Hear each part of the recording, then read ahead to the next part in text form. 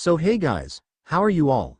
Welcome to Iconic Universe. So we are back with a brand new movie on what if Deku had a metallic bat quirk, but before we start, be sure to subscribe to our channel and like this video. Now let's begin the story. Izuku Midoriya remembered coming across a checkbox calendar on line 1. It followed through each day of the year, like a graph the way it was formatted, and to its side was a color indicator. A list of colors representing an emotion or outlook on experiences.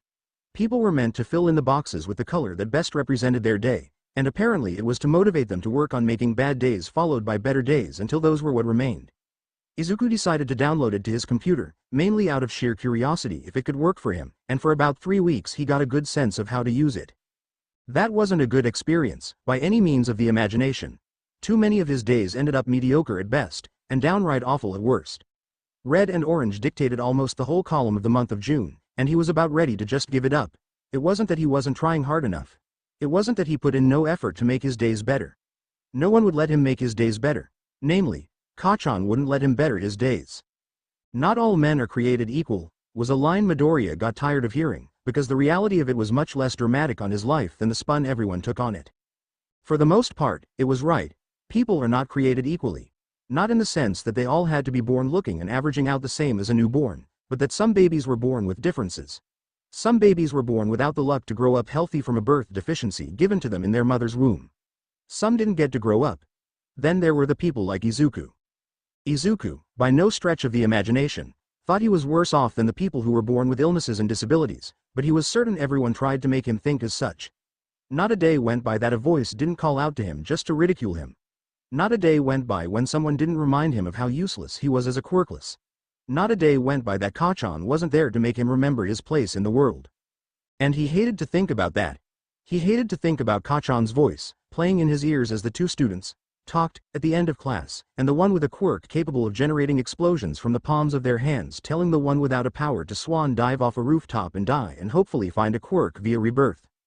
With the window in front of Izuku wide open, as the green-haired teen stared down in despair at the hero notebook scorched and landing in a fish pond, the blonde still had the nerve to yell it to him. And Izuku listened.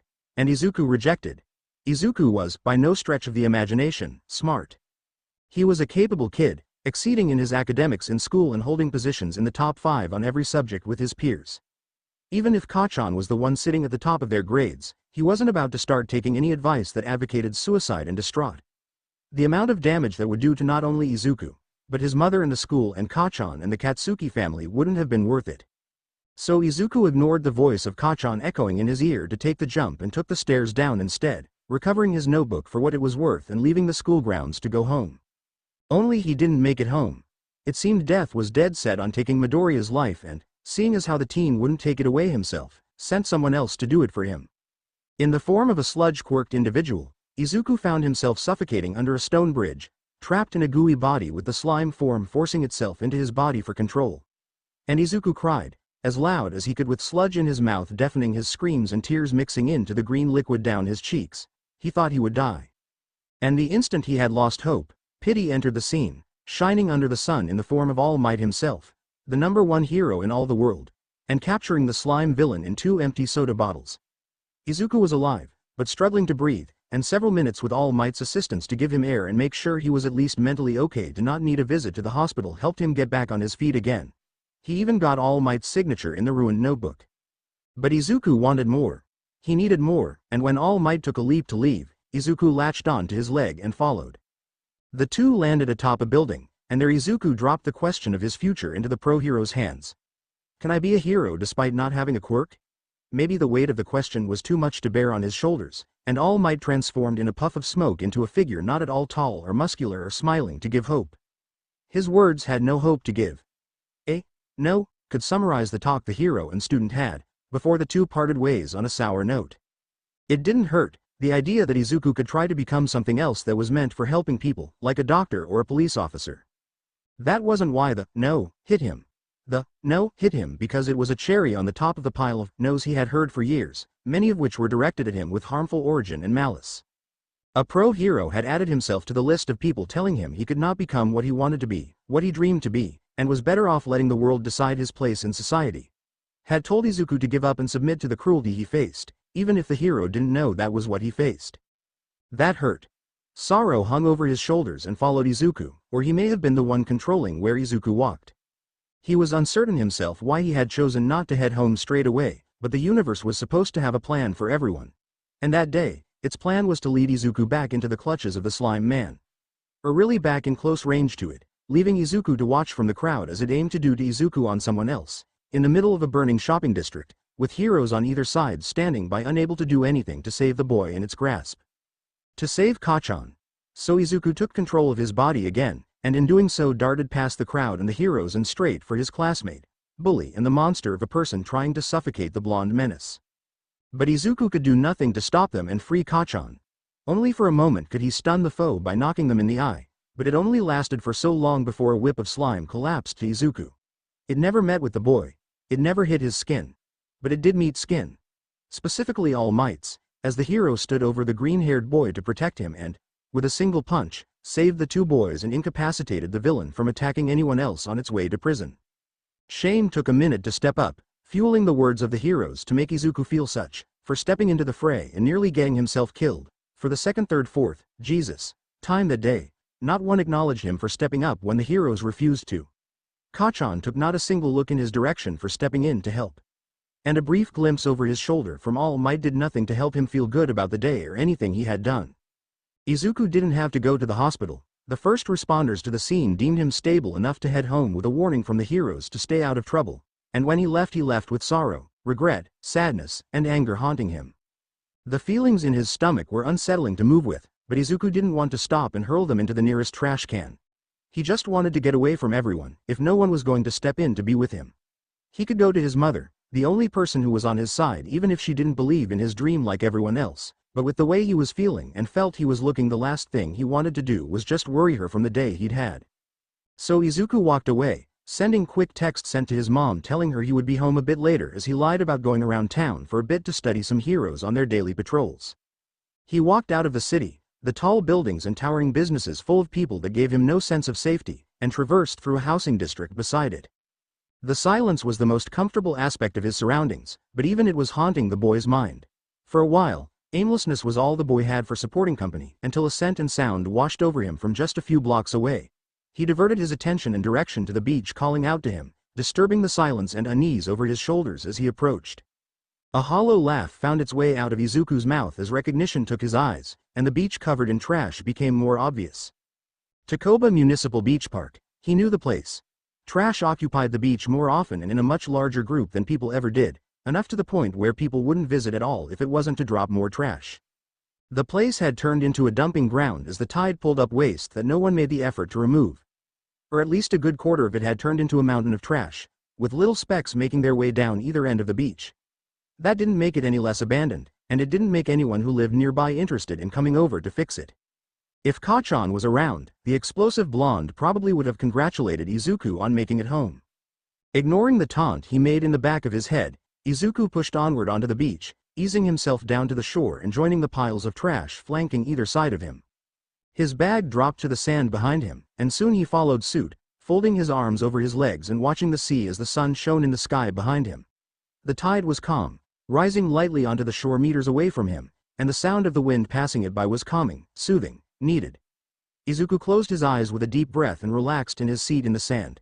That was what he wanted. Peace, and nothing but peace. Izuku rolled back into the sand and stared into the sky, watching the clouds roll by with his thoughts. No one believed in his dream. Not his classmates. Not his teachers. Not his peers. Not other heroes. Not All Might. Not his mother. Maybe he didn't either. He wanted it to happen, more than anything as far as he could remember, but believing it would happen was a whole new stretch of land entirely untouched. There seemed to be no truth to it other than him already existing for it to be considered, much less plausible. So what could he do? What was he capable of? Izuku kicked up his feet and crossed them over one another. Maybe he could be a police officer. The profession would keep in contact with heroes all the time, or at least most of the time. Their freedom in tackling villains and situations more suited for heroes wasn't as free as a hero had it, but they had just as much responsibility at keeping people safe, only in different ways. His shoulders rolled as his hands cupped beneath his head. What about being a doctor? The profession was about equal to if not more gruesome and graphic than being a cop. The situation was very much, well, situational. He'd have to really regulate himself to the sight of injuries far greater than he ever suffered if he wanted to work in that field, but the reward of being able to save people in far greater danger than being in the presence of a villain, also situational, would be worth it. Izuku frowned in a similar fashion of the cloud passing overhead, judging his choices as he did. He could very well go into those professions, but that wasn't the deal. The problem was the people around him, getting a reward out of their treatment of him and seeing Izuku give up the dream he had to do as they ordered him to. He'd only be making the bad people around him feel good about their actions. He couldn't do that, and by extension, couldn't run away to those jobs. He had to try to become a hero, if only to prove everyone wrong as they needed to be. But how would he ever accomplish that? He had no powers, no physical mutation, and no skills. Actually, the last one he could probably work with, given his analysis. If he aimed to be a field hero, he'd have to train and learn to fight, given his pencil of a body and limbs weren't capable of that kind of action by any means. He could maybe get his mother to sign him up for a self-defense class or martial arts class that could teach him those sorts of things. Would that be enough? Just learning hand-to-hand combat? A scoff got Izuku to realize probably not. What else would he have to do then? Izuku rolled over and moved his head onto the fold of his arm. Maybe he could take up baseball? Izuku blinked and lifted his head as he looked over to the pile of trash on his left. He understood the piles contained a lot of useless junk no one wanted anymore, and he could see on the surface level of the pile alone that was true. But then why would someone throw away a perfectly good metal baseball bat? The green teen picked himself out of the sand and inched his way slowly to the baseball bat. His hands eased around the grip of the handle and lifted it from the sand with a fair amount of effort. Look back to the line of pencil arms. His brows furrowed as he rolled it in his hands and gave it a look over up and down. Aside from the sand staining the top, the bat was in perfect condition. It had no reason to be with the trash surrounding it. Izuku looked up to the pile it was leaning against, checking over every object he could isolate from those around them, looking to find anything in as good of a condition as it. But nothing was fine. Most anything with glass was cracked or broken open. Electronic appliances showed no signs of organization, with walls open and wipes pouring out in each and every direction. The closest thing to perfect was a still inflated tire of a truck, but even that looked worn out from use. Nothing on the bat was scratches or peeled or worn, not even the wrapping on the handle. It looked brand new. Izuku turned his body every which way, moving himself about and looking around the piles of trash, looking for anyone else in the area the bat could have belonged to. No one was around. No one but himself. And he saw no one leaving the beach as he entered, and no one was swimming out in the sea before him. He was alone with the bat. Midoriya stepped back to his stuff, swinging the bat weakly in his grip as he walked. His body swayed after it until he reached his bag and raised the bat to line up with his body. It was pretty thin for a bat, especially for its length, but it held its weight in his hands. For a moment he stood still, staring at the warped reflection of himself on the bat in his silence until a click rung in the back of his head to widen his eyes. What else would he have to do to become a hero? Just using his hands wouldn't be enough. Just his regular human strength would only get him so far.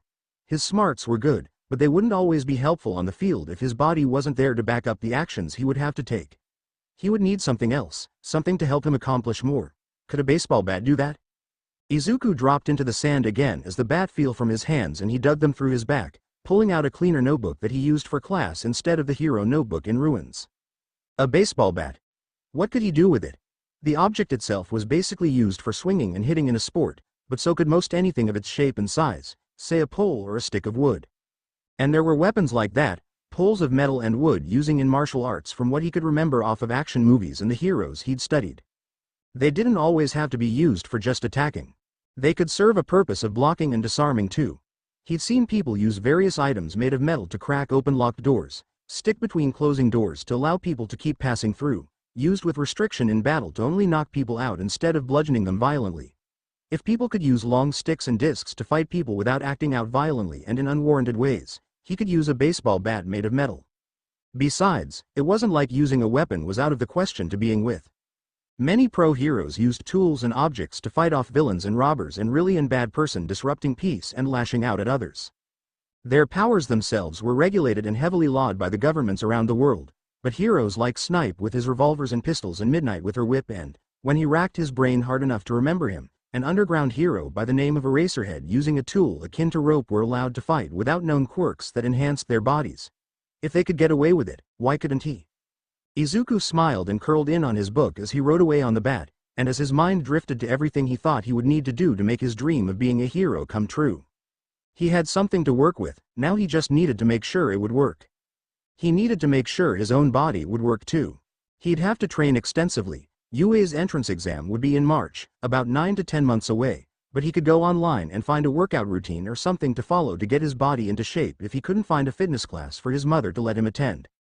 That meant he would have to change his diet too, start eating foods that would help his body grow faster and stronger to get the strength he needed to be a hero and to use that bat. And speaking of the bat, he would have to learn how to fight with it, not just using it as a bat like he was a baseball player but using it in every way conceivable that could be used to fight villains and protect innocent people and himself. Maybe he could treat it like a staff or a sword, its shape already edging that of the other weapons. If he really couldn't get into a martial arts class, he could probably go online and find articles and videos to go off of and learn by himself. He'd been alone most of the time to being with, so it wouldn't be anything new.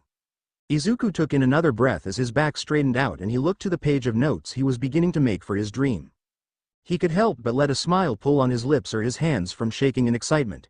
It took more proper thoughts on how he could be a hero, maybe thanks to all the heroes around him telling him no and giving him a reason to reflect on what made them heroes. But he had something to work with. Plans to follow and ideas to cultivate and shape into a reality and a profession and a future. Maybe he could become a hero. The smile across his face lifted Izuku's head high, and his eyes were caught by the rays of the sun closing in on the buildings across from him. The day was getting late into the evening. His mom would be expecting him home soon. His body jerked from the memory and started cramming everything back into his bag as he stumbled back onto his feet. He darted across the sand and back up the steps before lagging at the top and running back down. He made way across again, heaving the bat out of the sand and into his arms before taking leave once again from the beach. Izuku Midoriya breathed out at the top of the steps, taking a turn on the balls of his feet to the shoreline and the trash hills once more with a smile he didn't want to fade away. He could be a hero. There was hope for him yet. God, was hope far away, and tiring. Very, very tiring. So, from the top of that night, Izuku got home in time for dinner not too later. His mother had questioned him, really hovered over him in doing so, about how he was and what he was doing. The news of the slime villain, as the news was calling him, had reached her through the TV not too long before he got home, and Inko was reasonably worried for her son and his health and safety. Izuku explained the quick notes of his day, meeting All Might and the villain in an order that wasn't true because he omitted a talk about what happened under the bridge and the more personal talk between him and All Might, but he was able to get it across how fine and all right he was. He was able to calm her down enough to trust his word and understand he would be fine. Then she noticed the bat and took a lead into conversing about it. Izuku didn't follow the conversation, and instead used its acknowledgement as a means to break into the conversation he wanted to have with his mom. Izuku wanted to learn self-defense, plain and simple. Not how to fight head-on. That could wait for the day his body was more capable to fight. He just wanted to learn how to defend himself from people attacking him, and maybe lead them or stall them so people more capable in combat could subdue them. He gave it thought on the way home, and while he could learn how to fight hand-to-hand too, he really didn't have the body to hit someone and get it to mean anything. He would have to improve, or really finally gain, muscle mass to be efficient in fighting. Besides, his mother would probably worry and advocate more against that idea given his current situation. But he could be passive with self-defense. Learning to fight without needing to throw a punch, to be quicker on his feet to avoid confrontation and contact. It would be a good place to start, to learn how to use his body and weight and improve himself and then improve it all over time. A way of avoiding the fight without having to run away and keep himself involved for the greater good. Tactical running. And to explain the bat, it would be a tool. He was familiar with some similar weapons in martial arts from media alone, and maybe he could learn those first and then translate them to the bat. He didn't have to use it for attacking, and the day he could wait for the future. He understood enough that if he wanted to fight to protect others he would have to keep himself protected to be there, so all of this is what he needed to learn first. He had to convince his mother to let him take a class to teach him what he needed to know, and assure her he would do everything in his power and the power he would grow in practice to keep himself safe for her.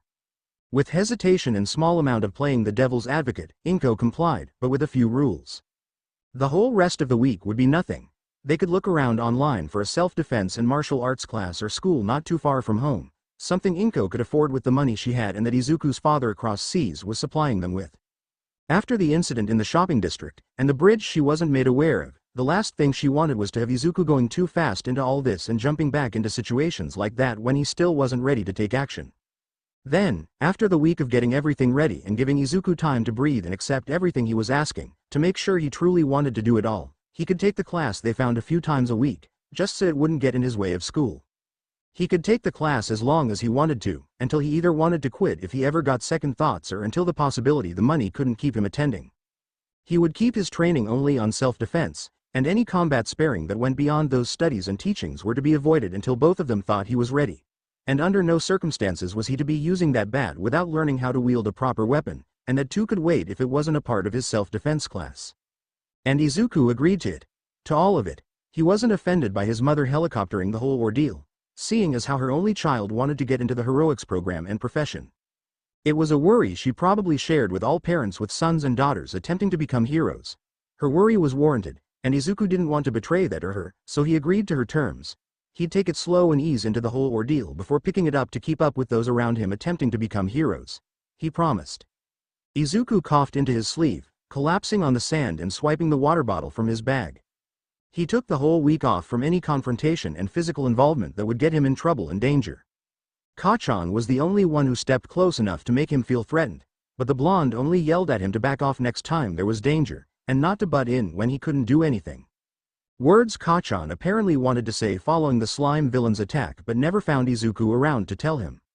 Aside from that, the class around him kept their own distance too, some dropping their jeers towards him altogether and others lightening up on the teasing and bullying. It seemed Izuku getting involved with that incident unsettled the previous thoughts they had about him, all but one person's, and wrapping their minds around it, and the Izuku they showed on the news was still underway. They were beginning to think, at the very least amuse the idea, that Izuku was and could be heroic. It was a start. And in that week, outside of school and inside his room and on his computer, when Izuku wasn't studying for class and doing his homework, Izuku found himself working around his whole new plan to make himself a hero.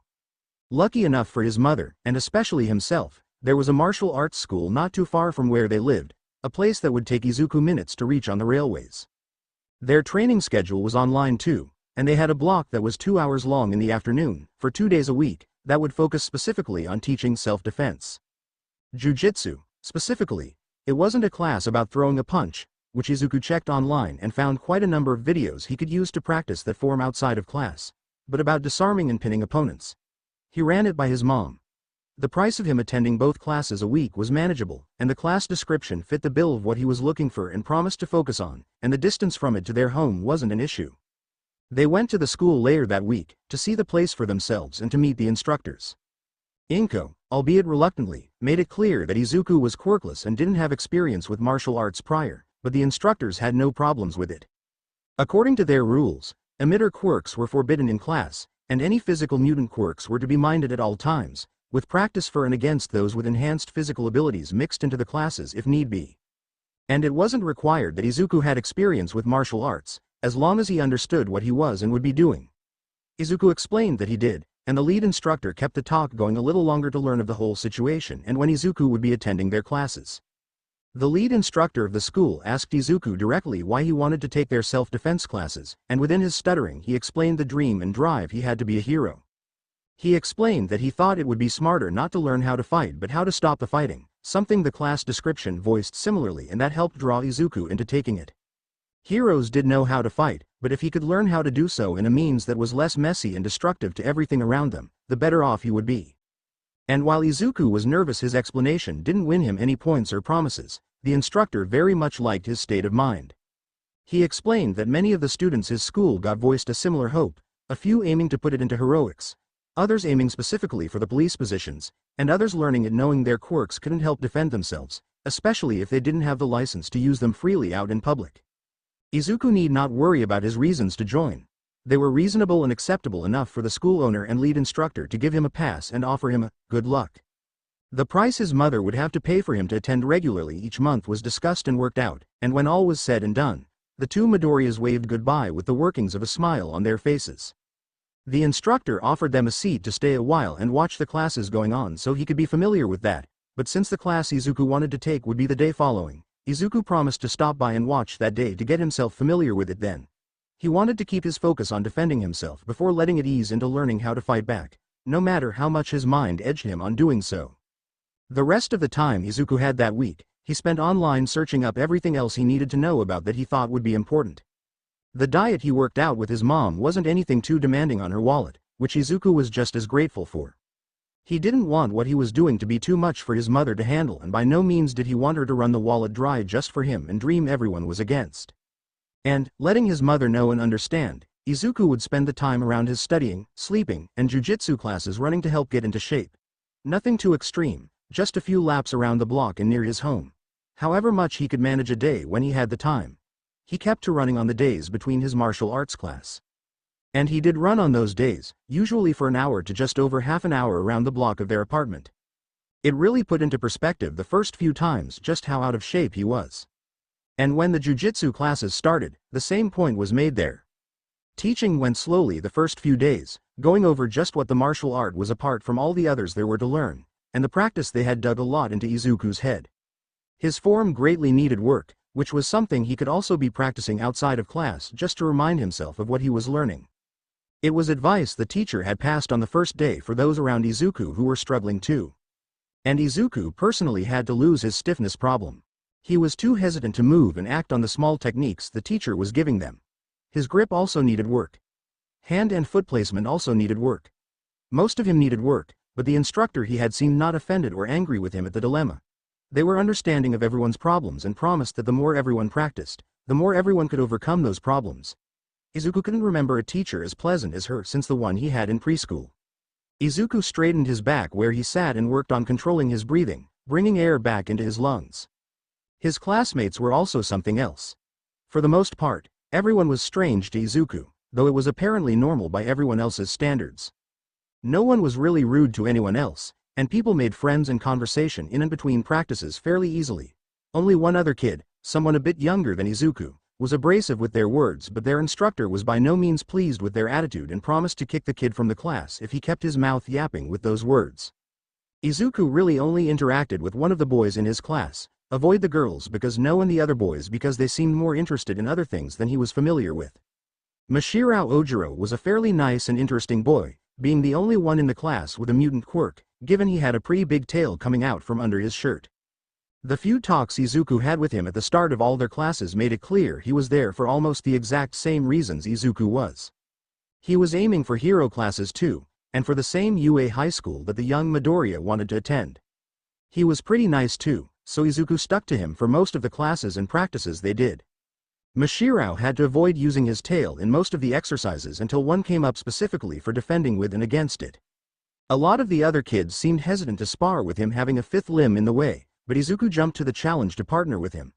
It gave him someone he was growing more comfortable with near him more often, and learning how to defend against someone who had more experience in martial arts and had a physical quirk that could benefit himself in battle gave Izuku a good challenge to work with and learn for his future endeavors. And when class was over, Mashirao had to wait for his mother to come and pick him up, seeing as how they actually had a car for transport and Izuku only had the rails to move him around. So Izuku decided to keep him company when his mother was running a few minutes late, and the two boys got into discussions about heroics and the specifics of their quirks, or in Izuku's case the lack thereof. God be forgiven, but Mashirao didn't have any problem with Izuku being quirkless as so many others had been towards the green team. Mashirao saw himself as practically quirkless, having nothing special but a big tail that, for most of the time in everyday life, just functioned as an extra limb. It wasn't anything special like controlling water or releasing explosions from the palms of his hands, nor did he have enhanced strength or muscle fibers or bones throughout the rest of his body, so for the most part Mashirao saw himself as being a normal kid. With a big tail. At least he was nice about it. Izuku set his hands on his knees and pushed himself back up to his feet. It had been a month since he met All Might, nearly died a few times, was told to give up on his dream by numerous big people and a bully, found a bat in a dump of a beach, and worked out with his mother how he could become a hero. He'd taken his jujitsu class for 4 weeks, practicing loosely outside of class when he was alone and trying harder in class to make ends meet, and was slowly working his way to getting the hang of it. He kept running every other day to keep his body growing fit, and had moved his running plan just last week from his neighborhood to the abandoned beach, running along the shoreline back and forth as many times as he could before his body told him he had done enough for the day. At best, that meant from one end to the other and then halfway back. It was a start. Izuku cracked his neck, wincing at the small snap he heard, and moved himself forward in a jog, keeping the sea on his right side and following it along. Kachan had been bothering him less, especially since Izuku was keeping so quiet and introverted about everything he was doing that the blonde had no interest in bothering as often. Every now and again Izuku would hear the snide comment or sneer, but Izuku could put that off. And Mashirao was really nice. The two boys had exchanged numbers and kept small discussions in text whenever they had something to talk about, be it heroes or something they had learned in their self-defense classes. A new friend was a new friend, and Izuku appreciated having him. Izuku slowly eased his jog into a run, moving his feet faster and farther a second at a time. His breathing was shortening as his pace moved up, and his arms swung to join his legs. Running was tiring. Really, really tiring. But Izuku liked doing it. He liked running when he had the time, and learning how to throw a punch properly, and practicing yoga-like forms to better his balance. It was bettering him, and he was getting better at doing them. That was what he wanted, and he was happy to be doing them. The only thing he had not done in that month was touch the bat. It sat lonely in his closet, leaning against the wall beneath his shirts, waiting for the day Izuku took it out again. He had seen the various weapons in the martial arts school that was used in other classes, and his instructor had explained that they would practice disarming people who attacked them with a knife or a gun in the future. Those weapons weren't anything similar to the baseball bat, but he would learn how to use those other ones and then learn how to fight against them eventually. Izuku let himself smile through his short breaths. He would learn how to fight eventually. He would know how to fight and win eventually. He would get into UA eventually. He would become a hero, eventually. Swing, exhale. Roll back. Step. Rise. Inhale. Swing. Exhale. Roll back. Step. Rise. Inhale. Swing. Exhale. Roll back. Step. Rise. Inhale. Swing. Exhale. Izuku kept his eyes forward as the bat fell in an arc, rolling past his feet and barely grazing the sand below before swinging back up to point at the sky. His hips followed it back, feet repositioning themselves apart correctly and giving Izuku a moment to breathe before he let out another swing with an oomph of a breath. Another month gone by, and still so many more changes made to his life. His relationships with his classmates and Kachan were very much non-existent, not like there was a good connection between him and any of them to begin with. So in class he kept himself very reserved. A few times he was caught muttering, but it was muffled beyond understanding, and either the person in front or behind him would snap him out of it before the class broke in an uproar about it again. Kachan specifically kept ignoring him, not even bothering to throw an insult his way in or outside of class. And their interactions were cut even more as Izuku kept his exercising outside of the neighborhood. Speaking of which, those had changed within a month's time. Izuku knew what it was like to feel sore, but he never knew how to feel a happy sore, especially when it was his own doing. Alongside his running, Izuku added more exercises and reps to build his body. Push-ups, sit-ups, punching drills, mainly of which was for perfecting his form to fight in the future while still staying out of fights for the time being, knee raises, and some weightlifting. Izuku kept all of his exercising around the beach, practicing on the sand or the pavement a stairways away. He didn't want to work up a sweat in his room or the living room. That would be gross. And the weights he used weren't really weights, as much as they were objects in the trash Izuku was able to lift and carry or push around to work out his muscles more. His birthday was in the middle of August, and he had thought in the weeks building up he would want some weights to give his arms a good workout when he was just in his room and had the spare hand to lift, but something else came up. Izuku had moved his training to the beach, but it wasn't all that better to begin with. While he had more space from people to himself, it was replaced with heaping piles of trash covering a fair portion of the sand and of his sight. And it wasn't pleasing, and he understood why so many people decided to avoid it in the beach. The trash had become too big a nuisance, and no one was doing anything to get rid of it. No one stepped up to clean the beach and leave it good as new all over again. And nearly tripping over a microwave gave him idea. He'd clean the beach. Izuku wanted to be a hero. He wanted to be a hero who could go out and fight villains and save people and do good deeds and just overall make people feel safe and happy. But that wasn't what all heroes did, nor was it something he could jump into doing anytime soon. Heroes weren't made to fight, they were made to help, and that had no bounds to its meanings. Helping people across the street, helping people escape danger, helping people live, and even helping people clean. If Izuku couldn't act as a hero trying to fight baddies, he could at least act as a hero trying to make the world and the places around him friendlier for all the people. That would be a good mark on his resume. So for his birthday, alongside the hero merchandise and a new notebook or two, Izuku decided to cut some of that and instead ask for a wagon. He had to explain to his mother the reasoning behind it, because a 15-year-old asking for a wagon wasn't a parent's usual expectation. He told her that he looked online and found a proper dump about 12 blocks away from the beach, and she knew about the beach. Izuku decided he would take smaller objects and appliances, whatever weight he could manage, and not something like a fridge. There in fact was a fridge amongst all the beach trash, and he avidly went out of his way to steer clear of it just on a regular basis. No way in hell was he walking across frozen heads in the middle of a beach if he could help it. He wouldn't do anything too strenuous on his body, nor would he stay out too late doing it. He could spend probably the weekends only, and maybe sometime on Friday when he was exercising moving trash over and work at the piles little by little. Community service was heroic, and if he wanted to be a hero, he could at least do that. No fighting was involved, so the most danger he had was getting sore and maybe only once kinda dropping something on his foot. Inko was much more reluctant to agree to that idea, thinking and arguing with her son calmly that he was putting too much pressure and work on his body, more than he needed to for getting into UA. Izuku argued reasonably that he wouldn't do anything to destroy his body and stunt his growth, training and such, and he would keep his dwindling of the trash under careful watch to only do as much as he could. He wasn't pressed for time to clean the beach, so he would work only as much as he could to clean it. It really wasn't an argument as much as it was mother and son fretting over the other and their hyper reactions to everything they were discussing. Lucky him, he got a wagon. Getting it on the rail from home to the beach and back was an awkward two-way trip he was still getting used to, and the people riding with him were probably trying to adjust as well. He kept to his promise to only go on the weekends with the wagon and had spent a few days already moving trash over to the dump, having several breaks in between trips to rest his arms from the amount of stress the whole ordeal was putting them under. It was still a welcome feeling. Knowing sore meant he was training his body right and he was only conditioning himself to get used to it. He told Mashirao the following class what he was doing, and the tailed boy was both surprised and impressed at the idea. It wasn't something he thought of doing, though it was a good thing. Sadly, he couldn't join in. Izuku had opened up the invitation if the other boy wanted to join him to help or just hang out at the beach, but the blonde boy had much a busy schedule, what with his exercising and training, his schoolwork and grades he had to make sure met expectations, and all the family times and outings he had with his parents. His mother had promised they could try to work something out, but Izuku didn't want them to have to ruin any of their plans to do so.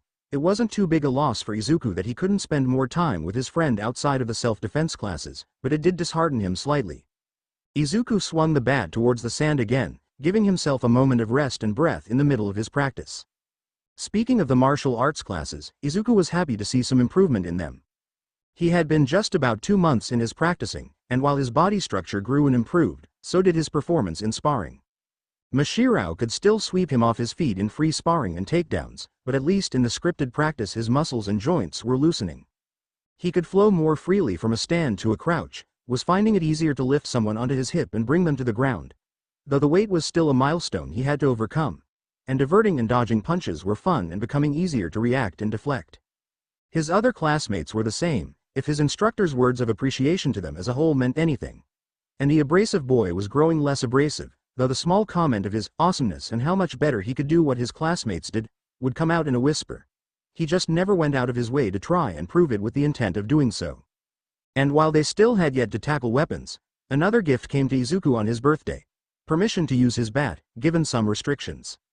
Inko decided to lift her embargo on Izuku actually using the bat for something, but she kept the restriction on him using it against anyone, especially since he could easily hurt someone more than he would want to if he didn't know how to fight properly. Izuku accepted that, and his first order of business in using the bat was just to familiarize himself with it. He'd watch some videos and read some training articles on using weapons like eskrima sticks and swords and staffs, and the first matter they addresses was learning how to handle each weapon. Get familiar with the weight distribution and the right grip and the movement of the weapon in each possible movement. Find a movement to practice and play on repeat until it's natural. So Izuku did just that. He would take the bat to the beach and practice swinging the bat, treating it like a normal bat that anyone else would and getting his arms used to the new weight of a metal distorted cylinder he wanted to use for heroics. If the heat in his arms were any indication, he was doing it right. The bat was growing less strenuous just to pick up, and Izuku was too embarrassed by the idea of celebrating for growing muscles on the pencils he had coming out of his shoulders just a number of weeks ago. The green-haired teen took a large gasp of air as his grip eased off the bat and kept it hanging by his leg from only one. Swinging the bat was good and all, but after a while it did feel somewhat boring. Maybe he should buy some baseballs to practice with. Help improve hand-eye coordination and response times. Would also be pretty harmless if he's practicing on the beach a good distance away from the homes on mainland.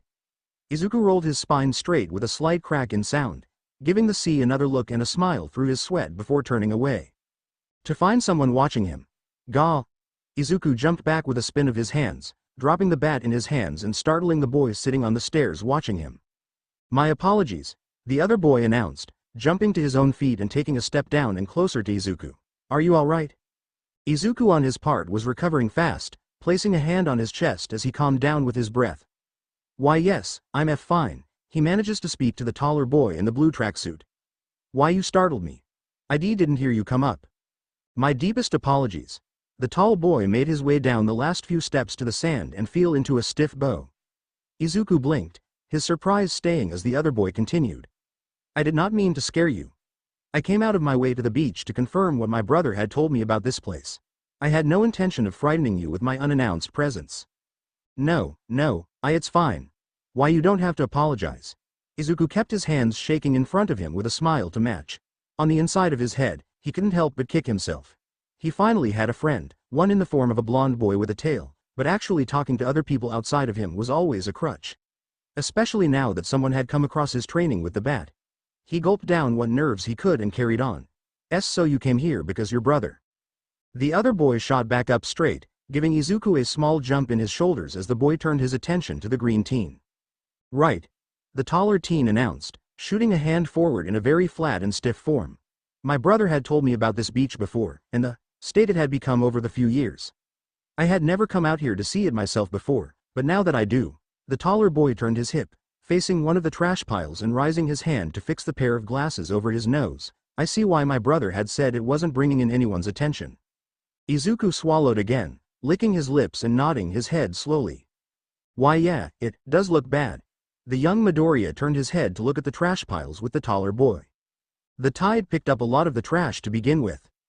But no one really bothered to clean it up, and since there aren't that many attractions around here, not a lot of people had the interest in coming here to swim or relax to being with, and knowing the state of society there's probably more people than not without time on their hands to spend going to the beach, so the trash just kept building up to the point people would avidly avoid coming here at all, and when anyone does come around it's just to drop off more trash, which in hindsight is pretty lazy of them when there's a dump a couple of blocks to the east.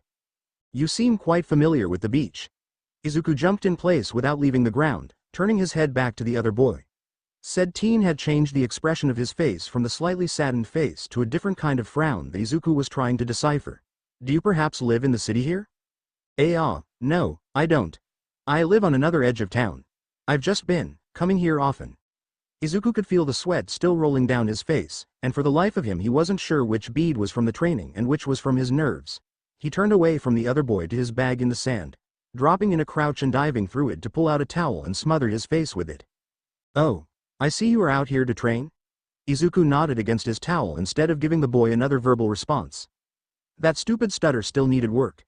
I must say, I wouldn't have expected a place such as this as an area I would have considered training in. But then again, it would be wrong of me to say I know much about the sport of baseball.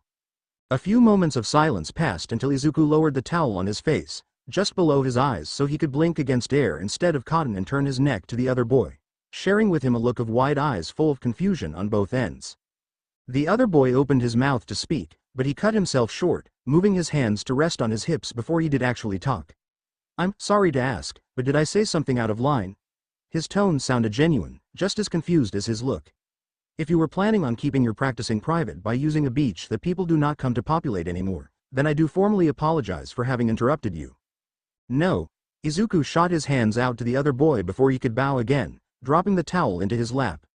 Not even a second later did the volume of his voice register in his own ears before his hands darted back over his mouth to let his voice reset. No, I don't play baseball. I'm not practicing or training for it. Oh. The boy's rigid movements seemed to translate to the rest of his body as he, as far as Izuku could tell, was struggling to find the right words. My apologies for presuming. I just thought with the swings you were making and the way your form was, you were practicing to be up to bat. I think it goes. I wouldn't know. Izuku confessed, face heating up as he looked down at the bat behind him. I am not actually into baseball. But then why would you have one? A bat, I mean.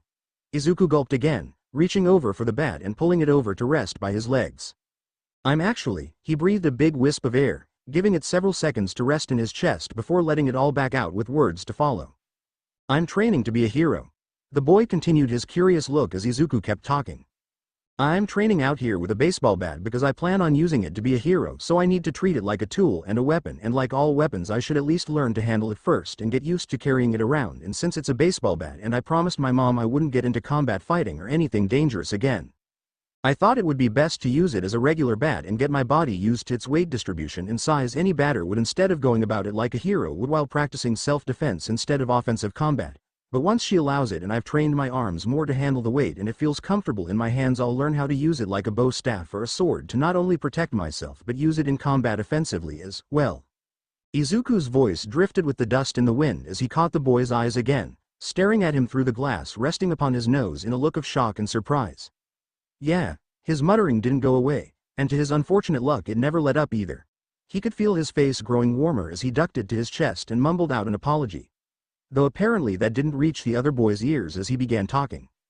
It sounds like you've put quite the amount of thought into using it for heroics, the tall boy admitted, placing a hand on his hips and the other over his chest. I wouldn't have thought to use something like that for a role in heroics, but your commitment to it sounds marvelous. I commend you for your idea.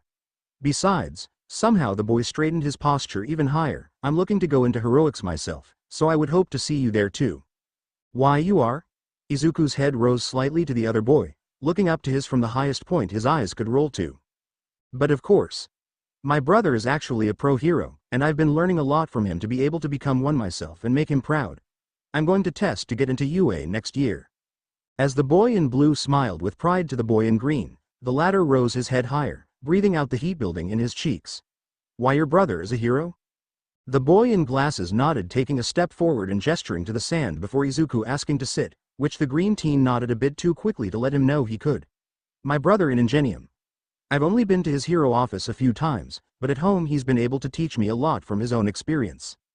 Ingenium? I know of him. Izuku furrowed his eyebrows as he conditioned his mind to move on with the subjects changing before him. He's the hero with engines in his arm to keep him slightly above the ground and move at pretty fast speeds. He's pretty cool as a hero. His armor is similar to a knight's, isn't it? Yes it is, the boy in blue confirmed, turning his legs over just slightly for Midoriya to actually take notice of the pipes coming out of the back of his legs. My quirk is similar to his, though it is positioned on different limbs of our bodies. It does look a lot like the engines on his forearms. A hand stroked Izuku's chin lightly, itching to take out a notebook and write down what he could about it before the boy spoke up again. And what of your quirk? Izuku froze at the question, and like the crashing waves behind him, the harsh reality he lived in came rolling back and washed over his small moment of peace. He pressed his mouth into a line, looking not at the boy or the sand, but just ahead at the nervousness playing in his mind. I don't have a quirk. He flinched and curled in on instinct, sitting in wait for the insults of his deficiency and worthlessness to come flying out of the other boy's mouth, riding on the laughter that other boys would present him with. But that didn't come. You're quirkless? One look at the taller boy and Izuku could tell he was more confused than literally every other emotion and reaction the green teen was expecting out of him. I had assumed you had a strength-based quirk, which was why you were using the bat. To complement the amount of power and momentum you could put into each swing, which sounded ideal for a sport like baseball and then just as useful when you said it was heroics. Why yeah, I don't have a strength quirk, or any. His fingers were dry as they rubbed along the fabric of his pants, still on edge waiting for the boy to turn into the rest of the world. I'm just using the bat to help get into heroics. Kind of, in place of a quirk, I guess, to do more than I would with just my regular strength. The other boy was silent for a moment, which did absolutely jack to ease Izuku's nerves, and crossed his arms against his chest. I believe I understand what you were getting at, having a tool or device on hand to make up for where you would lack in comparison to other people and their quirks. Though, and sorry if it sounds rude of me, I mean no intent by it, I am confused as to why a bat and not a sword or staff as you had mentioned. Izuku let his mouth moisten up to speak again as the boy's words took to the register in his head. He wasn't going to berate him. He sounded so calm about it, so did he actually not mind Izuku not having a quirk? That didn't sound right, everyone else did. Then the question clicked in his head, and a line Mashirao had told him when he learned about the bat played over his tongue. Well, if I'm not going to have any special powers to stand out, might as well go with the unconventional. The boy blinked at the advice passed on before jolting his back upright in an instant. That is an excellent idea. The hero world is full of very diverse heroes, especially in their presentation on the field. It only makes sense to keep yourself noticeable with something that would be unique to your style. His head turned to the side with a scoff. How could I have not guessed that sooner? Izuku blinked in his own confusion to the other boy's quips before collecting himself and turning back to the green teen. So you were planning on being a hero too? It wasn't really a question, it didn't sound like one. It seemed the tall boy was just saying it out loud to remind himself of the detail. Does that mean you will be applying for heroics at UA? Yes, I am. Or, at least I'm hoping to. I know they opened up the tests for quirkless students to apply, but I still have training to do before I can take the tests. Then it's lucky we have just over 7 months to catch up. I have some training of my own I need to work with, and it seems I need to do some more studying as well. Why yeah, Izuku didn't really want to end the conversation, he did, but he didn't want to come off as rude about it. But the sun catching his eye inching closer to the building in the distance caught his attention. Oh, it's getting late. I have to get home, my mom's expecting me soon. The taller boy turned his head back to his shoulder, giving the sun a glance from the corner of his eye. I best be doing the same. My brother should be arriving home from his office as well. It would be better of me than to keep my family waiting. The two boys rose from the sand, one composing himself straight as the other fumbled about to collect his things and have them together. The taller one took a step forward with a hand leading his direction. It has been a pleasure to. Oh, I just realized we never introduced ourselves. For a moment his composure fell apart, but his body shook as the hand darted back to him and landed against his chest, just as Izuku was stretching his own shaking hand to meet it. My name is Tenya Iida. It is a pleasure to meet you. The hand came forward again, and Izuku let his own continue its momentum to meet it in the middle and give it an awkward shake in his blush and surprise. Izuku Midoriya. And nice to meet you T2. The shaking went on for a few more seconds before they both let go and made their way up the stairs together. At the top, as Izuku turned away to book it to the railway system home, he was stopped by the young Iida brother. Will you be coming back to this beach another day? Izuku blinked to start his response before blushing again as he actually decided to answer with words. Why yes. I come here every other day and over the weekends. No one else comes here so it's an open place to train, well, aside from the garbage. Yes, that is quite abundant here. Tenya gave the trash a look from the corners of his eyes before letting them fall to Izuku again. Well, then, I may stop by another day. It was nice to have met you, Midoriya. Have a good night. The tall boy gave the green teen a salute before turning on heel and starting to jog into his run back home. Izuku watched after him, stone in his spot as he eased himself to understand everything that had happened. And nice to meet you as well, Iida. His eye flinched from the sun above and the promise to his mom to be home played again in his head and had him booking it to the rails to catch the next one home in time. Iida seemed like a nice person, Izuku thought as ran through the blocks. A bit rigid and formal, but he seemed not to mind Izuku's quirkless diagnosis. Maybe Iida would come to the beach again. Tenya did in fact come back to the beach a week later. It was their second meeting, but at least his first time he announced his presence when Izuku wasn't paying attention. The taller boy still carried with him an easier-going attitude with his rigid posture, so Izuku didn't necessarily worry about talking with him again. Izuku's quirklessness was only a side note in their talks, so at least some god above was looking down on him kindly. Or as kindly as one would be to him. As Izuku took a break from his swinging, the two boys took to another conversation, and since Tenya was so inclined to meet with him again and praised his brother in similar yet less depth that Izuku did all might, the green teen decided to ask a bit about the hero agency his family owned. And Tenya was blissfully ready to gush about that. The Iida family line of heroes, according to the boy in blue, had been heroes or just trying to be since before heroics had even become a government-funded profession. Not every child in the Iida line became heroes, but the agency under their name never left family ownership, and Tenya planned to continue that tradition with his brother in the future. Speaking of his bother and the admiration the younger Iida had to him, Tensai now knew of the young Midoriya from his younger brother. Tenya had spoken briefly of the boy he had met at the beach who, through a small conversation after crossing paths and surprising one another a plenty of times, had shared his own desire of becoming a pro hero and attending UA. Tensai had repeated back to his brother how happy he was to know he would be making friends going into that school and their futures as heroes with, which did nothing to soothe the growing blush on Izuku knowing the pro hero knew more about him personally. However, Tenya had not shared with his brother the state of Izuku's quirklessness. While the green teen had shared his genetic state with the engine quirked boy after a few minutes, the young Iida did not see it in his place to spread the information without prior consent.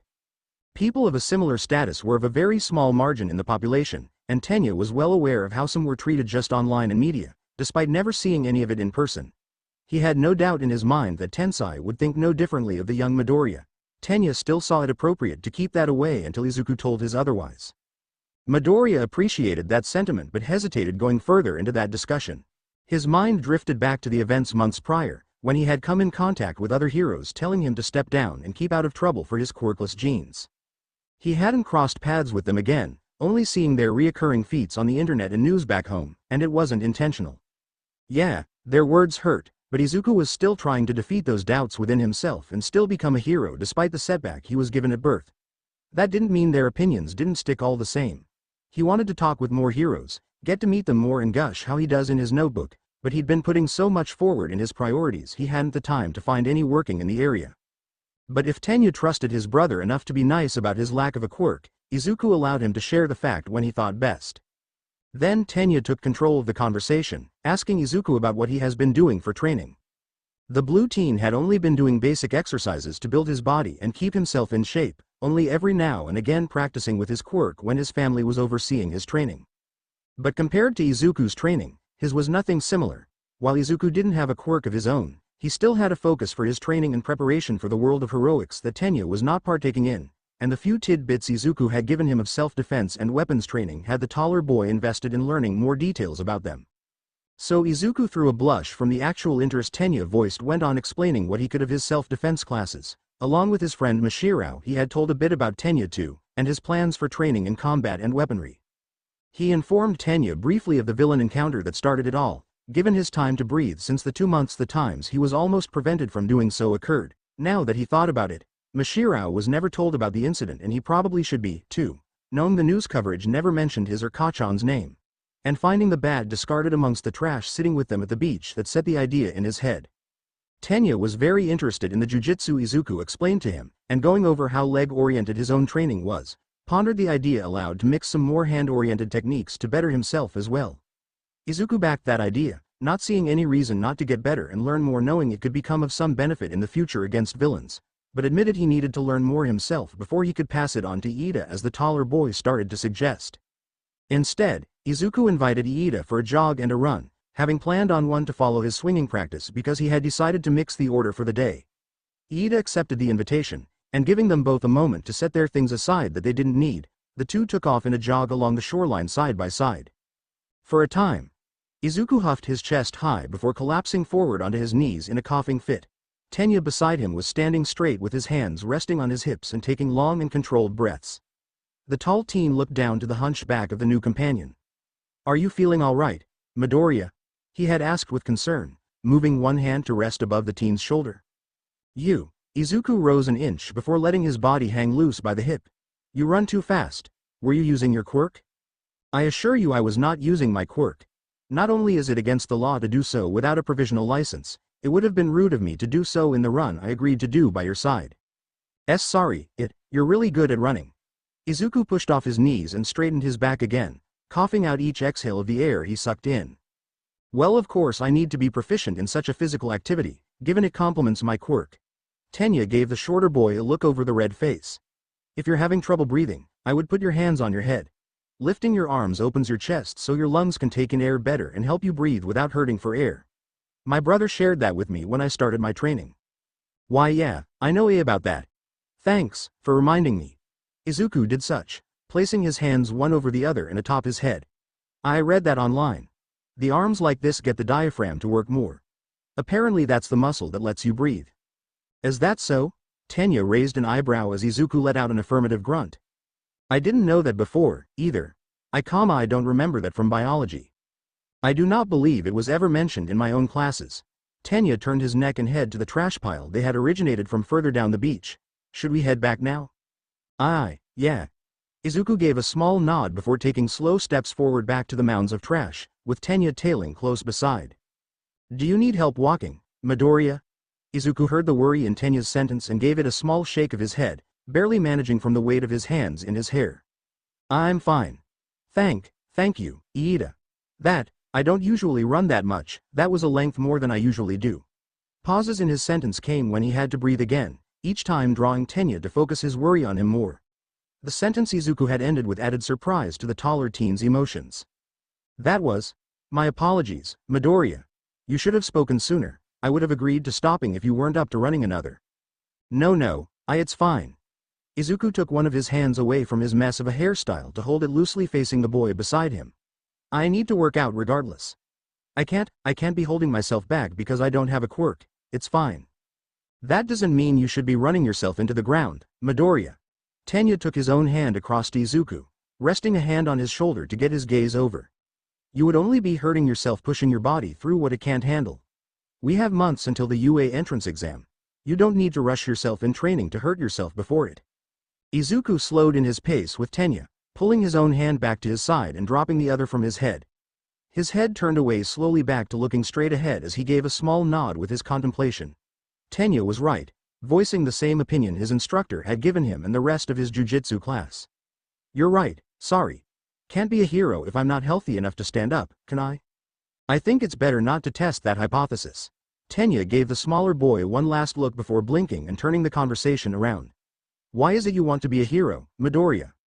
That stuttered Izuku in his step, leaving Tenya to catch him before he could fall into the water. The tall boy rushed out his own apologies for catching Izuku off guard, for that was how it seemed. Izuku muttered out his voice, reassuring Tenya it was his own fault as the two edged closer to the trash piles. Why'd I want to be a hero? Izuku repeated, twitching ever so slightly as he looked to the other boy who nodded for his response.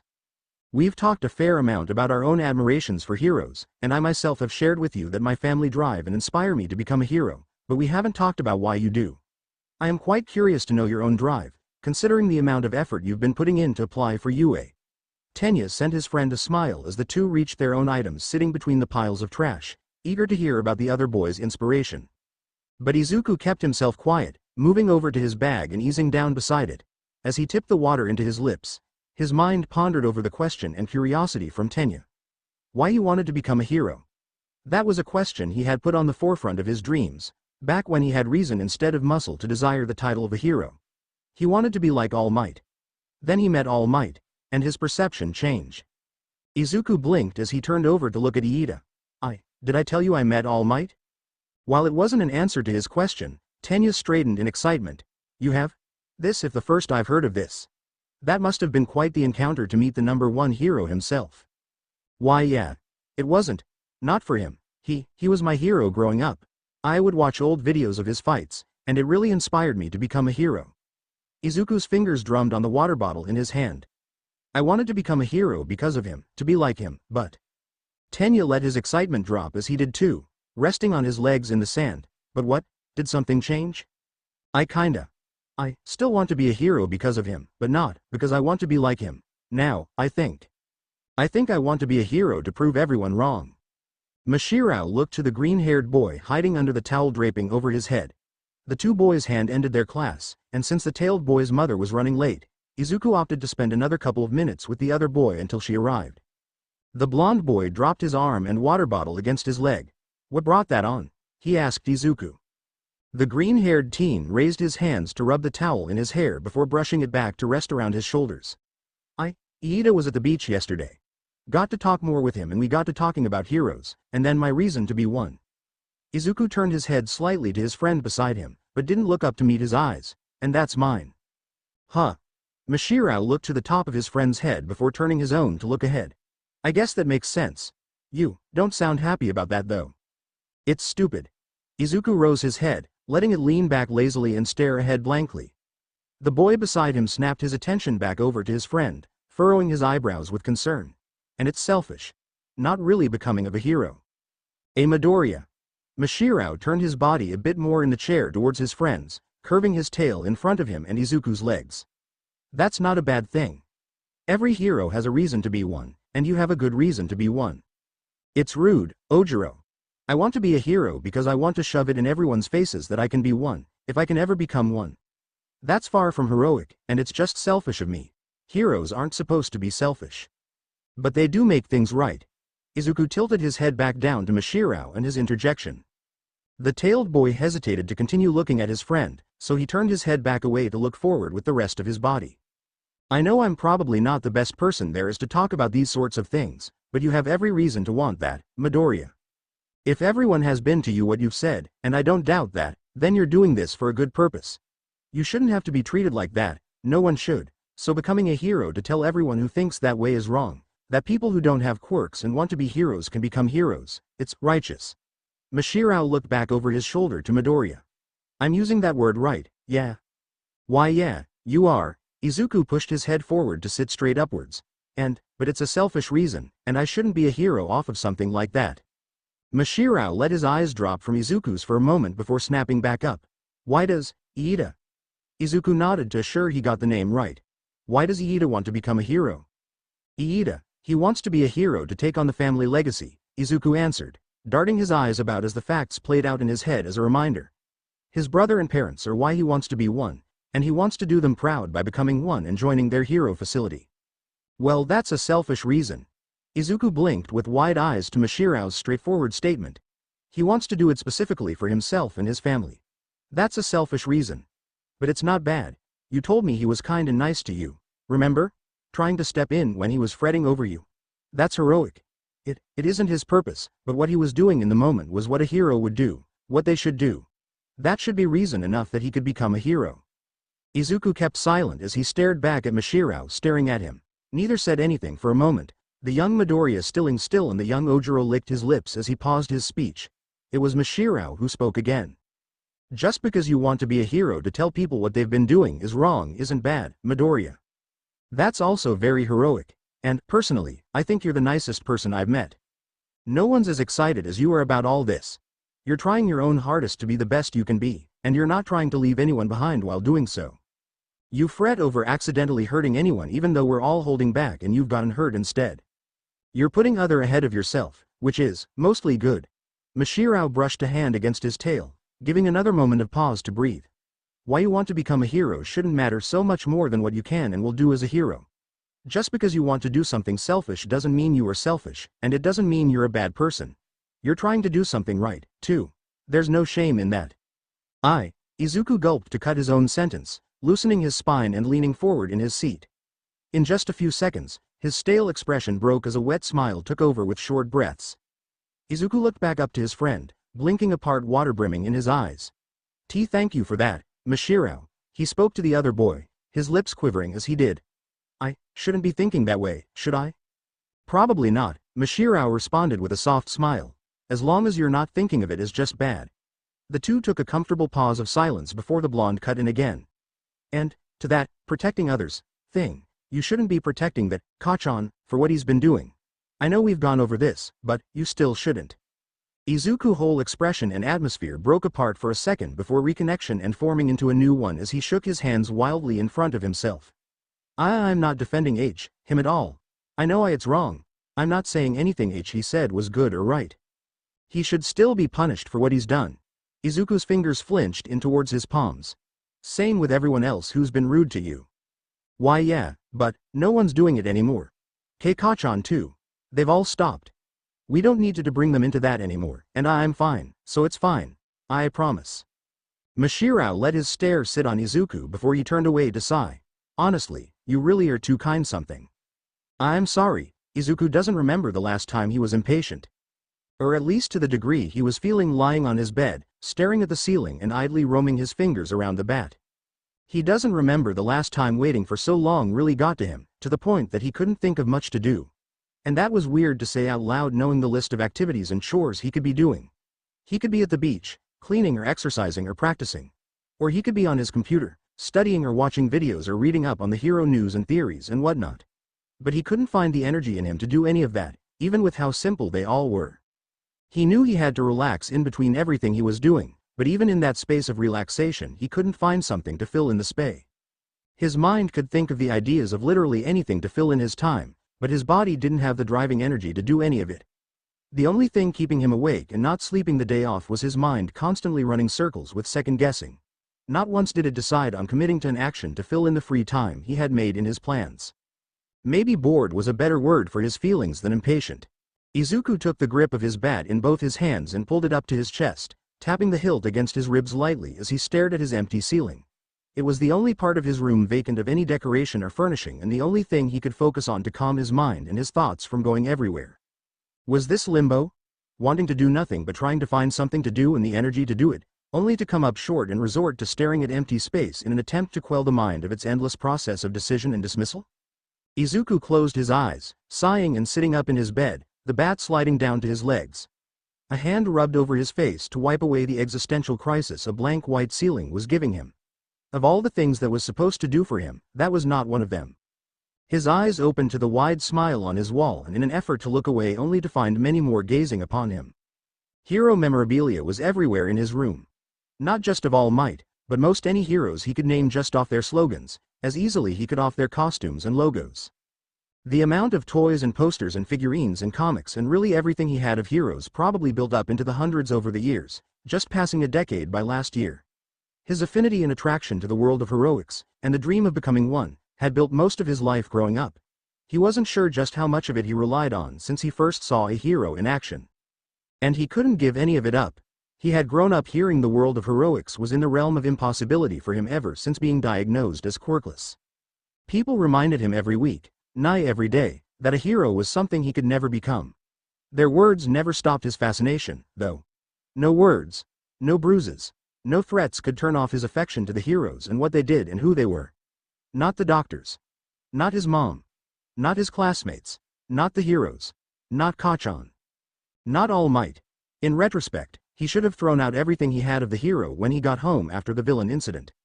While the man had saved his life, he had unintentionally backed the words Izuku had heard from his peers every day. Keyword. Unintentionally. Izuku had amused the idea of cleaning his room of hero memorabilia in his frustration with All Might. But the baseball bat in his hands made him think the night he came home after the sludge villain incident, as it had at the beach. All Might wasn't looking down at him like everyone else did. He was looking out for him. That was his intent. Without a power like his peers and enemies around him, Izuku was at a disadvantage, and to that same extent a higher risk of losing his life need he rush in to battle a villain. The heroes at the sludge villain incident had all voiced a similar sentiment: no concern, no issue. The heroes at the site of the sludge villain mall incident were very loud and angry with Izuku. Their words didn't come off as equally concerned as All Might's had, even though his, too, were less than encouraging to tell the young Midoriya to move on. But all the same, Izuku couldn't believe All Might to have meant any ill intent by his words. He was just trying to be a hero, doing what he thought best. And he thought Izuku was safe with a life better fit for someone without a quirk of their own. That was what Izuku concluded of the hero's intentions. He was just trying to look out for a life. All the heroes were. All of them were just looking out for his life. Even if that meant crushing his dreams. Izuku dragged a finger down the bat. They hadn't crushed enough. Maybe, had Izuku listened, he would have put aside his hero collection and focused elsewhere. But his dream hadn't died that day. His desire hadn't shriveled away and rot to nothing. The world of heroics didn't get away from him fast enough to keep on clinging. I'm thinking realistically now, Izuku spoke out loud, eyes drifting slowly to the poster at the foot of his bed, the poster of All Might, staring back at him. I'm thinking and I'm doing. I can keep my dream and act in reality. I don't have to do one or the other. I'll do them both to become a hero. The space that where All Might's eyes stayed longer on Izuku than his eyes stayed on the poster, dropping to the bat in his lap. I want to help people. I always have wanted and acted to help people. But I can't be a police officer. I mean, I could, but you can't even hear this. Izuku's hand came up and his head dropped, meeting only to shake side to side and wipe away what was watering up. His tongue brushed over his lips. I have to be a hero. Not for me, not entirely. I'm doing this for me, but I'm also doing this for you. The bat was leaning against his shoulder, close enough for him to drape an arm around it. You said you smiled because you're afraid, right? Why you have to smile, all the time? It's for the best, right? Then so is me and what I'm doing. His eyes blinked and darted back to the poster, just the one specifically, of the hero standing with arms flexed and fists resting against his hips, blocking out the words behind him that were supposed to read I am here. You do what you do to fight bad people. I want to do the same, even if the people or what I'm fighting for isn't the same. I don't want them to be right. His lips pursed as he swallowed wet air. I don't want Katsuki to be right. What he does is wrong and I don't want him. I don't want anyone to think what he does or says is right. So I'm doing this for him, too, same as I'm doing for you.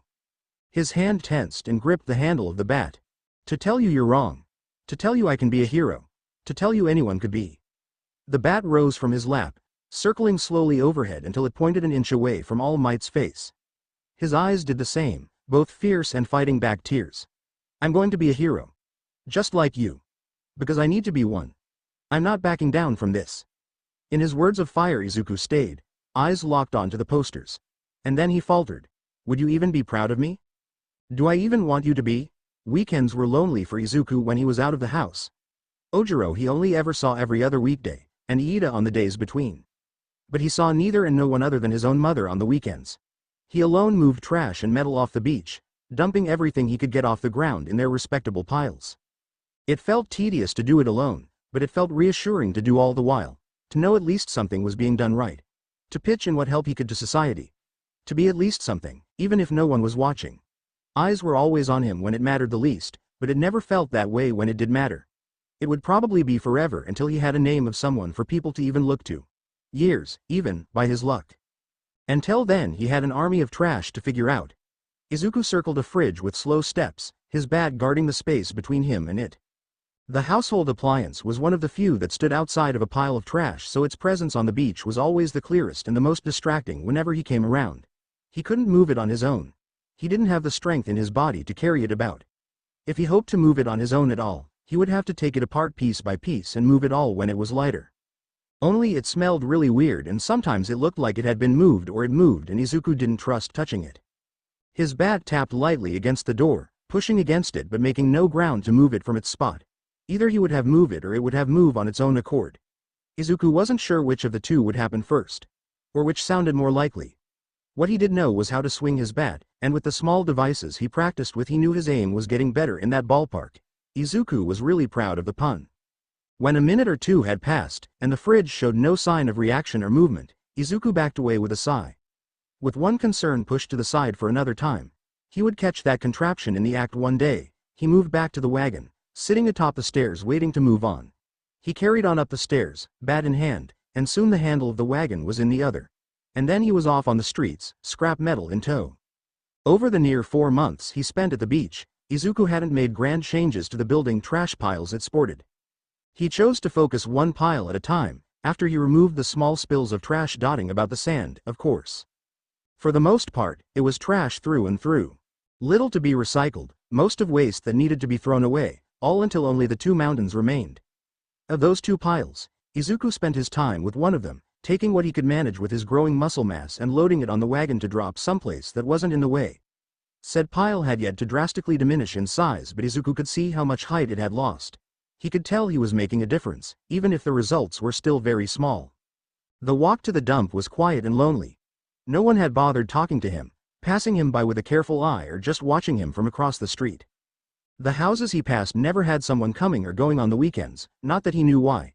It was odd not to have anyone say anything, given he's a kid with a baseball bat, a wagon and a bunch of junk walking in one direction or the other, but still no one did. Probably for the better, since it meant getting around quicker and throwing more trash away in a day than if he stopped to chit-chat with someone. The only person who had ever talked with him was a man who worked at the dump, Saisofu, who questioned what a kid with a wagon and trash was doing there, and since their first encounter never talked to Izuku again other than a distant hello as he worked. Izuku greeted him back, but he could tell quick enough that the man wasn't keen on conversing. And instead using his octo-armed, enhanced strength quirk to sort and dispose of the trash around him while keeping his fit form. Izuku wondered if each of the 4 arms on either side of his body actually had increased physical capabilities. If it affected the entirety of his body and gave him substantial strength to more than just his arms, which would make sense given the weight of a car over his head had to be supported somehow, or if he was just that strong thanks to having that many biceps. Sorting the trash into their respective piles didn't take too much time in his day, given he could only move along so much with his basic strength, and going back every time got him familiar with the position of each pile. He was slowly moving more and more trash, at least by the number of trips he made back and forth increasing every week. The knowledge gave him the hope that the day he fully cleaned the beach was coming closer with his efforts. He would have accomplished something good. He would have done something worthy. He would have proved his worth as a person. When the wagon was empty, he took his stroll back, easing his arms by his side since lifting so much in one go. It was smarter to take one item to the piles at a time, but that was too slow to sorting everything in the wagon, and taking as much of one trash type to their piles in one go worked better. Izuku couldn't find a better way to word that. Sue him, was a workout of its own atop everything. As it was supposed to be. The bat still perched itself in the arm opposite of the wagon. He didn't want that to be stolen when he wasn't looking. Actually, he didn't want it to be stolen at all. Keeping it close felt reassuring. And the walk back was quiet as well. He was left to muse in his thoughts as he always appreciated, but that didn't quell his feeling of absence. While he enjoyed the peace from scrutiny he had away from school and surrounded by trash at the beach to deter most people, the lack of their presence and judgment was missed all the while. Or not missed, per se, but with the scrutiny missing, things felt different. Off, but not bad. That was probably the feeling of peace. Had Izuku found peace? Had he found his time of calm days down the road to happiness eternal? Izuku looked out across the trash piles and the beach and the waves and the skyline as he stopped atop the steps. Not a voice around in the air, not a squawk from the bird over the sea. Only the faint revving of engines behind him and the flowing tide sounded in his ear. All the familiar voices and words and taunts and feelings were nowhere to be seen. No one but himself and peace. Holy cow! This is paradise? Izuku tensed and stilled, eyes widening to the water as the peaceful smile he was making shrunk slowly.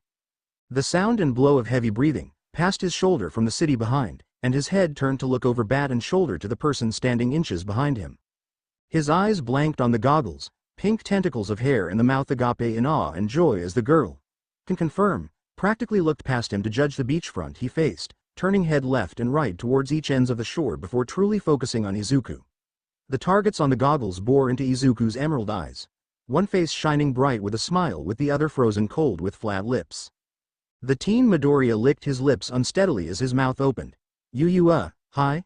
He piped up, only to be meted by the scopes of the girl's goggles darting towards his own.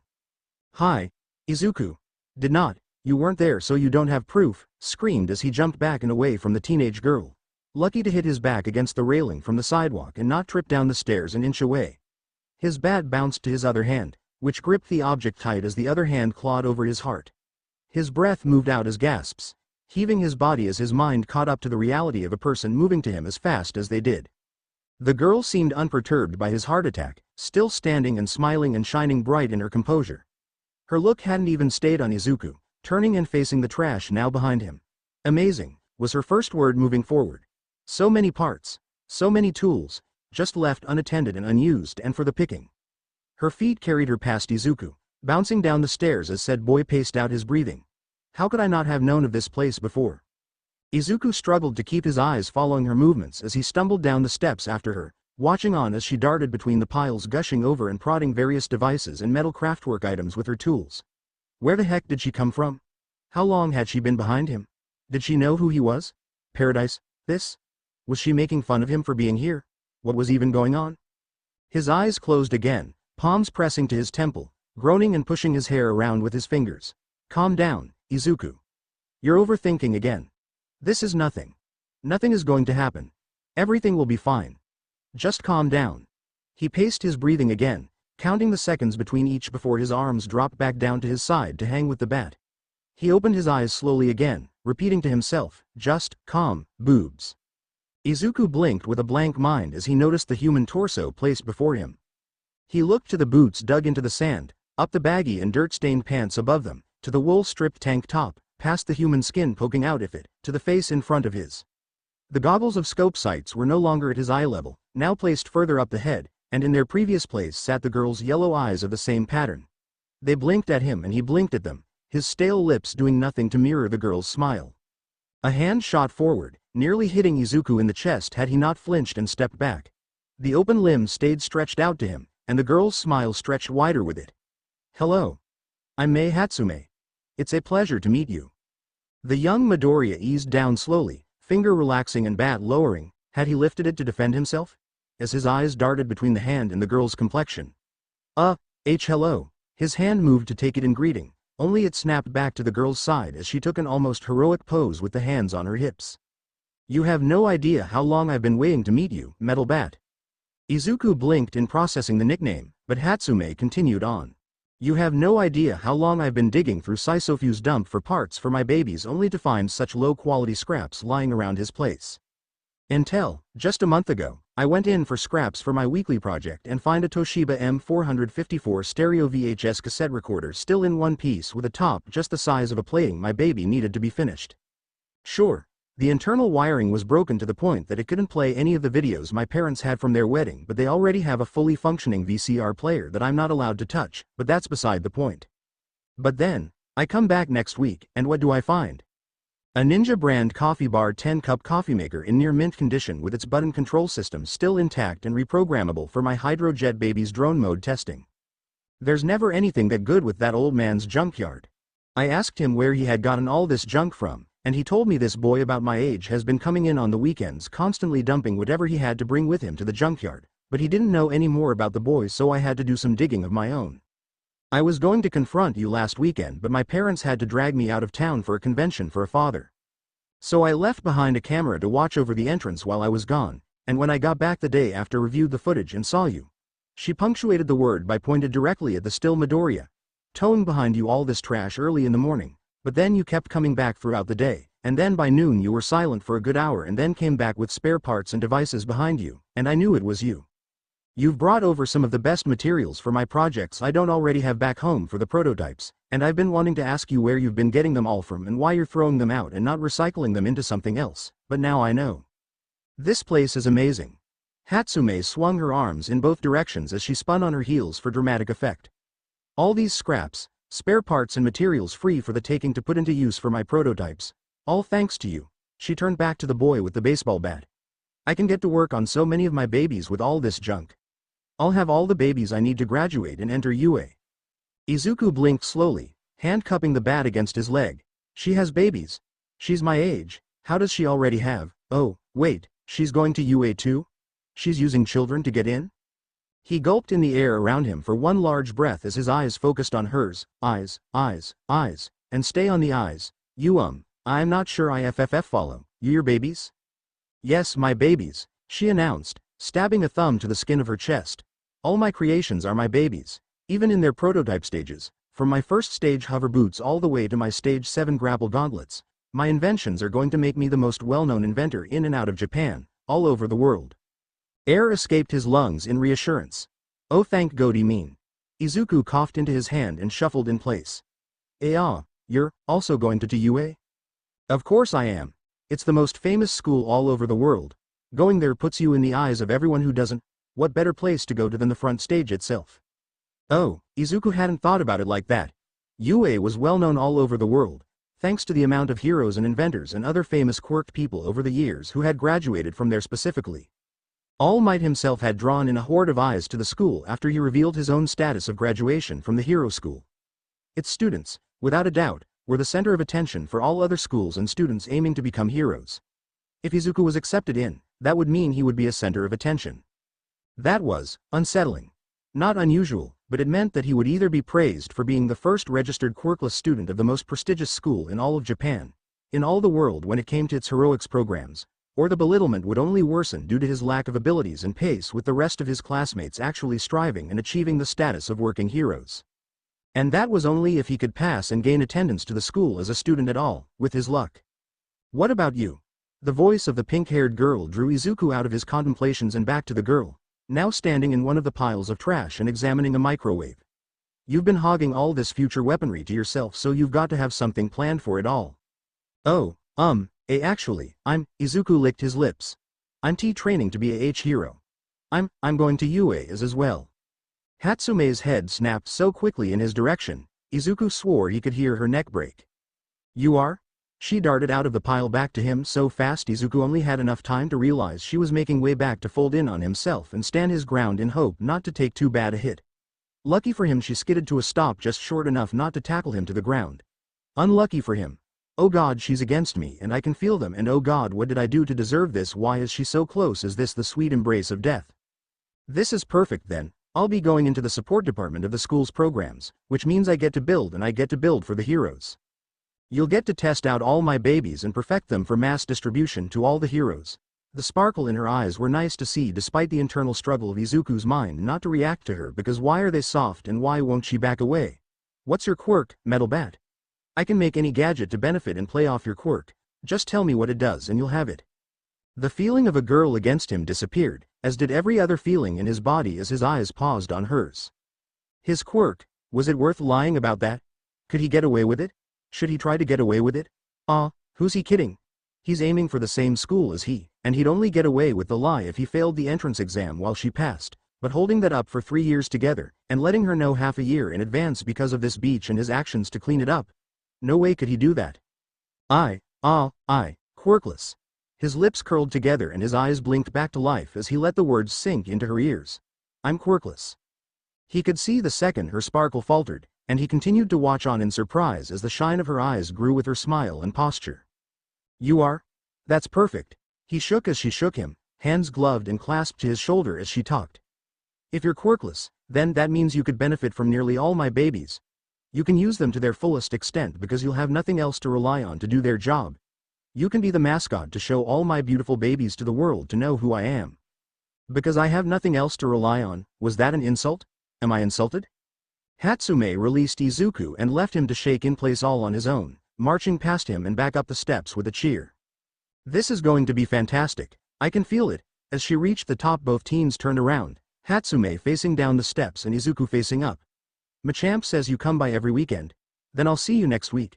I have my own babies to attend to thanks to what you just dropped off, and I'll make sure to take more you continue to bring over. See you Saturday, Metal Bat. And then she was off.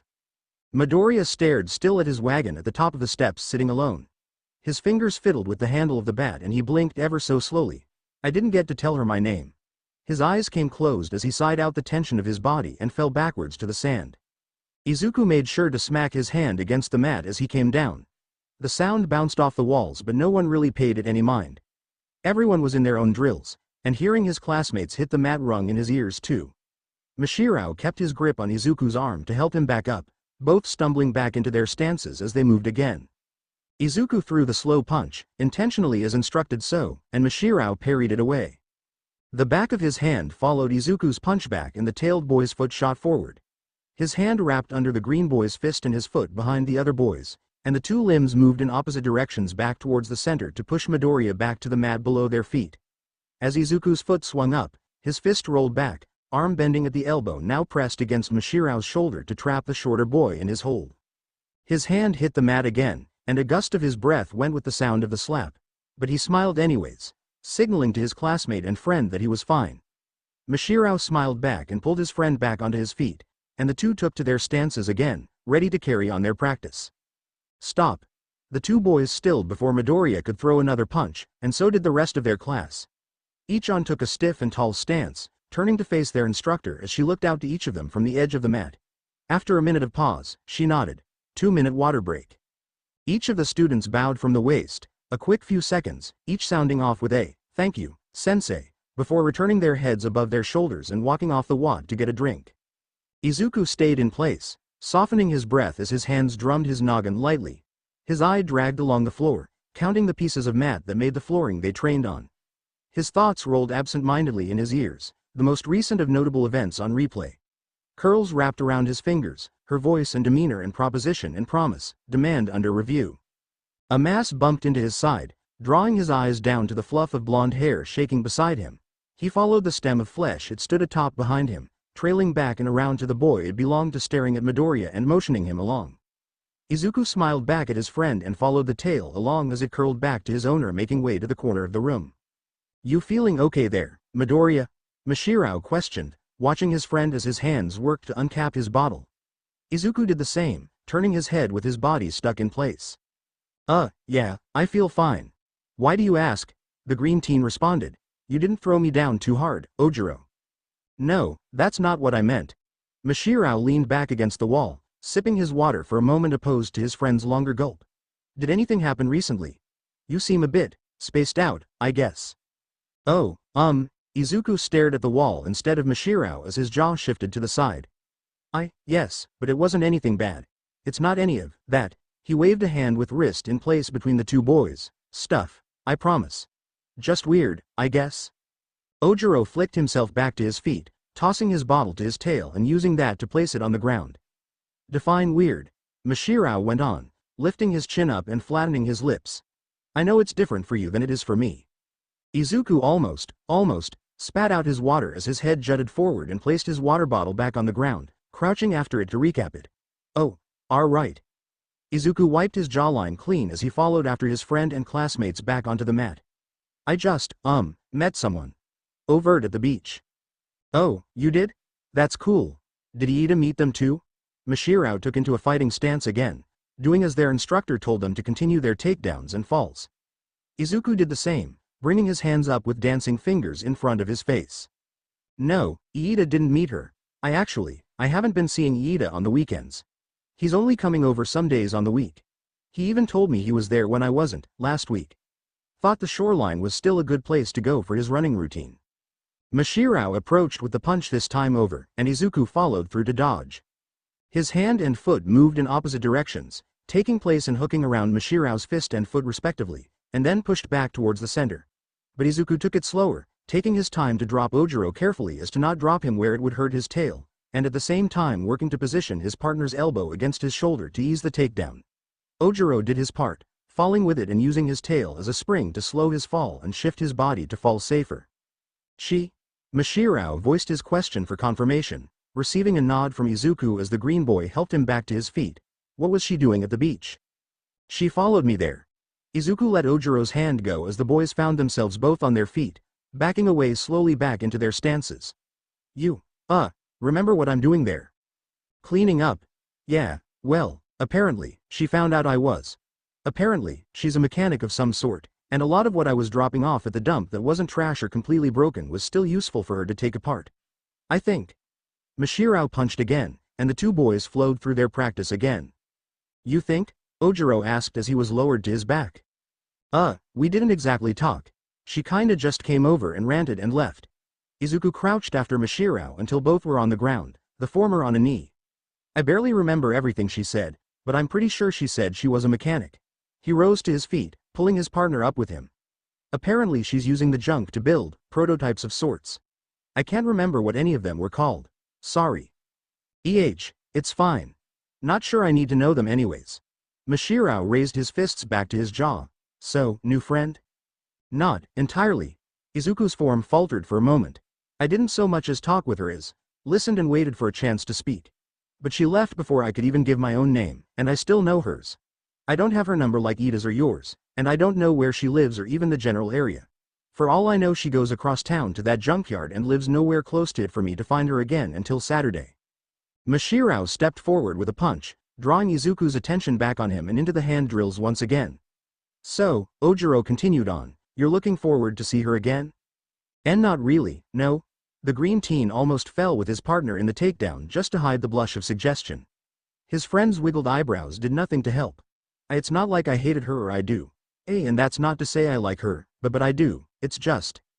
Nah, I think I get it. Mashirao piped up from the mat, nodding his head in unison with his words. She's cute, isn't she? Izuku merely ducked his head to the front of his GI as he helped his partner back up, not gracing that question with a verbal answer. On its own, however, it was enough for Ojiro to keep his teasing smile strong. I'm messing with you. I promise. I get it, but why wouldn't you want to see? She brought up the fact that the whole world will be watching us if we get into UA. Izuku sped through his words, cutting Ojiro's composure and sentence as the two boys stood close to one another in their practice. That going to the most prestigious school in Japan and for heroes will put us in everyone's eyes, and we're going to have so many people watching us as we become heroes, what with the sports festivals and the internships and the various pro heroes' names to live up to graduating from the same school as them. We're going to have all that pressure on us going forward if we want to be heroes. Mashirao's lips parted from the sound he made, staring blankly ahead as he blinked. Oh, she's right. The blonde boy sniffled himself back to attention, dropping his gaze lower. That slipped my mind, I guess. But it's not like it's a bad thing. It's not they'll be breathing over our necks in class and out practicing, so I guess it's not too terribly bad. The scoff from Izuku brought Ojiro's eyes back up. Not for you maybe, but, Izuku flailed his hands a moment before gesturing them both back at himself. Not all of us are going in with every requirement to be a hero. Mashirao's hesitation was answer enough to his own reaction about the news and to Izuku's own comment. Or not. Izuku wasn't sure if it was catching him off guard, but the conversation was catching their attention from practice, which their instructor pushed them back into with another sequence of moves the boys were too distracted in their thoughts to catch it the first time around. The two boys trudged back to their spot, stealing a glance at their classmates in practice, and took from them the gist of their routine and drill before facing one another again. Do you want my honest opinion? Mashirao quipped before either boy lifted their hands, and Izuku nodded for his response. The tailed boy smacked his lips before he continued. You'll probably handle it better than I will.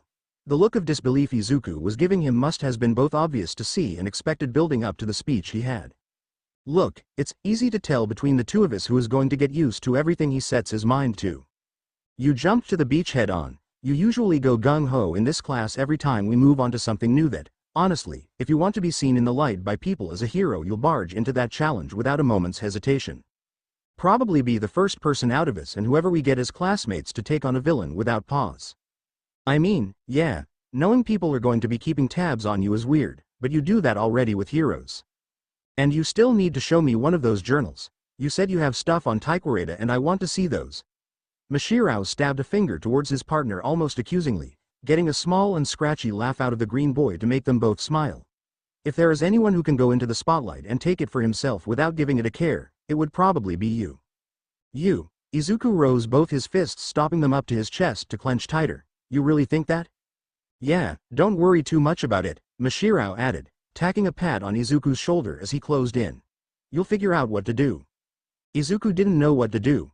He knew nothing, and if he did, he would have known not to spare a glance to his classmates on his walk home. Not to spend time around Tishishi and Tsuchiruban. Hey, Midoriya. The green teen turned over his shoulder to the two boys stalking after him. They were blocks away from the school, finally getting out for the day so Izuku could go to the beach and keep training. But it seemed like that was going to have to wait, as two of his classmates, term applied loosely, seemed intent on confronting him today. Izuku gulped down any premature fears and turned more to meet them in their approach. Why yeah. He responded. What do you need? Answers. The smirk Tsuchiruban put with his words didn't do anything to help Izuku swallow. And you're going to give them to us. What about? Izuku's hands clenched the straps of his backpack, thumbs fiddling on the inside anxiously. The fuck do you think you're doing at that beach? The thumbs paused in their moves with the rest of Midoriya's body as he stared pale at the other two boys. His tongue was the only piece to move, licking his lips to keep his mouth from going dry. Oh god, he didn't want to speak. How did they know about the beach?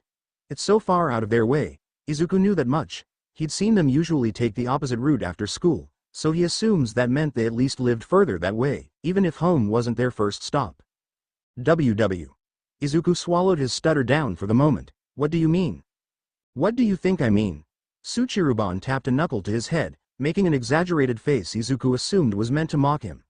Unicorn said he saw you. That kid with the green hair who's always muttering to himself in class, jogging and exercising on the beach. The hell do you think you're doing? What I'm doing? Izuku's voice died in his throat as his chest wrenched. What did he think he was doing? He was training, exercising. It wasn't even clear that he was still doing it to become a hero. He's kept himself at least quiet if that. If they didn't know that, then why were they butting in about it? He took a deep breath, averting his eyes from the other boys. I'm exercising. Taking jogs and stuff. What's wrong with that? The hell do you have to do that for? Tishishi chimed in. You're not going to become a hero. Hell, what could someone like you even contribute to society? There's no reason for you to try and stay in shape when you can't do anything with it. Izuku wished he has his baseball bat, just to hold. His hands tightened on the strap of his backpack instead as his head ducked away from the other boys. What was he supposed to say? Tell them he was training to be a hero? After keeping quiet about it for the last few months so they wouldn't pick on him about it? Throw all that hard work down the drain, why doesn't he? That's what I thought, Tishishi sneered. There's no reason for you to get stronger, so don't bother going back to that beach, got it? He inhaled raggedly, the other boy's voice pricking in his ear as he swallowed down any rash emotions. I'm still going to be back there. The beach is still covered in trash and no one else is going to clean it up. The hell do you have to do that for? Tsuchiruban came in swinging again. What, you trying to do something good and useful? I doubt you've barely cleaned even an inch of that beach with your frail body. I bet I could have that place cleaned by the end of the month, and I don't need you around there to get in the way. I doubt that, Izuku mumbled to himself, regretting the action almost immediately. The three boys kept in silence as Tsuchiruban stalked forward. What did you say? The boy asked in a deep tone, threatening the hairs on Izuku's neck. Izuku didn't reply. Tsuchiruban inched closer until he was within arm's reach of the green teen. I said, his voice rose. What did you say? Izuku shook under the other boy's breath, and his mouth quivered in every direction, uncertain of which emotion to push through, before once again the heat in his heart was shoved back down. He wanted to fight, didn't he? Tsuchiruban loved doing that, trying to pick on people's nerves until they lashed out just so he could fight back and prove himself superior. It worked a lot, but it didn't work on everyone, and Izuku would like to think of himself as part of that group. He didn't want to pick a fight with someone, even if said someone was up in his face about it and was as rude as Tsuchiruban was. That wasn't what heroes did. So he tried diverting the conversation instead. I don't think you'd be able to clean the beach in only a month, Izuku rattled off, bouncing his lips and words out fast. There's too much junk on the beach, and it's not just trash but also appliances and metal and heavy objects, and even if your quirk turns your bones metal, it doesn't necessarily mean you could lift everything on your own. Izuku's words were cut short by a discolored fist crashing into his nose and sending him reeling down. Both his hands shot over his face, cupping the small feature on the front as it bruised and bled from the sudden impact assumedly enhanced by the boy's steel bones. "The fuck you think you get off saying that to me?" Tsuchiruban all but shouted down at the green teen. "You can't do anything to begin with, so what makes you think you can be the judge of what I do? I can do everything you do and 100 times better. Why don't you watch your tongue?" The blood trailing his lips felt warm, probably coming from the rapid beating in his chest and the heat in his eyes as Izuku tried to push himself back to his feet. His teeth ground together under the cover of his hand, and the fire of emotions in his eyes argued with the passivity in his mind. Was this about to be his first, real fight? He needed to defend himself, right? Yeah, that rig. Another fist came to the side of his head before he could see it coming. "What, you think you can fight back? You think fighting back is gonna make you a hero? As if, I'm the one here with the quirk. You want to be a hero, but you can't be one with any quirk, so you can kiss that dream goodbye." Izuku's eyes fluttered to stay open against the pounding in his head, only to watch Tsuchiruban shrug in his snark. "But hey, I got an idea. If you can't be a hero, you can be the villain. Perfect for the quirkless someone who's a waste to society." Izuku doesn't remember standing up, or throwing his backpack behind him, or taking the steps forward to the steel-boned boy. But he is aware when he stops, when his stomach to his throat burns, and when he tells himself to stop and to not fight. That same word didn't reach the other boy, the fist to Izuku's stomach indicating such. "Would you look at that, Tishi? A villain's trying to attack me?" There was a laugh to Tsuchiruban's words, one that stung with the unease of Izuku's head and stomach. But even the rush in his ears could let Izuku know the laugh was alone. "What do you think I should do to him?" "Tsuchi." Tishishi's voice was less stable than his companion's. "Dude, I think you got him enough." From his crouched position on the ground, Izuku could see the turning of Tsuchiruban's heels. "What, you want me to stop? The little shit probably still has it in his head that he could ever become a hero, and you want me to let him go? Look at him. He's probably already got that in his head. He knows this would happen again if he tries. You don't have to keep doing this." "Of course I do." Izuku's hands pulled from his stomach and pressed into his knees, sidelining the conversation before him. "Bakugo never stops when he gets going, especially when he's telling Deku to quit it with the hero act. We have to beat him to a pulp if we're going to get the message in his head. That's what he would do. Kei Katsuki wouldn't be dumb as you." The two bickering boys turned their attention back to the green teen, struggling on his feet and bleeding down his teeth. His eyes flickered to stay open, but their direction stayed to the classmates in front of him. Blood trickled onto his tongue, and he kept himself from speaking before he could spit it out. To keep going when he knows he's done enough. Izuku's breath moved in long, sharp bursts, filling the space between his sentences. Any more. And he'd get in trouble. He'd ruin his reputation. Can't be a hero like that. Even blurry, Izuku could see Tsuchiruban walk up to him at a dangerously close distance, near breathing down his neck if they weren't face to face. "Do you want to say that again?" Even his voice was threatening in its low tone. Izuku didn't do as the other boy challenged him, but he didn't back down from the glare he was getting from the taller boy, even though he couldn't stare straight on his own. His arms shook stiff as Tsuchiruban gripped the front of his uniform and pulled him closer to his own face. "Do you want to say that again?" Tsuchiruban repeated, and Izuku repeated his silence in place of a response. His hands wanted to come up and meet the other boys, but with his head pounding, doubt held them by his sides, wondering if he could even do anything at all. Both boys stood breaths apart from one another, once with a fierce expression and the other a tired one. Blood slowed its descent down Izuku's chin, probably healing within from the earlier impact, but its loss did nothing to soften his half-made state to challenge his classmates. After the silent seconds passed, a normal-colored skinned Tsuchiruban released Izuku's uniform and pushed him back in the same motion. Izuku stumbled on his feet, but he managed to stay standing all the same. "That's what I thought," the taller boy growled. "Fine. I'll let you go. This time." He turned around and walked back towards Tishishi and continued speaking over his shoulder. "You better drop that stupid dream of yours. A quirkless shit like you won't ever become a hero. Yeah, and a dumbass like yourself is totally capable of being one instead." Each of the three boys froze in their place all too quickly. Tishishi stood on the sidelines, eyes dragging from one boy to the other. Tsuchiruban had paused with one leg in the air, turning with the rest of his body back the way he came. And Izuku had not moved from his spot, and had not lowered his stare, and instead had slowly widened his eyes as his own words registered in his ears. Even with one eye blurring his vision from the second punch, Izuku could still see. Izuku could see the closer teen's skin alter from underneath from his quirk's activation. Izuku could see his face contort into a snarl and burning eyes as he stomped over. Izuku could see his mouth bounce with slurs and threats his buzzing ears were still working to process. Only Izuku couldn't see when someone else took the boy down 3 steps short of attacking him. It took Izuku a blink, which did worsen his vision for a few seconds. How hard did he get hit again? Was there a bruise and bump to show where Tsuchiruban had hit? Was he losing more blood? To register the taller body now before him, standing between him and the down classmate groaning on the concrete. Izuku took note immediately of the man, stature, tall and eased with a slight lean to his right side. Attire, of gray sweatpants and a tight, black, long-sleeved shirt sticking to his muscled form beneath. Hair, snow white and probably gelled and worked into a V-shape shooting backwards on his form. Face, turned away from him. Tsuchi. Tishishi cried out in worry, stumbling forward to assist his classmate, but skidding short when the man's head rolled on his neck to face him directly. Tishishi is afraid of him. Is he a villain? Does his quirk work with his eyes to paralyze those he stares at? Would there be a limit to how he paralyzes someone? Does he have to look directly into their eyes too? The fuck, man? Tsuchiruban groaned and yelled from his place on the ground, facing up to the man in the sky. What was that for? If it was a paralyzing quirk, Tsuchiruban would be on his face.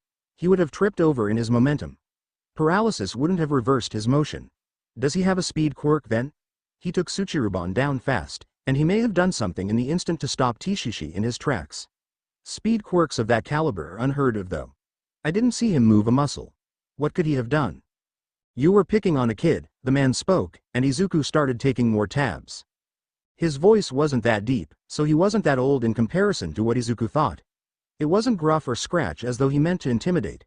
It didn't waver or drop in pitch from word to word. It was loud and flat and riddled with confidence not even the other boys carried in their words against him. Only it lacked the emotion they, wait, he's here to defend me? Is he an underground hero? You have better things to be doing with your day. Go home. This doesn't concern you, Tsuchiruban snarled up in an attempt to intimidate. It shouldn't happen in the first place. The man's voice never wavered, showing no sign of success on Tsuchiruban's part. Now leave. Stop bothering the kid and go home. Tsuchiruban snarled as his skin discolored again, the iron of his blood expanding over his bones, as he pushed himself up to face the man. He moved an inch up, before he was shoved back down again.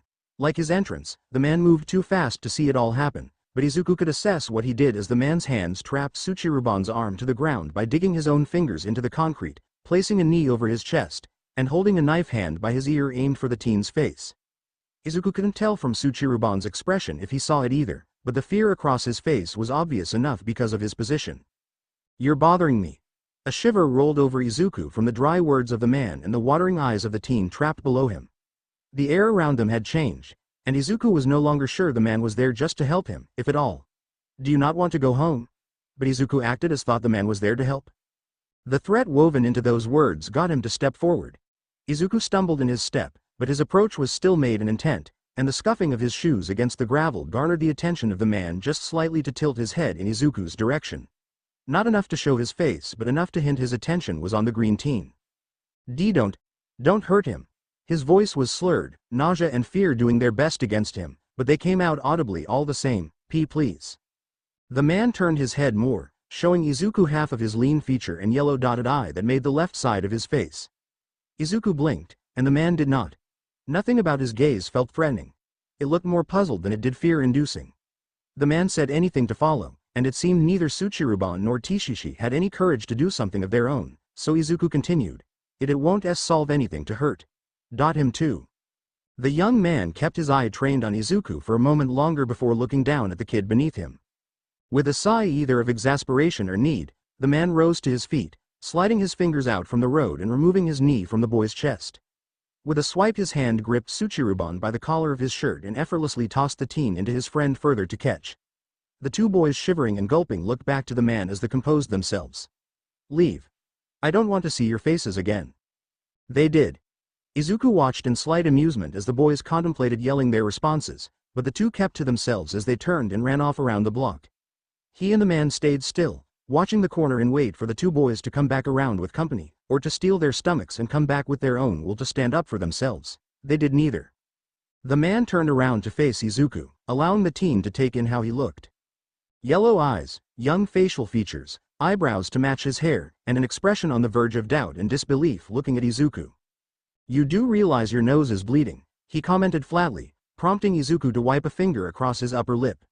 Fresh, wet blood stained his hand and the young teen hissed under his breath as he stumbled to turn around and dropped to his backpack for tissue. Sorry about that, mister." He fumbled out his words, pushing books out to reach the tissue packet stuck below them. "You're bleeding out your own nose. What are you apologizing for?" The man looked either way before walking closer to Izuku. The boy flinched at the approach but did nothing as the man patted him on the back. "Get out of the street. Someone might run you over."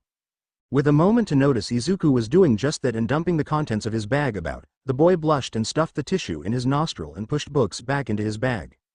The man picked up a few more for him and guided the stumbling boy off the street and to the nearest bench to sit him on. Izuku fixed the assortment of textbooks in his bag, taking from the man what he handed over to help the teen, until his bag found itself organized once again. He sighed in relaxed relief knowing all of his supplies were safe, and turned to the man sitting atop the back of the bench. Flipping through his hero notebook, "Did you write this yourself?" the man questioned, skimming through page after page without so much as a glance to the slow dropping of Izuku's expression. "You have a lot of notes in this thing. You must really know your stuff about heroes." The book was swiped out of his hands in a moment's notice. The man made no notion stop the blushing Izuku as he took it back and all but shoved it between the books and clicked his bag shut. His yellow eyes dragged across slowly to the boy huddled against his bag, the blood-covered part of his face hidden from view. The man let out a chuckle of a laugh as his hands dropped to hang off his knees, leaning forward in his spot. "Not keen on sharing that stuff?" Izuku's hands gripped the handles of his bag for a moment longer before he eased himself off his bag. Sorry," he muttered out, not raising his head to meet the man's eyes. "They're just notes I take sometimes, in case the heroes do something new. They're nothing special." "Really?" The man's voice doubted Izuku as much as the man did. "You keep yourself up to date on all the heroes? That's kinda impressive. Been meaning to keep up with them." Really?" Izuku darted an eye up to the other man, whose gaze had shifted away to look forward. "Yeah. Been trying to come across one myself. Kinda hard to get time with a hero, isn't it?" "Why you?" Izuku's eyes adverted to the street. "You're not a hero?" The man let off a scoff to that, turning his smirk into a small frown. "Nope," was his resounding answer. "Haven't become one." Izuku's eyes scrolled to the small holes in the pavement, left behind by the man sitting beside him. You stepped in to help me." The man looked back to the teen sitting lower. "You say that like it isn't an obvious thing to do. Besides, reminded me of something I've seen before. Didn't want it going through this time." "What?" "Oh." Izuku's hands found each other, rubbing the nerves over his knuckles. His head ached a bit, and his eyes felt better to flutter, but he didn't find himself passing out just yet. Must have been worse for the other kid. "Yeah. Kids can be the worst, even when they grow up. Some at least grow up when they're supposed to. Actually try to be the things they tell other people they want to be." He paused, fingers rolling for a brief moment in between. "Like quirkless kids wanting to become heroes." Izuku's head snapped to face the man, the whiplash hazing his sight for several seconds following. When it did return, the agape expression he had only deepened to the stranger. "Why you heard that? It's what I walked in on." The man's voice didn't waver. "Didn't think I'd have to jump in when the kid with the stone hair told the other boy off. Kid's got hell of a skin problem though."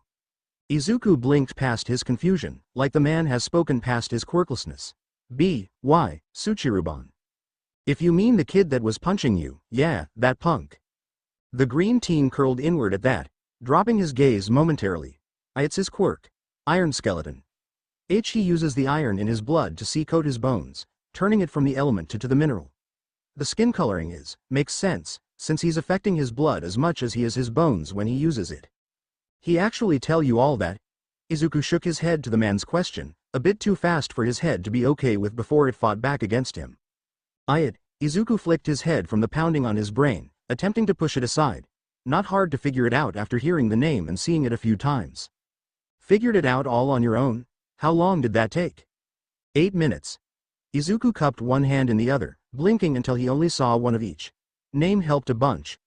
Probably would have taken an hour just to figure out what his bones were becoming underneath all the muscle fibers without being explicitly told.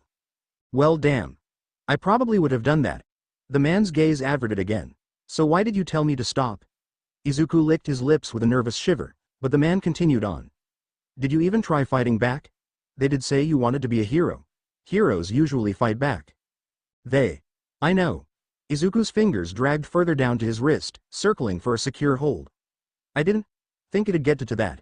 And I just wanted to avoid a fight. It would have been worse for everyone had I tried to drag it on. The man hummed softly to himself, and his own voice was hard to hear following. Old Bang wouldn't have thought the same. Huh? The two turned their heads again, the man's yellow irises locking with the one green eye Izuku was using, before the gold eyes trailed down below the boy's eyes. Should I take you to the hospital? The man gestured to his own face mirroring what he saw from the teen, but it didn't register in his ears. I know why you don't need to do that, mister. I don't need to go to the hospital. I'll be fine. Izuku gave a wavering smile as best he could, flashing some of his blood-stained teeth without realizing, internally hoping to get the man to smile and agree he was fine. The disbelief he saw failed half his mission. But the man scoffed a smile anyways, hopping off the bench without much of a sound and turning on heel to face the green teen. I should probably take you to the hospital, kid. You're going delusional. Wah. No, I'm fine. Izuku waved both his hands in front of him in a flurry. I'll be fine. I promise. I can just patch this at home. I don't think you know how much blood you have over your mouth. I promise I'll make sure I get what I need at home. Itchy didn't do that much damage to me, I promise. The yellow-eyed man kept his blank stare with Izuku's for moments before he shrugged and turned on. Fine, I'll let you go home. Want me to walk with you back? No, I'll be fine, mister. The man stabbed a thumb in the direction the two teens had left in. If someone jumps you again? Izuku shook his head. No one's going to. I usually walk alone this way, they went out of their way to be here. I don't think anyone else did too. The man let an audible sigh escape his lips. You're really persistent. Fine, I'll let you be. Forward he went, opposite the two boys, waving a hand over his shoulder. Good luck becoming a hero. Izuku wanted to jump off the bench if his bag wasn't weighing him down and his head wasn't pounding on him to stay. Wait, you think I can become a hero? The man stopped his momentum, pausing on one foot without ever turning his head around to the other boy. It was several seconds of waiting silence before he moved again, raising his head as he pushed forward. Yes, was the only word he replied with, announcing it without turning his head so Izuku could still hear him. But I don't have a quirk. How so? Doesn't matter. The bluntness of his words cut Izuku short. You've got a better personality than those morons. One of an actual hero. You're qualified enough. Good luck. He turned the other corner on the block before Izuku could protest anymore, leaving the boy alone on the bench. He looked away from where the man had gone, body easing into his position slowly. His fingers drummed pointlessly over his knees, and his eyes couldn't help but gloss over the finger indents in the road, and the small cracks around it that must have been from Tsuchiruban's fall from the man. The whole of the scenario played in his head again. A standoff between a boy with a stone quirk, one with an iron quirk, a man with super strength for a quirk, and then one quirkless boy, all with their own insults and points to make about one another. Did he really have the personality to become a hero? It was through sheer luck that Tsuchiruban and Tishishi didn't confront Izuku at school the day after. By all rights, they should have cornered him at any time, in a crowded place or a secluded one. But neither boy made move towards him. In fact, they did quite the opposite. The few days following the street fight consisted of the two boys actively avoiding their quirkless classmate whenever conversation could be had. Neither bothered looking in his direction, and even a lick of a glance was diverted a second after. Izuku had thought maybe they were on edge of the man who had defended him, fearing he would crash through the classroom window had they made even a hint of assaulting the green teen. That was preposterous, though, in Izuku's mind, knowing the man had only crossed their path on hap chance. It should have been obvious to the two boys as well, but apparently that wasn't the case. Speaking of, Izuku hadn't seen the man again for the whole week following their first encounter, not like he had been looking for him to begin with. Just as easily as he had come, the young and yet older man disappeared. No sign of him in the neighborhood they met in, nor anywhere in town when Izuku went in to visit, nor anywhere at all that Izuku had to be in his routine schedule. He never got the man's name, and since he had kept the fact he had met someone from his mom, he kept the whole fight a secret from her.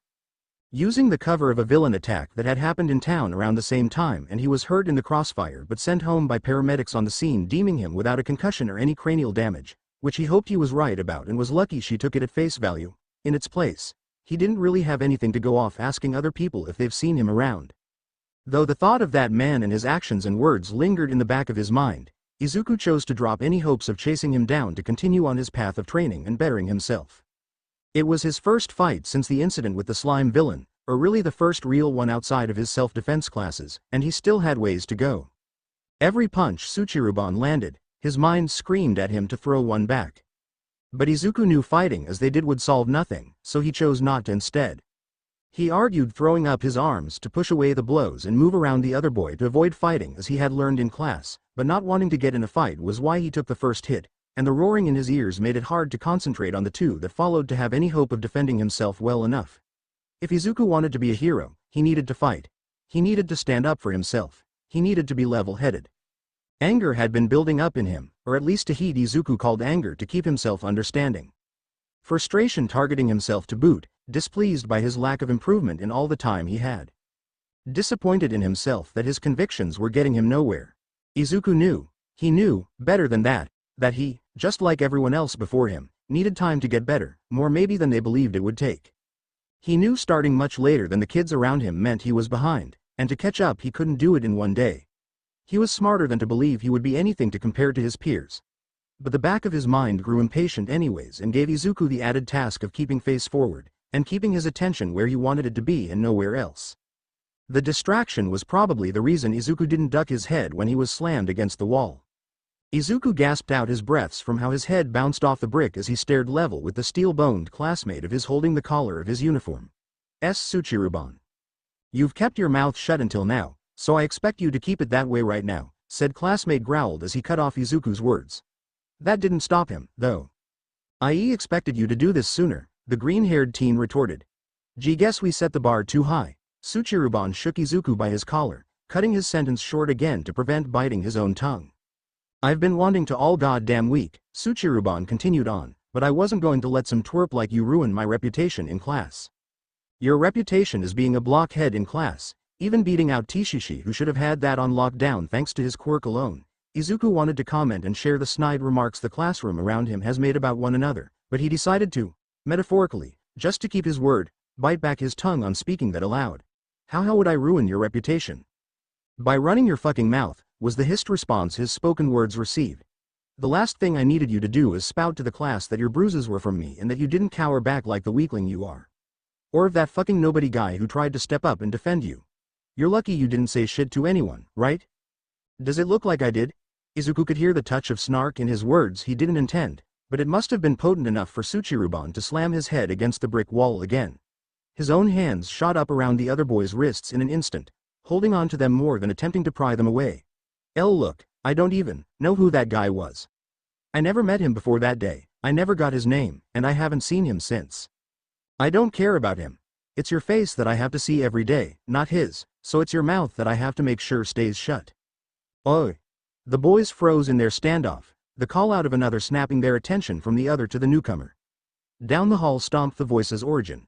Blonde spikes standing stiff over flashing red eyes. The sneer below that was potent more so, rumbling the air to the two facing boys as Katsuki Bakugo continued to call out. I can hear you dimwits on the other side of campus and it's pissing me off. Shut the fuck up and go home already. The fighting boys blinked in union, and as one stared on in silence to his old friend the other jolted back to reality and turned more to the oncomer. Be Bakugo, Tsuchiruban announced in a tone of shivering glee. You're just in time, come and help me deal with Mido. I don't care. The blonde teen butt in. Stopping only a few feet away from his classmates, there was a gleam to his eyes that didn't lack the emotions his words suggested, but his body did nothing to act upon them. I thought I told you to fuck off. Tsuchiruban and Izuku loosened their grips on one another, the former turning more to the newcomer while the latter leaned only slightly in the opposite direction. But Bakugo. Midoriya is. I don't give a rat's ass what Deku's doing as long as he isn't in my way, and the shithead hasn't been in my way for months. Tsuchiruban opened his mouth to speak again, but a step in his direction and a pop from his palms got Bakugo to shut him again. What I do care about is that you're in my way, and you won't shut the fuck up. You wanna fucking fight, Tin Man? Had Izuku not known Tsuchiruban's quirk gave his skin a sickly yellow hue, he would have believed him going pale was a sign his quirk was activated. And no, Bakugo, you can't be serious right now, would you actually? An explosion went off between the three, flinching back the boys closer to one another as smoke piled in front of the third. The gray clouds rose from the eruption, leaving the ruby orbs and a fanged smile to shine dark in the hallway lighting. You either fight me or get lost, you fucking extra. I don't have time to listen to your shit anymore, so make up your damn mind and fight me or fuck off. Izuku kept his gaze on Bakugo, even though he was no longer in Tsuchiruban's clutches and could have easily run off earlier. His body fought itself in a game of tug-o-war, pulling apart his balance of stealing his gut to stay or spilling it to hide away. The iron-boned boy in front of him gulped and seethed through his teeth, throwing a glance over his shoulder to the green-haired teen before settling back on the explosive boy challenging him, weighing his own options to fight or flight. His answer was clear. He scoffed and turned away from both boys to the opposite end of the hall. Fine, he grumbled out, fists trembling into his uniform's pockets. I'll go. Whatever. A sneer was tossed out of the corner of his eye at Izuku against the wall, whose fists balled at the anticipation of a challenge coming his own way. There was no other threat after that, not to keep his mouth shut or a repeat of the confrontation the week prior. Izuku let his gaze follow the boys back down the hall, until he rounded the corner and the doors outside could be heard swinging about. Deku. The call of his nickname, surprisingly untouched for quite some time by the boy commenting, turned Izuku's head back around to gulp at the hard stare Bakugo was giving him. The green teen didn't verbally respond right away, but the notion didn't seem to bother the blonde as much as the silver boy's responses did. Bakugo inched forward, step by step until he took Tsuchiruban's spot prior and bore holes into the side of Izuku's head. The two boys met shoulder to shoulder, neither turning their bodies more to fully face, and neither hinting on the intent to. So the blonde continued. The hell do you think you're doing?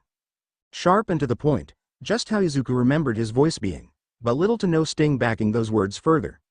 No steam building in the boy's palms, no snarl twisting his lips, no screeching from his lungs in a battle cry. Nothing but a simple questions with more implications than actions.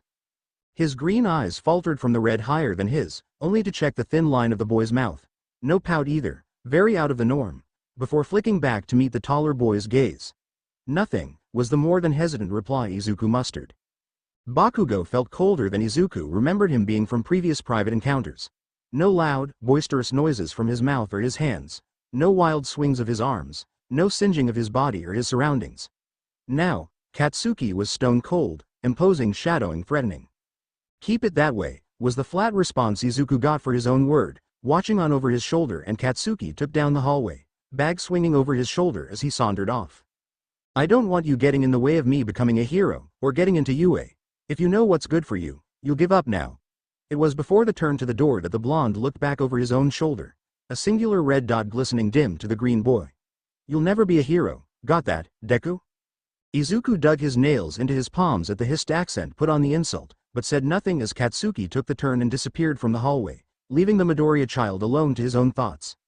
Thoughts of Tsuchiruban and his shift of attitude, of Katsuki the hardening of his presentation, of the mysterious man and his wish of luck to Izuku to become a hero.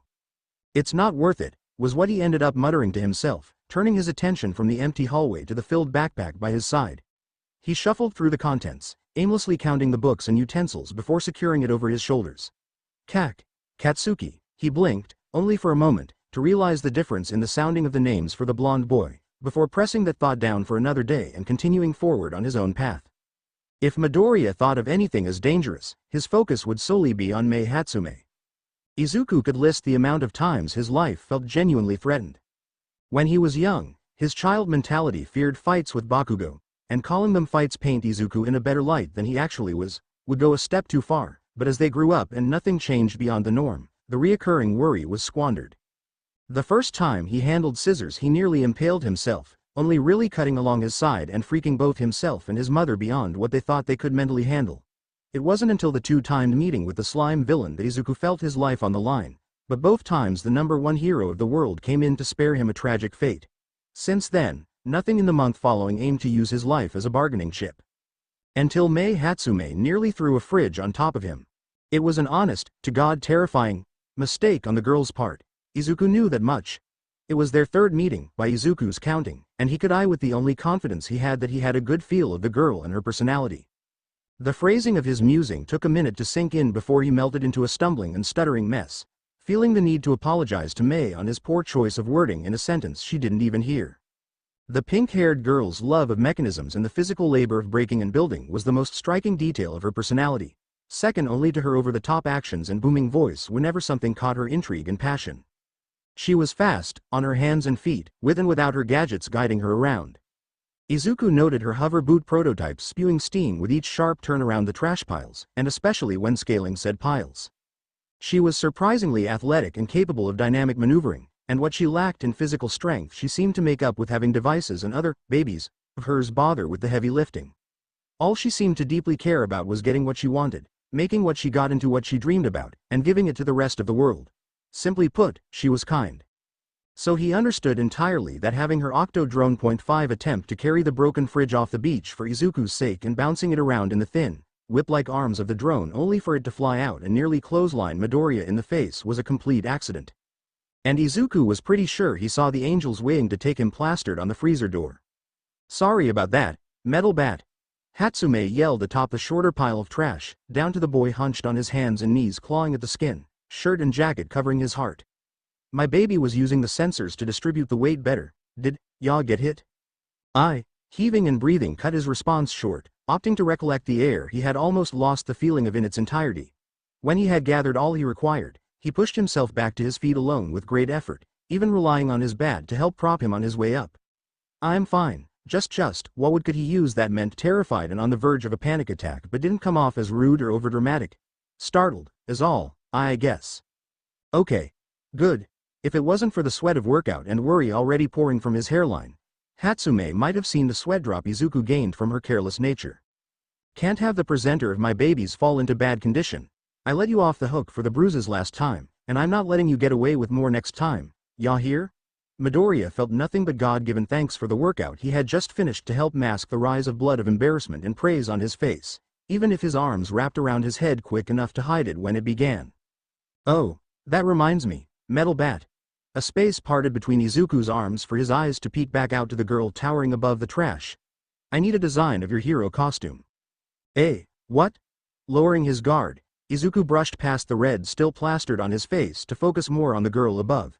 My hero uniform." "Yeah."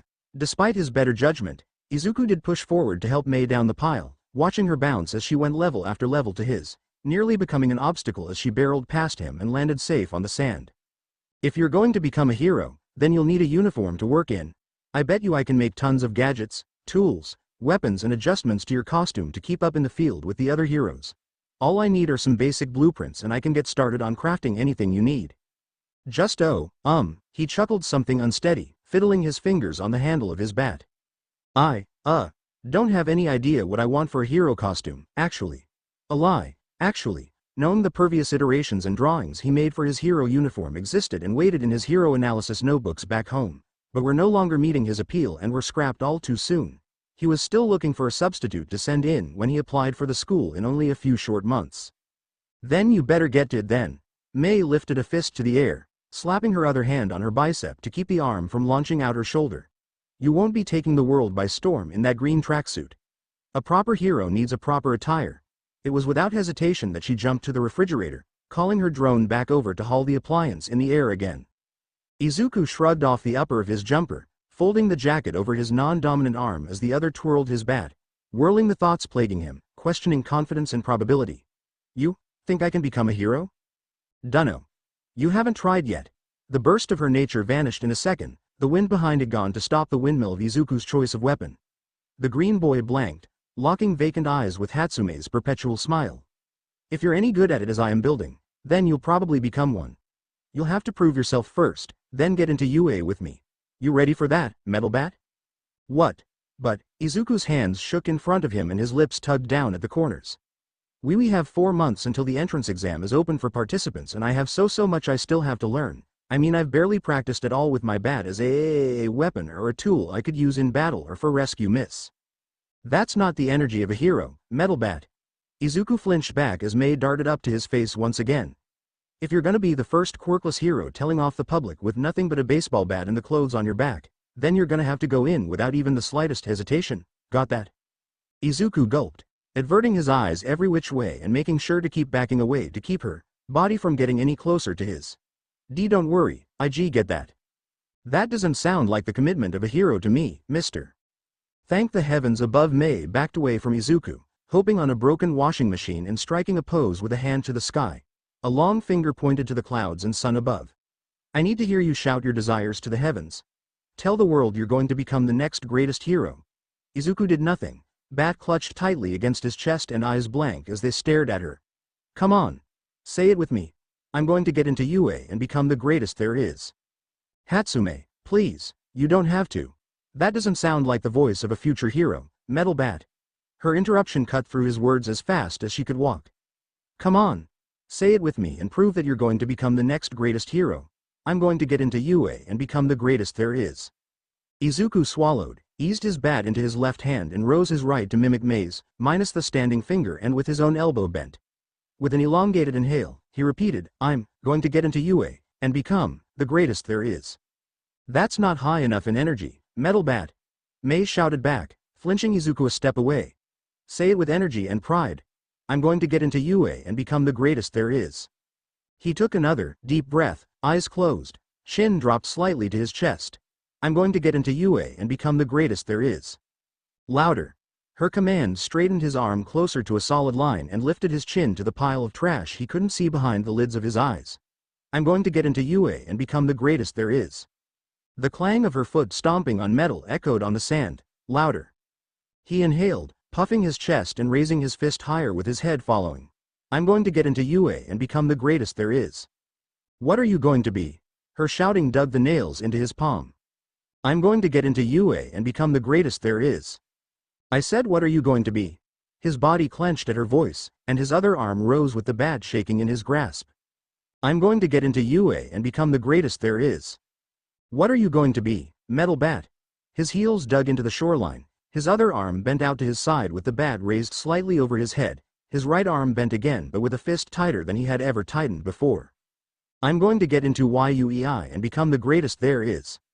You're goddamn right you are. Mei's shouts rung with his own, rattling off sheets of metal and wrappings of plastic in the two mounds of trash flanking either side of them.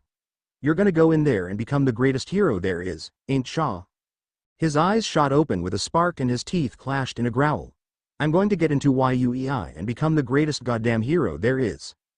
That's the spirit I wanted to hear. Mei's gloves collided the knuckles with one another.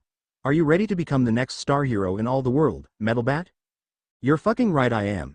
His fist held high dropped in a dash in front of his face, the snarl he wore over his lips pulling up in a full blowtooth-filled smile.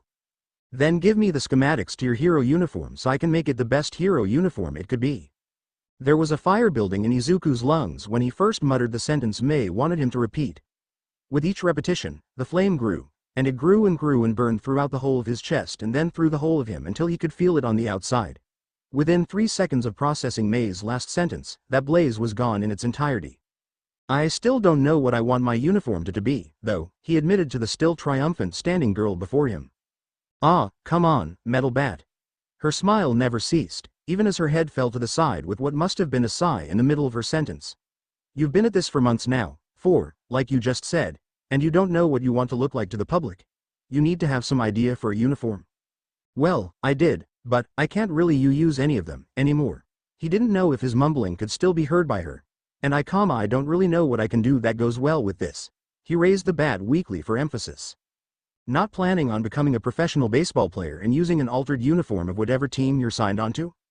With Mei's expression, it was hard to tell if her words were a tease or a genuine question. I think it would fit wonderfully with your bat. And your helmet too. I could probably add night vision goggles too for when you have to work a late shift or a place lacking in installed light fixtures. Or add a removable shell to so you can use it in place of having to carry a bag of baseballs around everywhere. Or, I'm not planning on using the bat like that, Hatsume, Izuku grumbled with little effort. I'm supposed to be learning to wield it like a sword. Like a samurai would. Ah, that's right. Then we should put you in a do with a home team logo and number on it. I know. We'll add extra metal plating to the chest and back plates of the do. Light ones that can be mechanically retracted into a single line of plating so when you fight you can jump between slow and armored to take hits you can't avoid and flexible and quick on your feet when you go in for the kill. Heroes don't kill. He really didn't care if she couldn't hear his mutters anymore. Mei was prone to tuning out the world for only specific words to listen to, when she wanted to. It reminded him of his muttering. He could begin to understand why his classmates hated listening to it in class. Also, you should watch that mouth of yours when you interact with the public, Metal Bat. The irony wasn't subconsciously lost on him as he turned his attention back into the girl in front of him. Use big boy words like that when you're working and people might think you're just some delinquent. Izuku blinked, running the sentences he had spoken within their last 20 minutes of a conversation until her warning made sense and the color in his cheeks drained away. He blinked again. Oh, wow, would you look at the time? I need to start running now. He turned on heel, arms squaring up by his sides in balled fists with more blood in them than his head. But you don't go on runs. Sorry, can't hear you over the sound of me running. He booked it, not caring that his bat was still in hand, or the laughter that was following behind him, or that he was running away from another problem. He was usually good at that. Some problems he just couldn't run away from. One of those was a holiday dinner with his mother, on Thanksgiving, and with no one else. Despite the fact in the back of his head that he and his mother could have ended up sitting on the short ends of the table, leaving the longer length of the wooden surface in between them, Izuku always took the longer end to face so he could be closer to his mother, even with the table still between. The Thanksgiving they celebrated wasn't Labor Thanksgiving Day. This year, that holiday was the day after. The Thanksgiving they were celebrating, they held on Thursday, just before the month was coming to a close, with a big meal of imported turkey and homemade rice and katsudon and yakitori and tempura for them both to share for the night and the few following. The Thanksgiving they were celebrating was one in honor, more so than it was in respect for the holiday in America. Aside from their thanks, of which Inko gave to her job and to Mitsuki and her baby boy, and which Izuku gave to his mother and his school and his newfound friends, there was no talk at the dinner table. Izuku learned over the first few times they celebrated together that his mother would fall into a state of silence for the meal and for the rest of the hours in the day following, and over those times he began to understand why and adopted the silence as well. He knew she didn't want him to point out the third and empty seat at one end of the table, still decorated with its own silverware and plate and cup of cider. He didn't want to talk about it either. So the son and mother ate in the silence of their voices and the sound of chewing and clinking in the radio on the kitchen counter sounding off names of the Hosu professional baseball team. Izuku didn't dare look up as his mother, and watched instead his own plate as he drained it of food and the servings about the table as he and his mom dwindled them together. Inko called herself full first, and Izuku followed in quick agreement. He was too. He helped repackage the leftovers and stack them in the fridge and freezer, and helped in cleaning the table and dishes. When what needed to be done was done, he wished his mother a good night and left to his room with only a nod from his mom wishing him the same. Izuku kept to his desk instead of his bed following the goodnight wishes. His mind was too jumbled and active for him to fall asleep sooner. He didn't even want to attempt the effort. A picture, framed, became the center of his attention.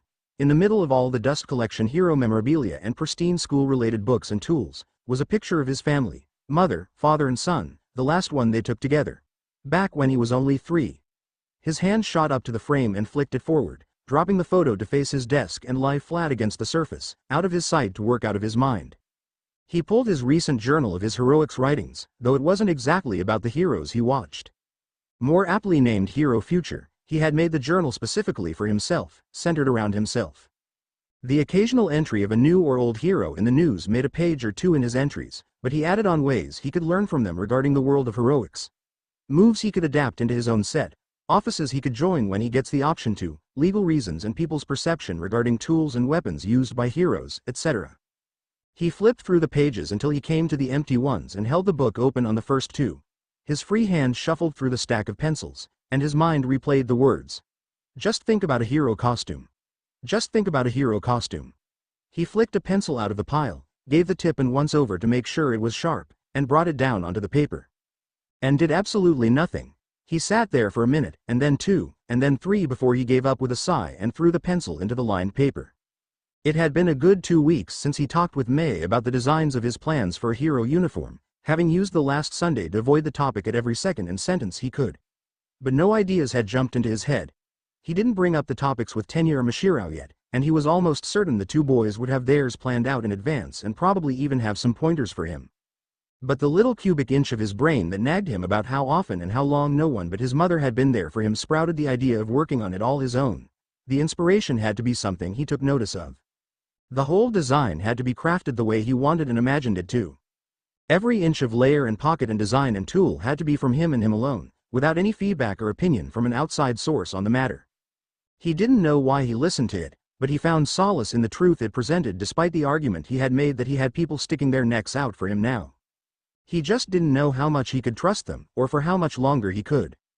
May was energetic and excited throughout all their time together, but she was a girl who had expectations she practically demanded to be met. If Izuku doesn't meet those, he could get the boot. Iida was closer to and just as enthusiastic about heroes as Izuku was, but he was strict and vocal about the ideologies he had learned from his family of and representing the world of heroics. If Izuku didn't act those ways, he could get the boot.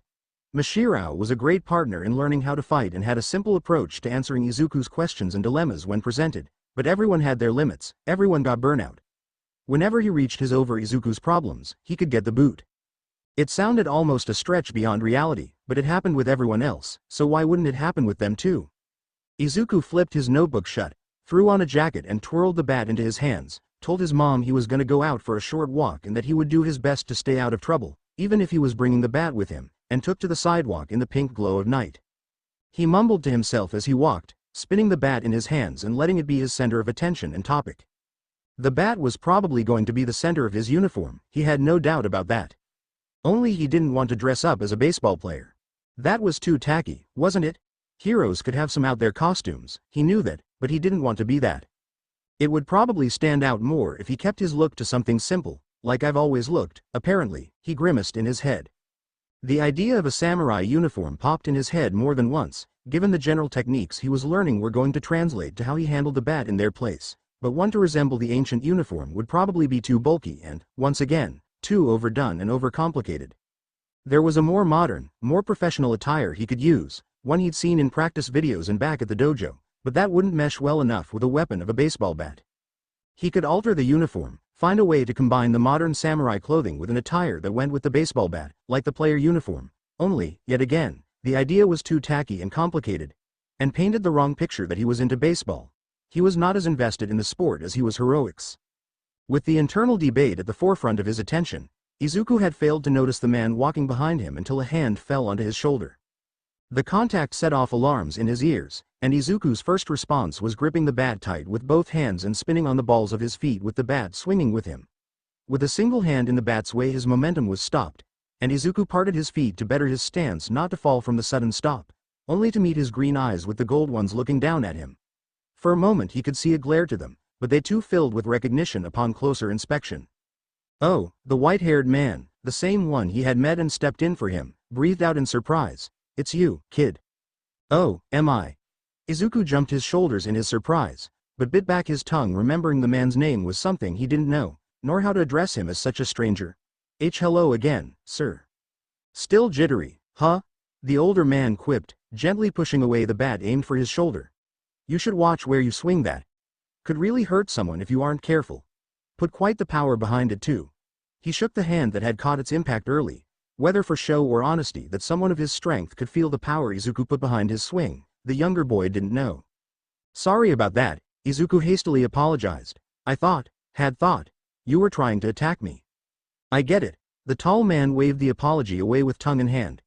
Thought you were some delinquent with a bat going to mess someone up. Pre-laid out, couldn't really see the color in your hair if not for the street lights. He pointed up for emphasis and Izuku's squinted eyes followed to the light source directed down on them before he looked away. What are you even doing out this late, anyways? It's a Thursday, don't you have school tomorrow? It's not that late, how do you know I go to school? The absurdity of the question was clear the instant he asked it. Of course a Japanese teenager was in school. You were wearing the same clothing as Bonehead and his friend when we first met. The man pointed behind himself with a thumb, even though the street behind them was not the same street Izuku had gotten punched on. And with how well he seemed to know you, or what he thinks of you anyways, I doubt two kids wearing the same uniform is hap chance or that you two were in church clothing or something like that. Yeah, the uniform would have given it away, wouldn't it?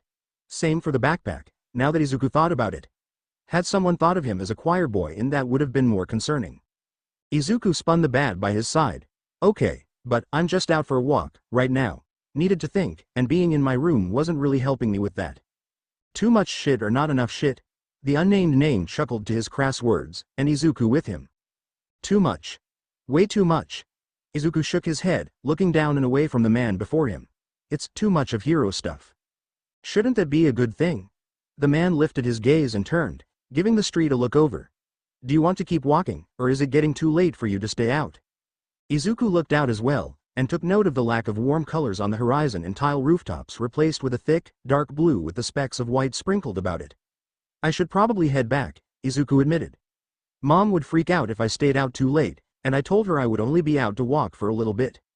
How long has a little bit been? The man's question had Izuku picking his phone out his pocket and reading the timestamp given. 15 minutes, had he been that lost and long in thought?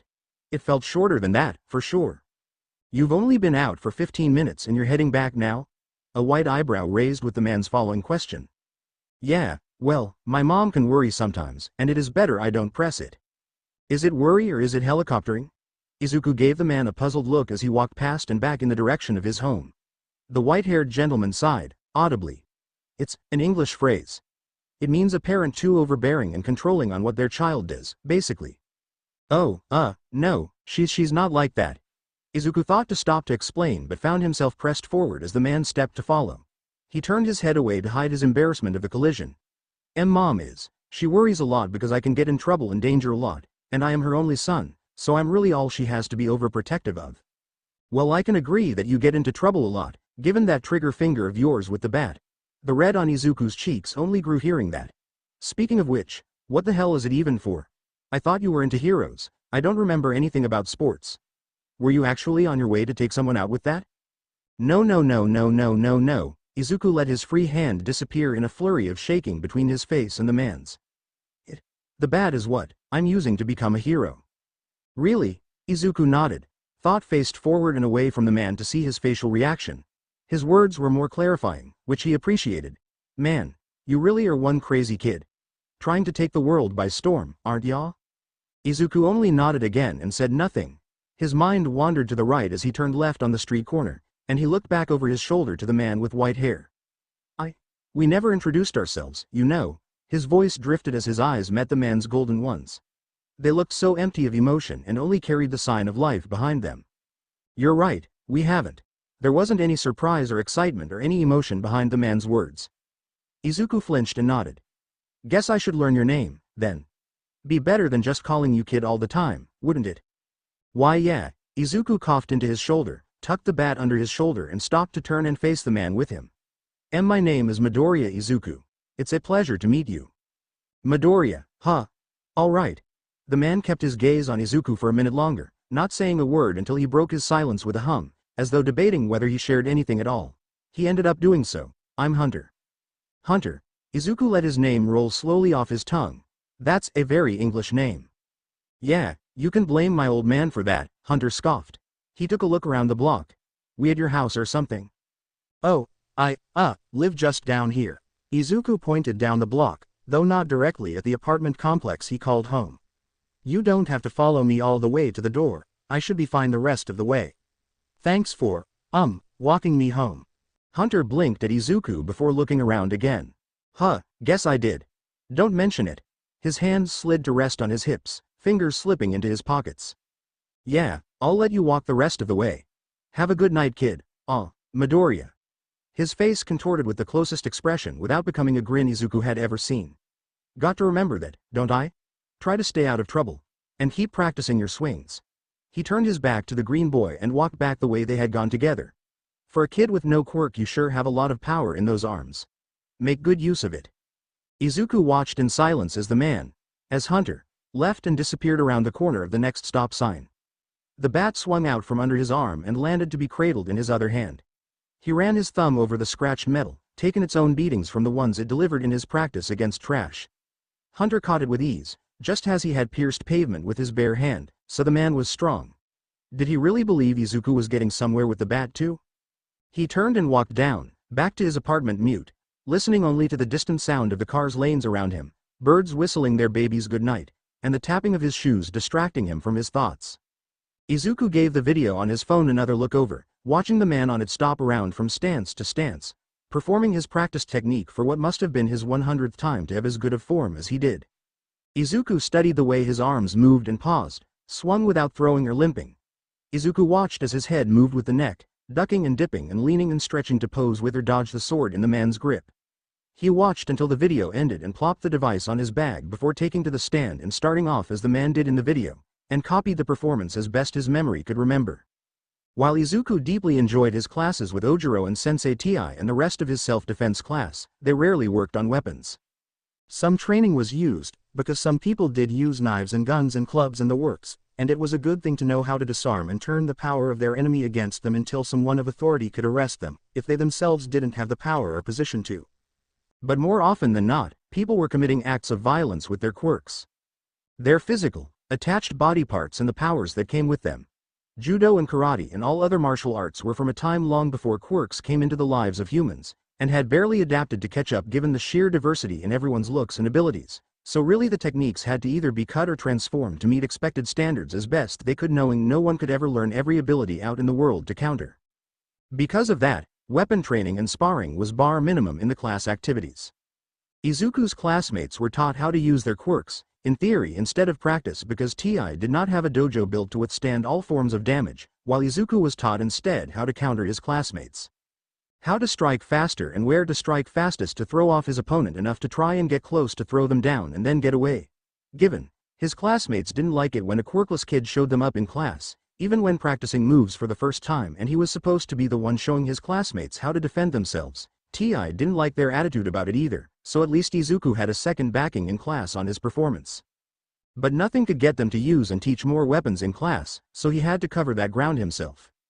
And thank the internet for having such a diverse access to videos and demonstrations on proper wielding and grip and handling of weapons like staffs and bats and swords that Izuku could transfer over to his baseball bat when training on the beach, dragging his feet through the sand and holding each stance for about 5 seconds until he felt he was copying the images of his head to a solid enough T. Neither Mei nor Iida were anywhere in sight, and it was a wonder the two still hadn't crossed paths at the beach yet, or at all. Iida had once randomly come to the beach on the weekend, apparently wanting to spend some of his free time training with his potential classmate, and had come just a minute after Mei had to leave early and be at home with her family for some relatives from outside the country visiting. While his engine-legged friend didn't see the same comedy in it, Izuku got a good laugh out of the scenario. But today was a day all to himself, and he wanted to spend it his way. When Izuku finished the whole performance, he rested himself a few seconds before standing back in his starting pose and going through it again. And again. And again. And he knew it wasn't something he could make applicable in a fight. It just wasn't practical to take so much time to get a good stance when he could move and have a better reaction time. But he practiced all the same to show he wasn't just learning to be a brute. He didn't want to come off as a kid with a blunt weapon just learning how to hit hard, but someone who cared for the craft he was learning and could apply it in his own style to make a name for himself in the hero world. It hurt, looking at everything he did from 3 angles, but he knew it was only practical to understanding what he was getting into by multitasking as often as possible. He probably wouldn't make it as a sidekick if he couldn't meet the bare minimum of everything. It was a good 2 degrees Celsius outside, nothing but overcast in the sky and the slightest of breezes by the ocean side. But Izuku could work up quite the sweat twisting and swinging and stopping himself, sort of throwing himself off balance with every swing of his bat. 2 layers of shirts probably wasn't the best workout material, but he'd rather be heated than freezing. And the 5 bottles of water he packed stacked beside his bag were the only backup he needed to not pass out on the sand in the middle of the day. The last thing he needed to do before his winter exams was pass out with no one around to help him home. You know, when people practice with swords, they usually use a sword. Izuku tripped over his spin and caught himself just in time not to eat the grain beneath his feet. His head snapped towards the pavement and the stairs leading to him to see the silver-haired man in his usual get-up looking down to him with a quirked eyebrow. Then again, you nearly whacked my head off with that thing the other day, so I get it. Hunter, what? How? When? Izuku coughed into his shoulder and straightened up on his feet. How long have you been standing there? Just a minute this time, the young man responded, swaying in his steps, and he descended to the sand. I remember those shithead teens beating up on you the last time mentioned something about a beach, but I didn't think you'd surround yourself with those kids' relatives. Izuku looked to the one large pile of trash still left on the beach as Hunter looked over at it, and overextended his neck as he choked back the snicker he felt rise up in response to the older boy's comment. He coughed again into the back of his hand as he looked to the gentleman.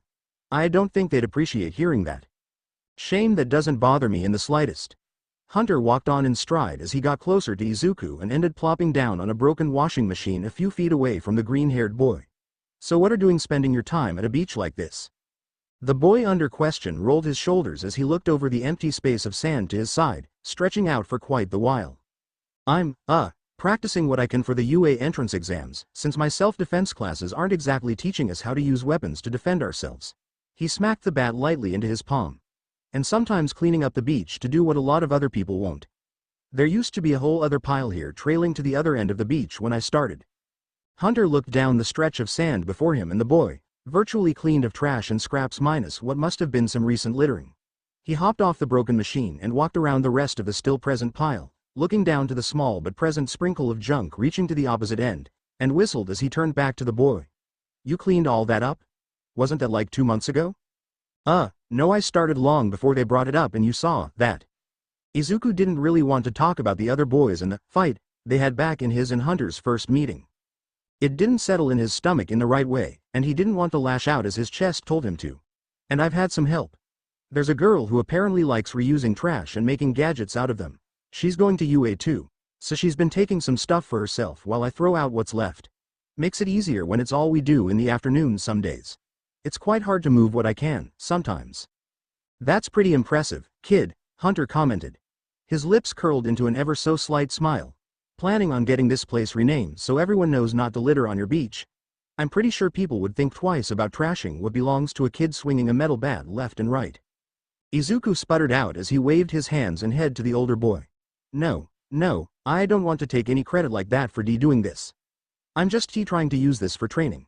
And I don't swing the bat like crazy, I didn't mean it like that, kid." Hunter tapped his feet in the sand as he stepped closer to Izuku, pointing at the bat in his grip. "You look like you've got some decent form, especially for someone teaching themselves." "Thanks," Izuku stuttered out, eyes diverting away into the seashore beside them. "Thought it would be smarter to show that I know what I'm doing if I'm going to attend using this. They allow weapons in school, if they're classed as support items." Izuku rubbed his fingers over the top of his bat. "Like how Snipe has his guns and Midnight has her whip, they're technically categorized as support items, so if it can assist in any way to hero work, it can be listed as an item or tool, not a weapon." "And what about a baseball bat in the hands of a kid without a quirk for it to enhance?" Hunter smirked and slid his hands into his pockets. "Asking for a friend. Some quirkless kid going to school to bash some heads and make some names for himself as a hero. Think they'd let him in like that?" Izuku decided to cough over a good amount of what he said, twirling his bat between his hands with enough friction to feel the same level of heat on his face. "I've already sent in my application and filled the paperwork I'd have to if I wanted to class my bat as a support weapon. I'm still waiting for it to be reviewed and allowed for the entrance exam so I can actually show it off there, though I don't know what the exam will be this school year. It'll probably be something stupid and easy. You'll probably get in." Izuku's body snapped straight in surprise at the comment. But UA's average acceptance rate for the entrance exam is supposed to be as little as 5%. Hunter widened his grin. "Then you don't really have that much competition to prove yourself over, do you? Bet that's the right amount of people who might actually give you a run for your money." He laughed at the sputter Izuku gave for the compliment and insult before he looked up and down Izuku's figure. "Do you know how to defend yourself with that thing?" "Huh?" Izuku blinked and looked down at the bat a moment. "Oh, kinda. I haven't really gotten the practice to use it as much, but I've done some Eskrima stick training and have tried transferring it over. My self-defense class doesn't teach me a lot with weapon training." "Then let's start." Hunter's hands rose with the roll of his shoulders, both curling into fists before the younger boy. Izuku jumped back and sent his hands flying around in front of him, the bat a gray streak in the mix. Wait, why do we have to fight?" Hunter blinked his golden eyes at the boy. "I meant practice." He punched towards Izuku in the slowest of speeds he could probably manage, telegraphing his whole attack and the rest of his body's movements. "I'll be slow, I promise. Can't go beating up a kid on the beach I've only met twice and call it training when someone walks by, can I?" With a gulp, the green-haired teen nodded. "And not a lot of people actually pass the beach though, the trash kinda deters them from coming around." "Is that a good thing or a bad thing? Because it kinda sounds like you're giving me the go to beat you up without consequences," Hunter commented, giving Izuku another good-hearted.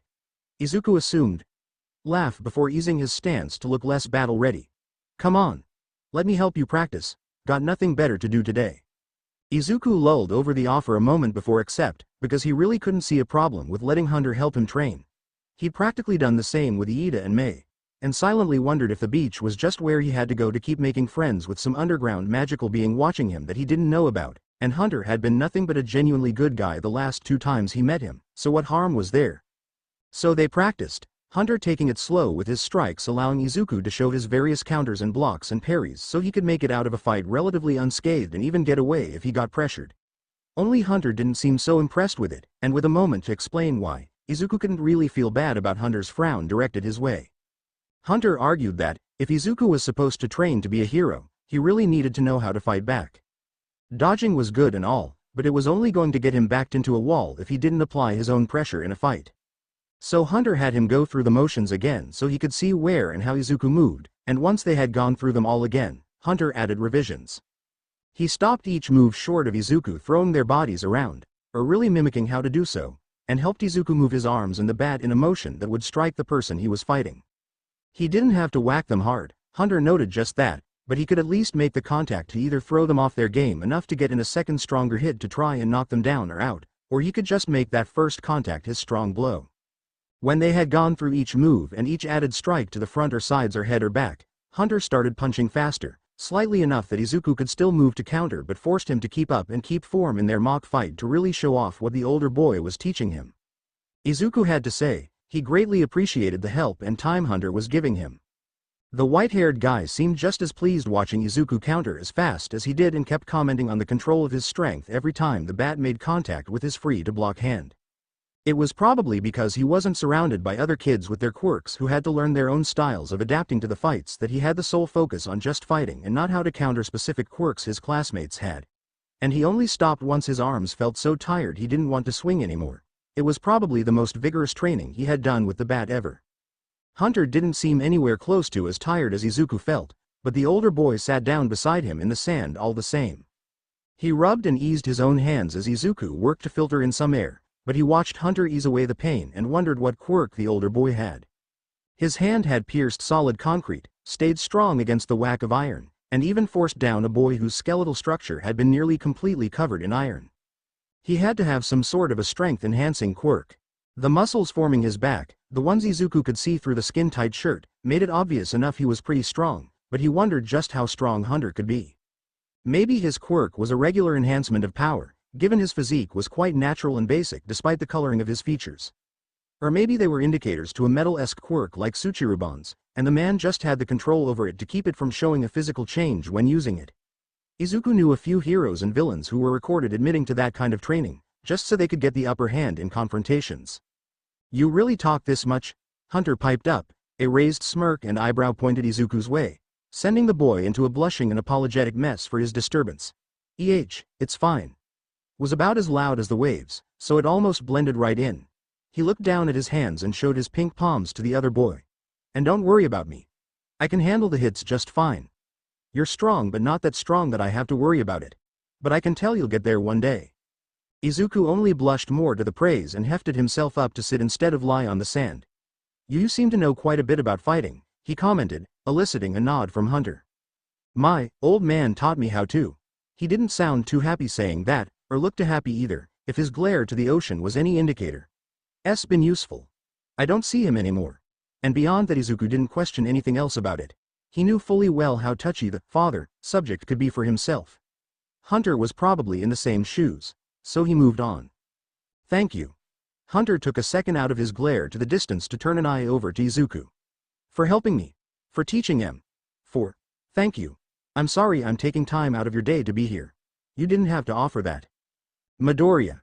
Despite knowing his name, Hunter hadn't really said it out loud, and vice versa, during their practicing, so Izuku stopped talking when he heard it. "Don't worry about it. I wanted to." Hunter looked back out to the horizon of the sea. "At least if any of those dicks at your school try to pick on you again, you have a way of fighting back and beating the shit out of them." "No, I would never beat them up." Midoriya jolted where he sat, waving his hands around wildly. "I could get arrested for that. It'd be put on my record and I wouldn't be able to attend UA if I did that. And besides, they haven't been bothering me for a while now, probably because of you." "Oh, well you're welcome for that." A smile graced Hunter's lips again. "And I'm messing with y'all again. I know you won't do something stupid like that, don't worry." A hand made its way between them, landing on Izuku's shoulder and pausing his jittery actions. "Good luck getting into UA, kid. You'll impress them for sure. Knock 'em dead." A moment of silence passed between them before Izuku smiled, although shakily. "Is that another joke?" he asked within a questioned laugh. That's up to you." Hunter responded with a shrug, smiling brighter as Izuku freaked out about the implication of knocking out fellow examinees and getting kicked out for unwarranted and unlawful assault. Izuku hummed as he walked, but kept his voice low enough as he passed groups of people walking in every which direction.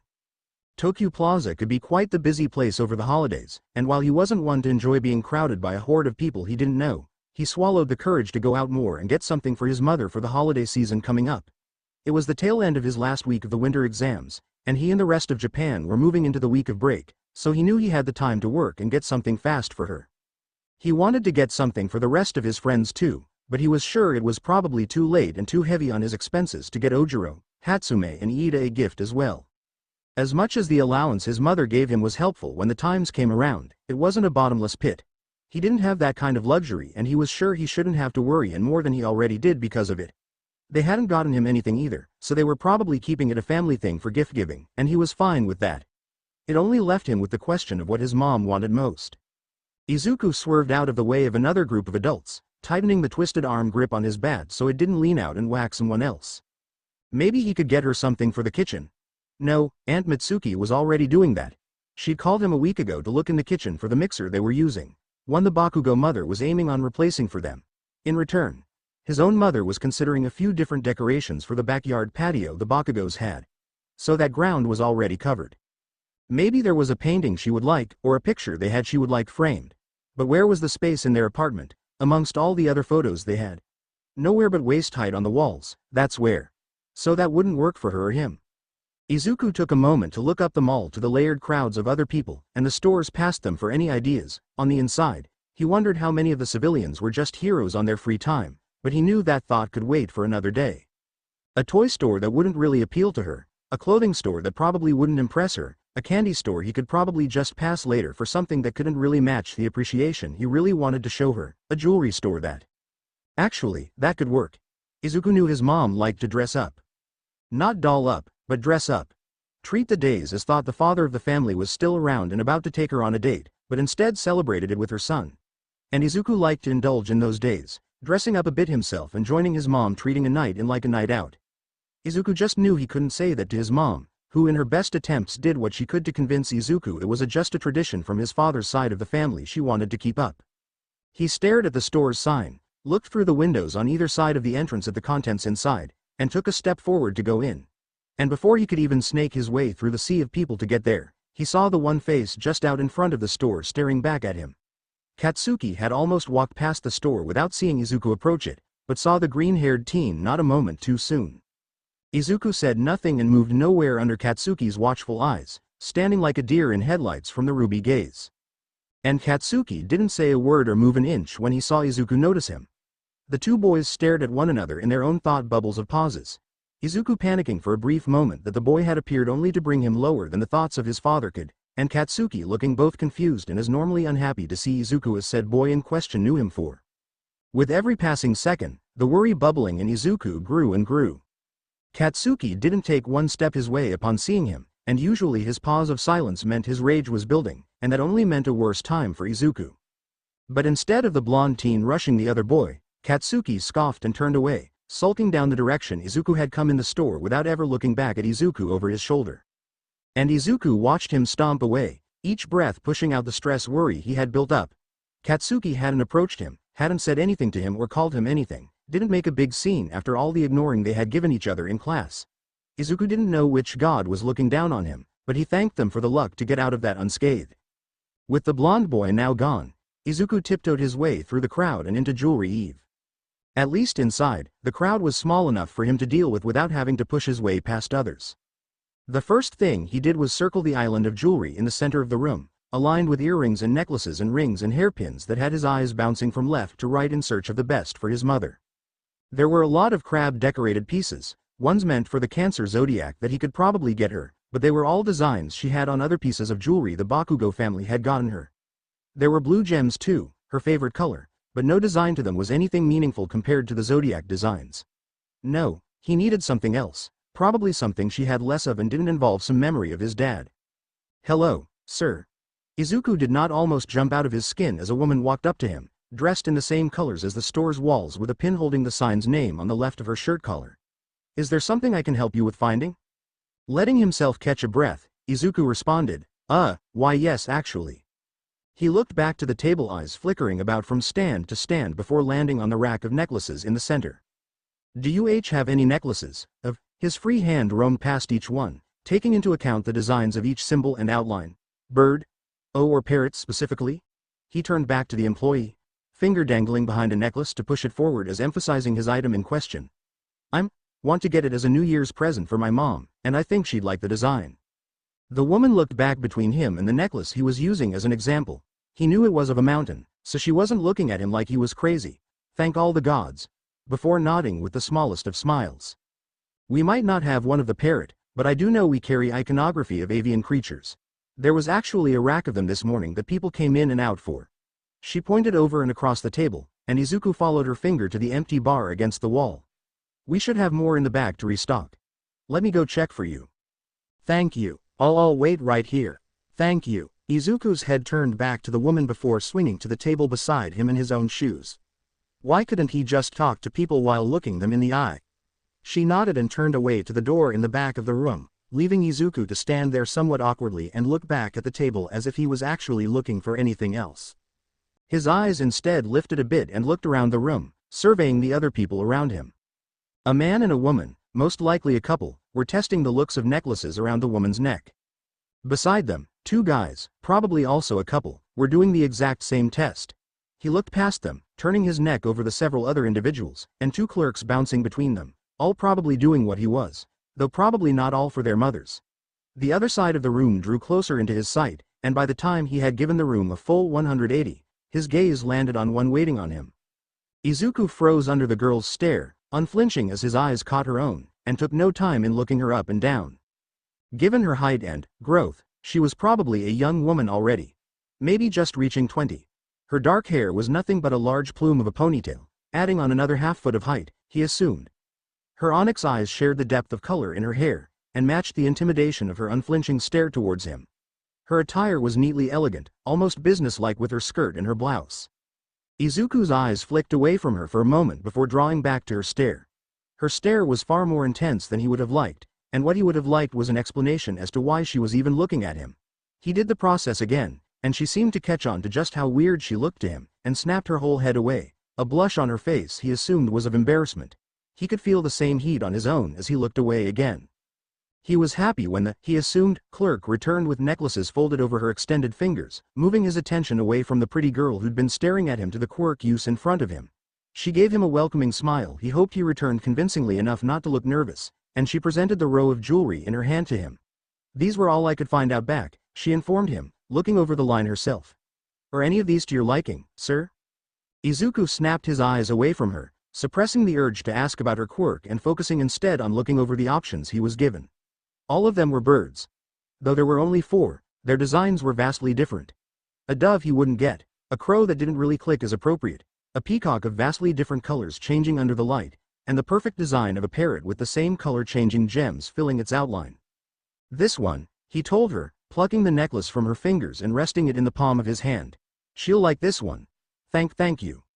She nodded with the smallest comment of, thought so, and moved to hang them up on the wall, only going back to him when he was waiting at the register for her or her co-workers to cash him out. Lucky for him, the necklace didn't put a huge dent in his allowance, and what chunk was gone he knew his mother probably wouldn't freak seeing what it was traded for. With the necklace packaged neatly and safely, he stuffed it in the pocket of his jacket and bid the clerk farewell before returning to the sea of people he'd momentarily forgotten about. Geez, the winter break's almost here, but you'd think the crowd would be lower at this time of day. Izuku's sweat dropped and looked around the crowd, still arguing in his head if he should buy something for his friends. That necklace nearly put a quarter of a dent in my allowance, but if it was a real jewel it probably would have taken everything, so that's more in my favor than I thought it would be. What could I get everyone though? His finger drilled on the bad grip in his pocket.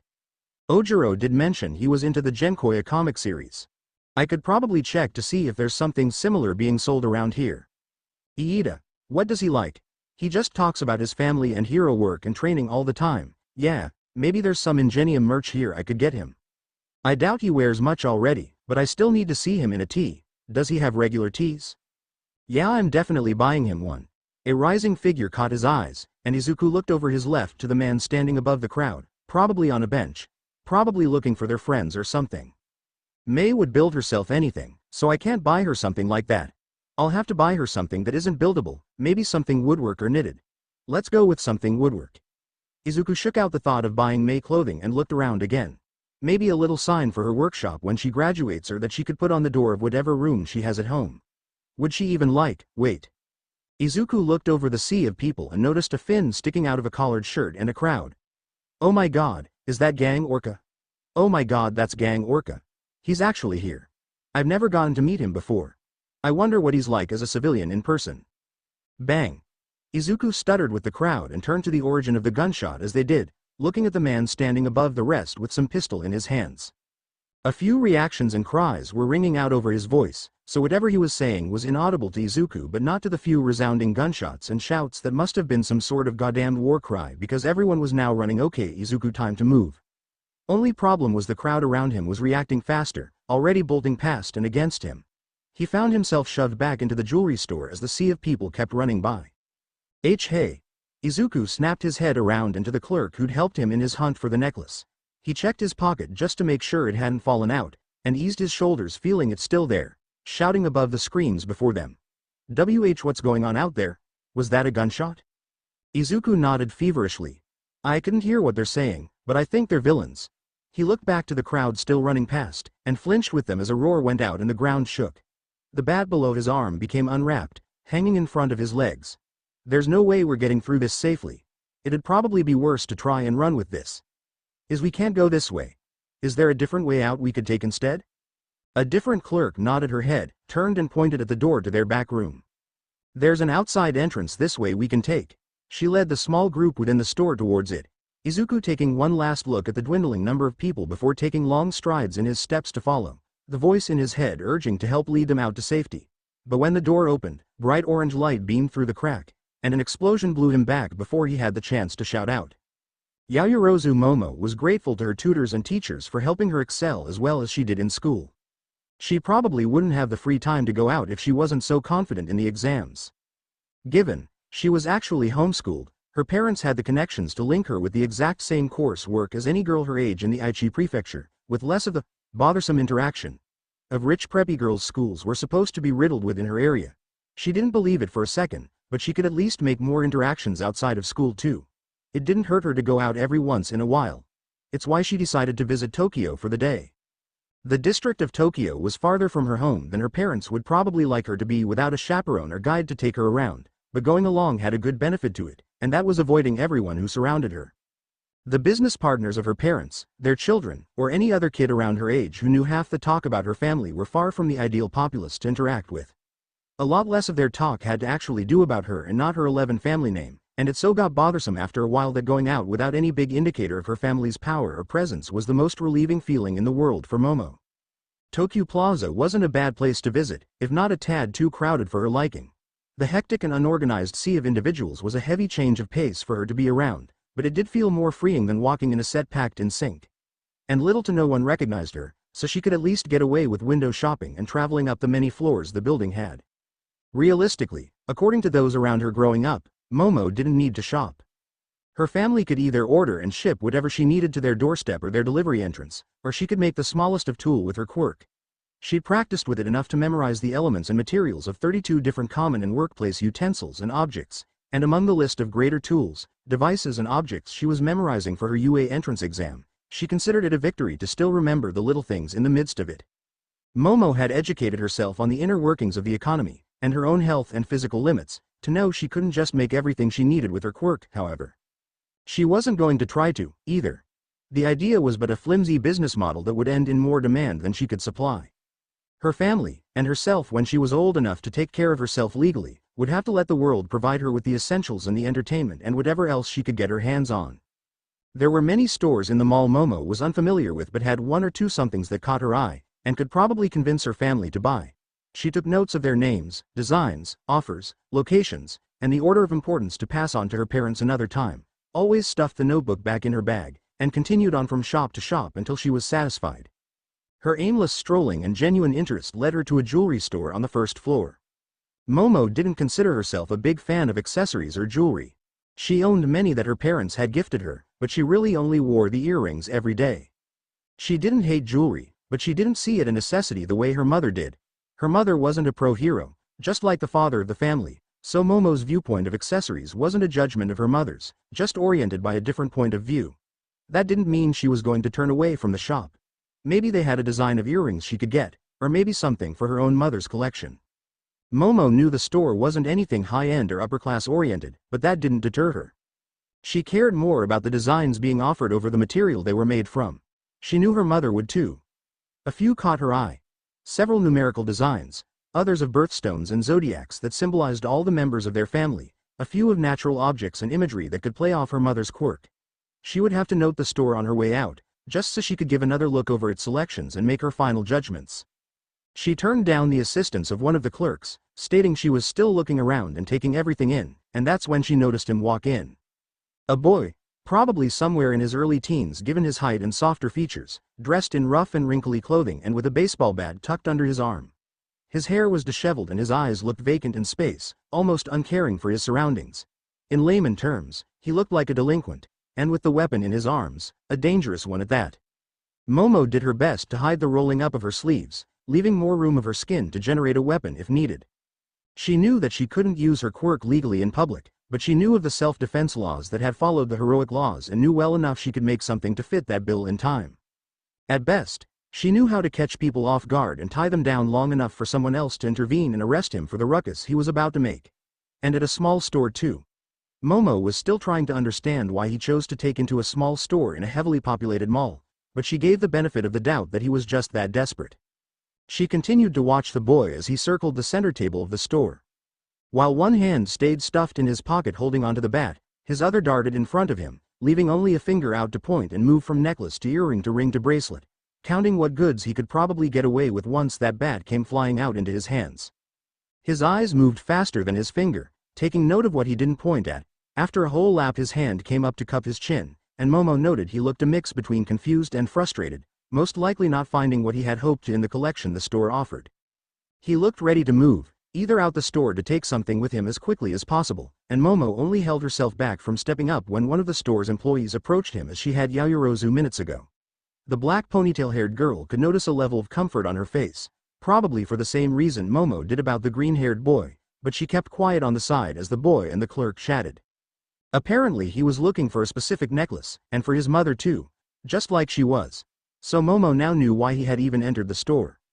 Her shoulders eased as the clerk's did, promising the green boy to look in the back for a design that met his expectations, and the boy stayed in place when she left to the back room. Any stress he entered the store with had evaporated, making the boy more jittery and aware of his surroundings instead of attentive to only what was in front of him. His emotions and expression had done a 180, and his body had too until his eyes met Momo's. For a brief moment the worry was back in her head, and her hand hovered over her forearm ready to act, but the boy didn't move and only continued to face her. Tension was in the air the several following seconds their eyes locked on. Only the tension was only around Momo as she noticed the boy's eyes dart away and to her several times within the passing minute. He looked more troubled than aggressive, more concerned than battle-ready, and that gave pause for Momo to think. The boy's showing no signs of aggression other than in his appearance, but he looks more disheveled than anything, Momo noted, taking a second to look over his form again. His eyes are wide open, not to attention, though. He looks like he's barely able to stay up on his own 2 feet, but there isn't any other sign of physical exhaustion. Or maybe he isn't tired. His other hand's moving plenty by his side, so he could just have ADD or ADHD, or he's just in a rush to get the necklace he's looking for and go. She took another look at his face. Now he looks inquisitive, meaning something's confusing him, but what? Is he overheating? He looks to be burning up, but it's fairly cold in this store. Why? Momo stopped her thoughts short as her mind did an overview of the situation. Have I been staring at him for 10 minutes thinking he's a threat, and why am I still knowing he probably isn't?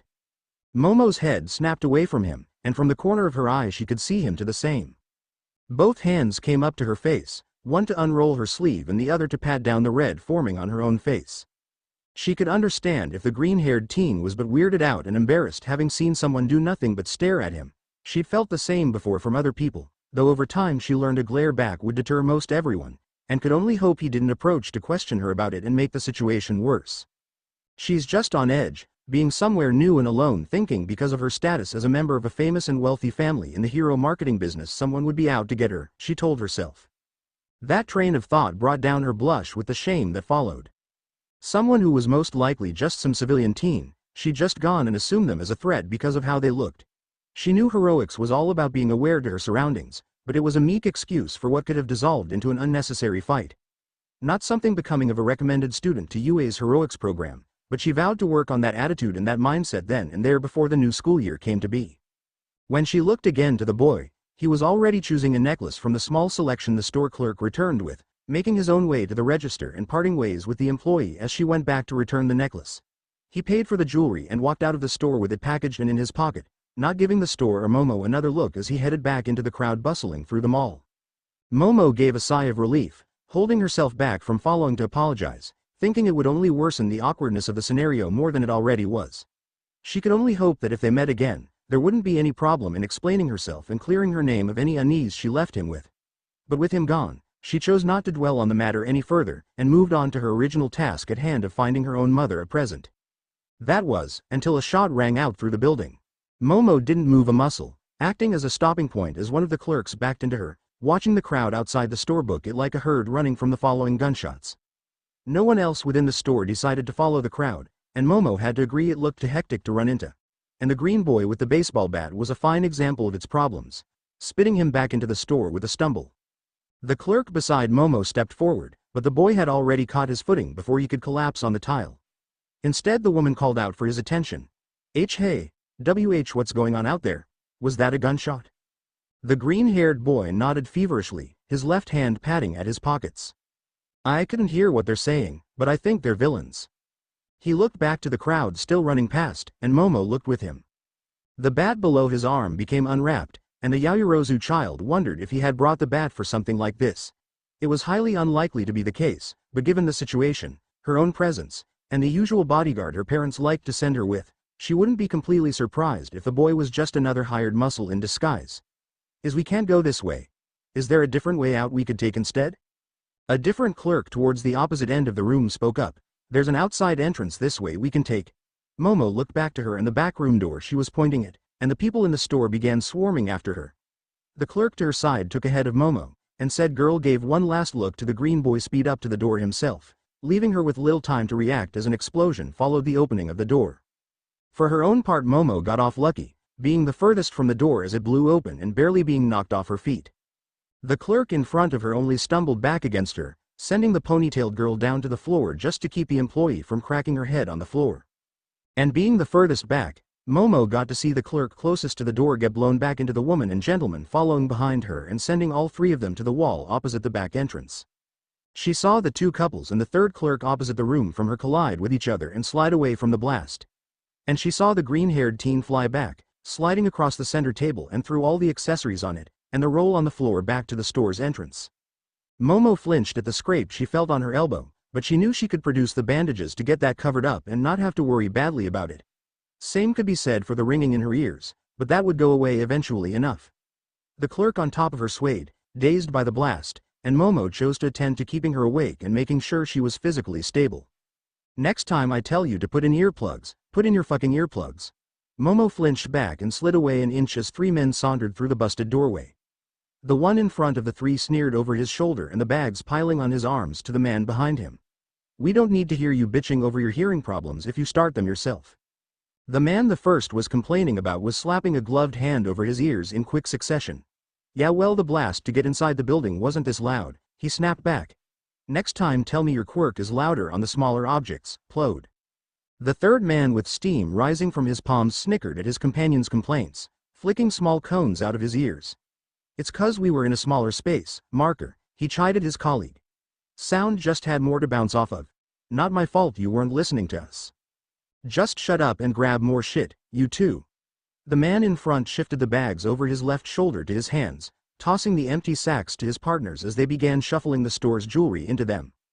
Momo watched with bated breath, keeping her hands on the clerk to keep her from running forward as the man with steam at his hands stepping over and sneering at her coworker closest to the back door. He didn't do anything to the unconscious woman or the people with her, but the shifting look he continued to give them didn't settle Momo's stomach. She looked back over her shoulder to the boy with the bat, lying face down on the floor right beside the entrance and on top of his bat. He was struggling to stay conscious, probably having hit his head against the metal bat in his tumble. The man suffering from his hearing came towards her and the clerk, barely giving them a second glance as he shoved stacks of accessories into his bag until the shelves were bare. Once full, the man zipped it closed and turned away, and then did he look over the clerk and the Yaoyorozu child, flinching both girls back. Instead of advancing on them, he turned back to the man who led them into the store. You think the boss would mind if we took any hostages? The man in the green jacket looked over to his partner and the two women he was standing over. Don't bother with it. Boss doesn't want any civilians in our hands to have police prioritize us more. An explosion off in the distance rattled the building, sending the criminals' gazes out the door and leaving Momo to wonder just how many more of them were present in the mall. Just leave them. Got another store to hit, then we go. The man in the blue jacket looked back down at the two ladies below him before shrugging and stepping to the store's entrance. The man in the red jacket laughed and leapt over one of the store's overturned tables. It's not like any of these people would fight back anyways. They're civilians, not heroes. Most can't even legally fight with their quirks. He tilted his head towards the store's entrance. Tybok is dealing with the only one present. You sure we can't take a few to get a few more money out of this? If you know any human trafficking rings, tell the boss, the man in green replied. Maybe he'll give you a promotion. We have our own shit to do right now. Come on. Green and blue walked out the store's entrance, and Momo watched them walk right past the green boy now lying still on his side, the bat barely an inch in front of him. Her eyes furrowed a moment, wondering when he had moved his position, and noticed as the man in red slowed down in front of the boy, the crunching of beads under his boots ringing out in the silence between the explosions. He sneered a grin down at the teen and snarked, "Useless lot," before shooting his foot to the boy's stomach. Only instead of hitting his target, the boy's hands shot out to the foot and slammed the handle of the bat against his shin. Momo could see the boy's eyes snap wide in action. The red criminal swore in pain, swinging his right foot back, but the teen took the moment of the man's one foot in the air to swing the bat handle against his other ankle, tripping him up and flipping him backwards. Momo winced at the crack that sounded as his head hit the floor first, but she felt little sympathy his way. She watched the boy move quick, spinning on his hip to sit up and push himself onto his feet before turning to the entrance and the two criminals who stopped leaving as their companion fell. The man in the green jacket scoffed as he let his bags drag off his arms to the floor, but the man in blue gave a twisted smile as he took small steps forward. The green teen raised his bat in his direction, but the man continued his slow trek. "Calm down, kiddo," were the words that slid out his smirk. "No need to get so feisty. You'll get someone hurt, and if you aren't lucky, that someone will be you." The hand by his side slid up, pulling a jagged knife out from his pocket. "You really think your quirk and a baseball bat's gonna help you in an outnumbered situation?" Momo could see the look of the teen from the side of his face. He blanched by the end of sentence, probably given the train of thought that he probably was outmatched by two adults with their own quirks at their disposal, not holding anything back, against a kid who most likely doesn't want to hurt them as bad as they want to hurt him. But he didn't back down, look away or lower his bat. He stayed right where he was standing, only ever changing his expression into doubt and then into determination. The criminals saw it, the blue jacket man's smile becoming challenging as the knife twirled in his fingers and the green jacket man stalking forward as he let the last of his bags drop to the floor. Momo saw it too, helping the clerk beside her lean against the wall without drawing the criminal's attention before letting her hand glow and thrusting it to the men, launching a short but thick steel pipe from her palm in their direction. The man with the knife had caught sight of the flying metal object heading his way and leaned his head back just in time to miss it clocking him in the jaw. The boy with green hair flinched back as well, though he was a good few feet away from it actually hitting him. But the man in the green jacket didn't fare as well as his companion, surprised as the steel cylinder slammed into his throat, sending him stumbling against the wall gasping from the new bruise. While the criminal took a second to snap his eyes between Momo and his falling partner, the green boy took a look towards her only. Staring at the man with a knife looking down at her with surprise, Momo could see the teen turn his head towards her, and she turned hers just enough to lock both eyes with his. She saw only a second of surprise on his face as their eyes met, and a second later he steeled his expression back to the same fire he had thrown the first man down with. A smirk flickered on his lips, but Momo could barely process it before his head snapped back to the criminal and his bat shot at his stomach. A little too late, however, as the criminal was quick enough to respond to catch the head of the bat in his other hand, still having his knuckles pressed into his stomach. With a grunt he thrusted his blade. Momo took a split second to notice it was longer than it was when he took it out of his pockets, towards the teen's chest, only for the bat in his hand to come flying up in the boy's defense. Just as quickly, the teen stepped forward, his hold on the bat flipping and cracking the steel tool down on the man's nose without a moment's hesitation. The man stumbled back a step, face scrunched in pain, and one step was all he got to take as the teen wrapped his bat behind the man's head and flipped him on the ground back into the store. Though clearly in pain and sporting a possibly broken nose, the man slashed at the teen again, nicking him across the shin and only getting another hit in the face as a response. Momo pushed herself to her feet, easing her shoulders at the sight of the 3 downed criminals around them. She could hear the clerk beside her sigh audibly and push herself up to help her drowsy coworkers and customers. The teen with the bat stayed standing over the same criminal, heaving his body with each breath. The cut on his leg barely seemed to bother him, probably only having gotten a shallow cut from the man's knife. He looked over to Momo, giving her probably the best and longest look at his emerald eyes, and in the corner of her own she saw the criminal in green snarling forward, the wall where he touched coming apart and wrapping stone around his arms. "Look out." Both teen and criminal reacted on the spot to her call-out, the former snapping his head around and the latter cocking his hand back for a punch at the boy's face. Before it could make contact, the teen flew his bat out it, holding it at either end and holding the brunt of the stone punch while skidding back only an inch from the impact. The follow-up punch he didn't get to block, the criminal's left fist colliding with his side, sending him spiraling over the store register and into the wall behind it. Momo had completed generating a staff from her wrist by the time the teen boy collapsed behind the counter, and by then the criminal turned his attention to her. "I've been having a rough day, you little bitch," he growled out between coughs, "and you've made it worse. And just for this." The man pointed a rocky finger at the bruise on his throat. "I'll return the favor in kind." Momo knew the odds weren't stacked in her favor. Whilst versatile, her quirk was only powerful if given more time, and she simply didn't have that for this fight. While strong, her own physical strength was nowhere on par with the criminal's quirk manipulating stones the way he did, nor as strong as the boy's quirk able to hold back a punch while barely flinching in response. She could hear the instincts deep within her telling her to step down from such an uneven fight, but she pushed it down.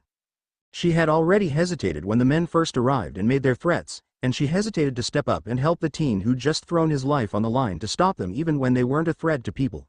These men were just wrong in their actions, and the boy had stepped up so they couldn't get away with it. He was being a hero, and if she was going to be one too, it wouldn't have been right to just sit by and do nothing when she clearly could. She swung the staff with all her might at the criminal's head, expecting nothing less when he caught it and yanked it out of her hands. The pull had sent her lunging forward, and she was already forming a shield from the forearm closest to the criminal, ready to parry his next punch and keep on fight. The man didn't seem to care in the slightest, rising his fist up to his head to crash it down on her. Gra! Then a bat came flying into the scene. At the last second the criminal brought his hand down just enough to block the strike, but the hit sent him flying across the room and embedding him into the wall across from them. Momo watched his body go limp where he hung, and turned her head slowly down the bat to the standing and highly aggravated green-haired teen watching the criminal with her. His body rose and fell with each breath, and she could see blood trickling down the back of his neck from where he must have hit a corner, but he kept his eyes wide open and showed no signs of relaxing even with all 3 criminals unconscious. As the 3 robbers showed no signs of getting up, the teen conceded victory, easing his shoulders and straightening his back in relief. It took him a few seconds to notice the eyes on him, slowly moving down to the couples just under where the green jacket criminal was stuck, to the eyes of the clerks and customers in the back rising over the table in front of them to check if the coast was clear, to the onyx eyes right beside and above him. He blinked rapidly and nodded his head shakily. Hey, he greeted Momo, voice expressing the only side of exhaustion in the situation. Momo nodded back slowly. Hello. The teen blinked at her again, red dusting his cheeks from all he had done. Are you okay? His words came out in gasps in an attempt to find his breath. Momo nodded again, eyes flickering to the back of his head. I could be asking you the same thing. Her eyes dropped back down to his. You're bleeding. If it were possible, he straightened up more at those words, the highest of his height reaching about the level of Momo's lips. His head tilted back, and she could see some red start to trail down his messy hair, probably from right where the wound was, and then he looked down at his ankle and hummed. I don't think it's bleeding, he commented with confusion, sticking his foot out to see where his pant leg was slashed open. It's just a shallow cut. Huh. Guess he missed with the knife more than I thought. That rung alarms in Momo's head, staring down at the teen boy with nothing but concern and worry. Blood was streaming down the back of his head and neck, and was probably staining down his back too. Not at a rate alarming of severe blood loss, but enough to show he was losing more blood from one wound than anyone conceivably should. Did he really not feel the wound? Did his quirk not only make him strong, but also desensitize him from pain? That would be troublesome if it eliminated the feeling of near any wound, probably counteracting the brain's fight or flight response to know to keep himself alive and tend to his wounds before his body started to become numb and unresponsive. He would run himself dry before he even realized he was losing anything to being with. Fearing the worst, Momo bridged the gap between them and fumbled through her bag for a mini first aid kit. Thank you Mom and Dad for those lessons. No, I mean you're bleeding from your head. You must have cut your head against something either time you went flying. She winced internally at her lack of formality, saying that to his face. I don't think it's too big, seeing as how you're still standing, but I should at least cover the wound so you don't bleed out any more than you have. The teen beneath her hands and gaze practically froze up in compliance as she tilted his head down more and parted his hair to get a good look at where the blood was coming from. Her fingers traced around the inch or two long cut on the back of his head, and the teen barely even flinched at the touch on his wound. Has to be some sort of power-through quirk, affecting him in strength and pain, Momo theorized as she covered the wound with a sterile cloth and holding it down with small strips of surgical tape. We need to get you out of here so we can get it treated properly, she told the teen as she stepped back, allowing him to rise, his face covered in red. His lips floundered as a hand came up to tap on the bandage. Is it that bad? He asked, running a hand down the back of his neck below the bandage. When his hand pulled back, the two teens looked at his fingers coated in blood. Oh, that is bad. The teen looked down at himself, his hand rising and falling as though contemplating what to wipe the blood off on, but instead found a towel dropped in his hand courtesy of Yaoyorozu. Thanks. Momo only nodded to his gratitude, her mind still elsewhere as she continued looking him over for any other wounds or bruises from his fights. You shouldn't have stepped in like that, she informed him, holding back her tone from being as scolding as her parents had given her in the past, but the boy still flinched at the words alone. It was brave of you, but they were going to leave everyone alone anyways. Fighting them wasn't necessary. Neither was letting them get away with it, the boy countered, but his voice sounded weak in his response. His eyes looked over the room to the other civilians struggling to get up from their own wounds, and Momo was doing her own part to look them over and help how she could. Gang Orca's the only hero on the scene. You heard him. If he's the only one fighting right now, they would have gotten away with all this, the hurting and the theft. I know I shouldn't have, but I didn't think it'd be right not to step in. That's kind of you, but that doesn't excuse it. Momo took pause in her words as both teens looked to the back of the store, listening in as one of the clerks told everyone to follow the way the criminals had come in, theorizing there's probably police on scene outside through their shorter route to safety than through the main halls. One gentleman was holding the steaming door open with a blue hand, contrasting from the rest of his exposed red skin, but little other civilians cared to notice as they shuffled out the store together. Momo took steps to follow, and the boy followed behind her, lifting the bat up to his chest in precaution. Even if your quirk helped to dilute the pain you feel and weaken their blows, you shouldn't have put yourself in danger like that in the first place.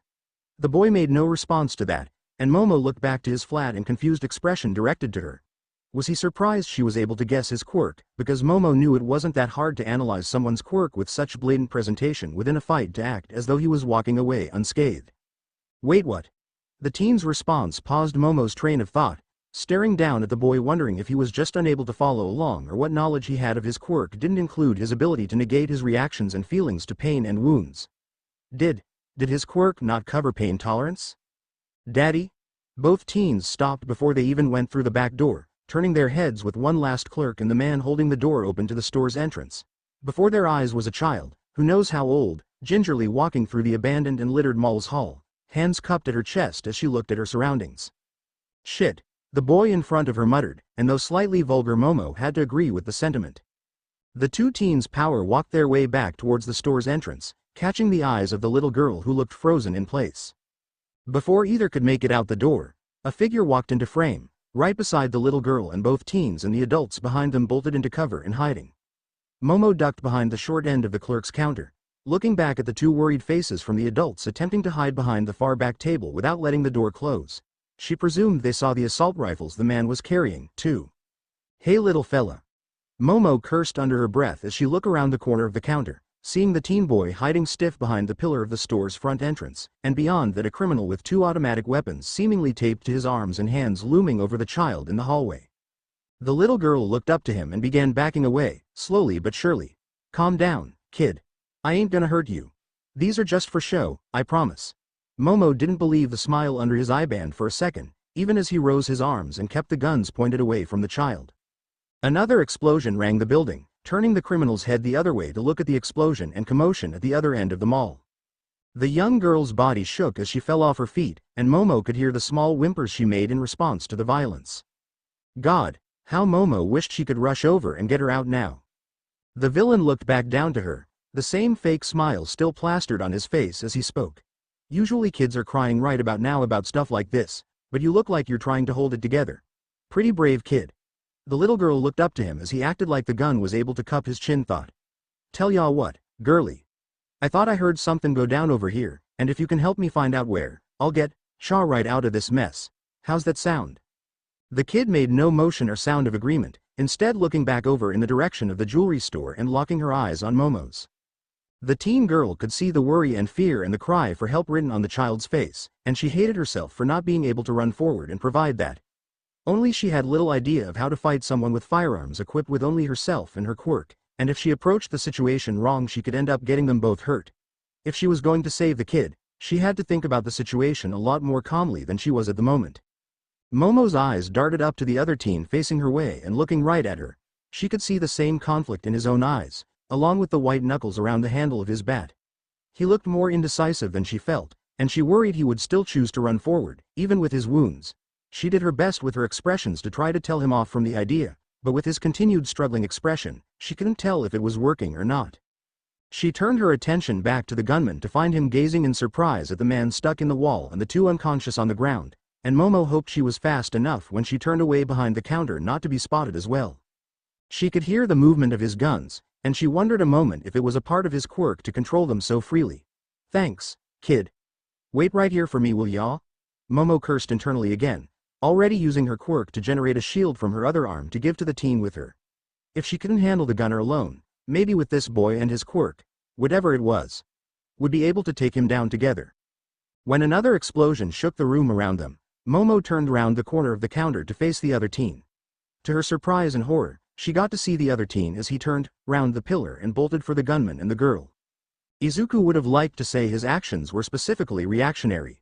He was surprised when the explosion sent him careening over the table, more than he was hurt. That wasn't to say it didn't hurt, crashing his back against the wooden surface and the various edged objects decorating it, and then sliding off to roll across the floor. It just didn't hurt as much as he thought it would have. Hitting his head against his own bat instead of the floor hurt more, and he only hoped it didn't leave a bruise. What hurt more than that was watching the people around him, innocent people, get knocked about and knocked out and bleed by people who had little regard for the well-being of others. As cliché as a motive it was, and Izuku had read plenty of comics that used it for their characters, that didn't make it sting any less to see happen right before his eyes. He used that reasoning as justification for attacking the three criminals responsible, for working as fast as he could to respond and knock them out, avoiding having to draw out a fight he probably couldn't win if it went on any longer. And it went that way for all of about 2 minutes until he was sent flying into a wall and the villain went after someone else. He didn't register anything beyond move, as he saw the tall girl's first attack fail right in front of him, shoving himself off the floor and forward to take a swing before the criminal could land his stone-infused punch. Seeing that same villain stuck in the wall hadn't really helped to settle anything within Izuku, but it didn't hurt more than seeing the civilians around him hurt as well. It was a weight off his shoulders, of which the girl beside him all but told him was his own fault for having to begin with. To see the criminals down for the count, but the last one was with more excessive force than he would have liked to use on another human being. If that man was harmed in any way deemed fatal, Izuku knew he'd be to blame for that, on a criminal or not, in self-defense or not. The police and the heroes would metaphorically have his head for inciting violence on anyone, probably more so because he was quirkless and shouldn't be stepping into a fight at all if the sludge villain incident left anything in the back of his head since. Plenty problems were left with Izuku since that day and he hated thinking about each and every one of them. The wounds he had didn't hurt that much either. The cut his leg received from the guy with a knife hadn't reached bone, and it didn't look like it cut too deep beneath his skin, but it stung a bit to walk on when he wasn't on an adrenaline high. The cut on the back of his head stung a bit more than that, and the blood staining his shirt and jacket, and then his hand told him he probably should worry about it more than he was, or about the amount the tall girl who patched him up was. Izuku was happy she didn't bring up his blush when she saw it. Even with Mei he'd never really gotten close to any other girl, and being shorter than them and so close to their chest without them bothering to notice or think about it didn't help any embarrassment of the situation on his end. It was reassuring to be patched up by the tall girl he assumed was glaring at him earlier, and it set his suspicions of her at ease knowing he had someone on his side, for all of a minute. It hurt to hear how right she was about his involvement in the fight and how reckless his actions were. He knew it already, but hearing someone reinforce that viewpoint only helped it to settle in. It hurt more than his physical wounds, maybe even more watching everyone around him struggle to move from their wounds, but it found itself topped as the tall girl put all of the responsibility and power on the quirk he didn't have. Izuku had to bite back his tongue from making a snide comment in response to that. The blood loss was probably affecting him more than he realized, but that didn't matter as much.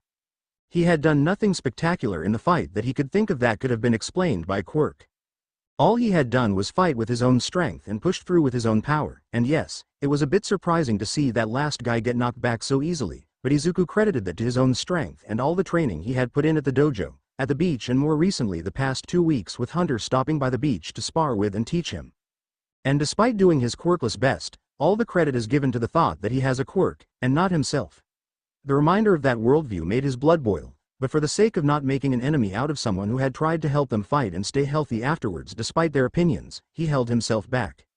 Then a child with white hair appeared in the middle of the ruin and rubble and, of course, Izuku moved to grab her and run. Leaving a child at a time like that would have been a heartless act Izuku wouldn't approve of from himself. At least the tall girl had the same mindset while following behind him, until a man with guns at the end of his arms appeared and he and the tall girl rushed to hide before the gunman could fully see them. Izuku stood right at the store's entrance, listening to the one-sided conversation out in the hall as the gunman tried to comfort the little girl without really doing anything to calm her down. He took one look at the scene in the middle of their talk, watching the criminal. He was teetering on the border between criminal and villain with every second, tower over the little girl just trembling at the sight of him. Izuku only looked away to tell himself not to shout or step out from hiding. He hated the building in his throat, angry at the situation before him being anything but good for anyone and at himself for being unable to do anything about it. He stepped up to fight 3 guys who weren't being a threat to anyone. He stepped up before when the guy he respected, hated the most was being suffocated in front of a crowd, and yet his first instinct at seeing a child threatened was to step back.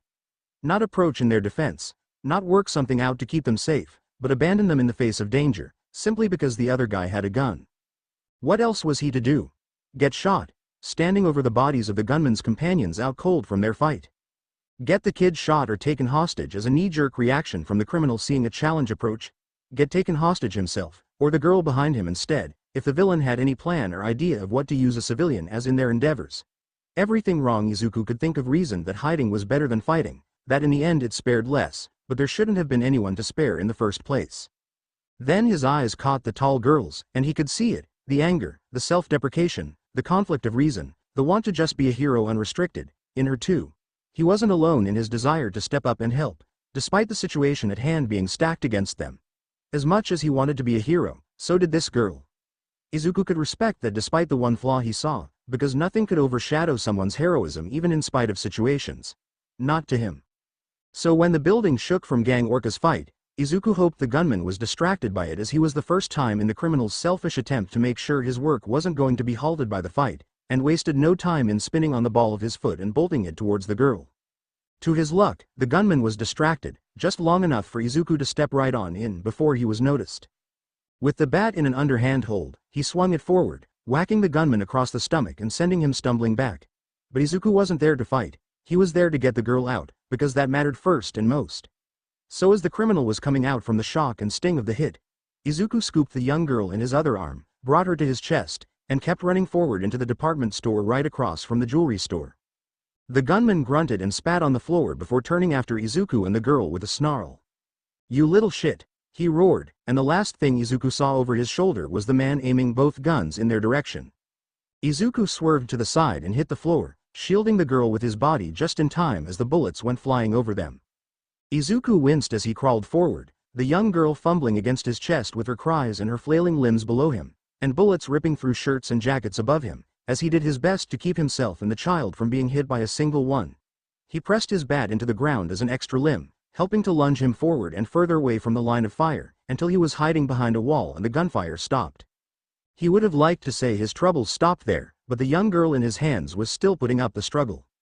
She was still flailing and crying and beating against his chest for him to let go. Hey, calm down," he tired reasoning with her, dropping his bat on his side as quietly as he could to meet with her own screams having gone silent as the gunfire passed.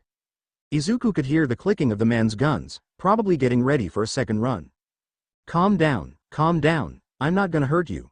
The young girl blatantly ignored him, growling and crying with each punch that made contact with his palms and each knee and kick that hit his sides and the horn on her head that swung about as she shook, but Izuku only grunted them off. "Calm down, I promise I'm not going to hurt you." He winced internally as she continued to struggle against him. He really didn't know how he was supposed to calm down a kid, how his own mom had handled him or how heroes handled them in situations like this. So he decided to go with the option he wanted to do least. When she swung at his chest again, Izuku chose to catch her hand and then do the same when the other hand came following. It panicked her a moment, something Izuku knew was going to happen if it did, but he restrained himself from caving in and letting go in favor of getting them both out of this safely. He rose both fists in his clutches to his face, telling the girl, "Look at me. Please. Look at me." She continued to struggle at first, her eyes only flickering to his face every few seconds as her attempts continuously failed, until fatigue caught up to her and she went slack in his hold. He could hear her sniffling start back up, and Izuku straightened where he sat looking down at her. "I won't hurt you. I promise I'm not going to hurt you." Her head tilted back so she could look up at him, and Izuku heard his voice crack, seeing her ruby eyes glisten with tears. "I am going to get you out of here," he vowed, internally pressing down his emotions to try and keep himself calm for her sake. "I am going to get you out, and I will keep you safe. I promise you. I will not let him hurt you." She sniffled back a whimper, eyes falling back down away from his. "I want my daddy. I'll get you back to your dad." He brought his hands together, lapping one over the other and keeping both of hers still in his grasp, though softer now. "I will get you out of here, I will help you find your dad, and I will take you back to him. But to do that I need you to calm down, and I need you to trust me and let me help you." He took a deep breath as he finished, held back his own tears, and got her to look up at him once more. "Please, let me help you." After several moments of vocal silence between them, only broken up as the little girl tried to compose herself, she nodded her head and agreed. Izuku let out his breath and eased back down the wall, lowering their hands with him. "Good," he told himself, one hurdle passed. "Either of you kids still there? Another one to get over." Izuku turned his head towards the gunman's voice, his arms wrapping protectively around the girl as she shot against his shirt to hide. He didn't dare peek around the wall or get closer to the corner, hearing the cracking of glass under the man's boots. "I ain't sure if I hit y'all enough.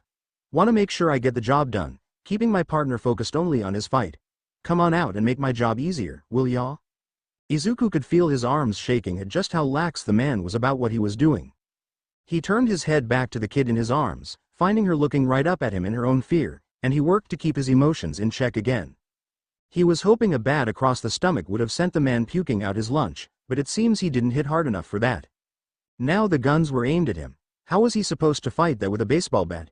Izuku doubted he could reason with the man to let him close enough to strike, or if he could even sneak around for a second surprise attack. He'd probably get shot the instant he looked at the man just because of what he did. But he needed to do something, and he had to get this girl to her dad. There wasn't any other option. Izuku rolled his head to the baseball bat at his side, and he was happy he decided against smacking himself in the face for his thinking, or lack thereof. It's a baseball bat, and what do people usually do with them? Hit things and send them flying. Izuku chided himself for nothing thinking of that sooner, and briefly for not even thinking of it as useful practice material to be a hero. There was probably going to be some day in the future he'd have to work from a long range, and apparently today was that day.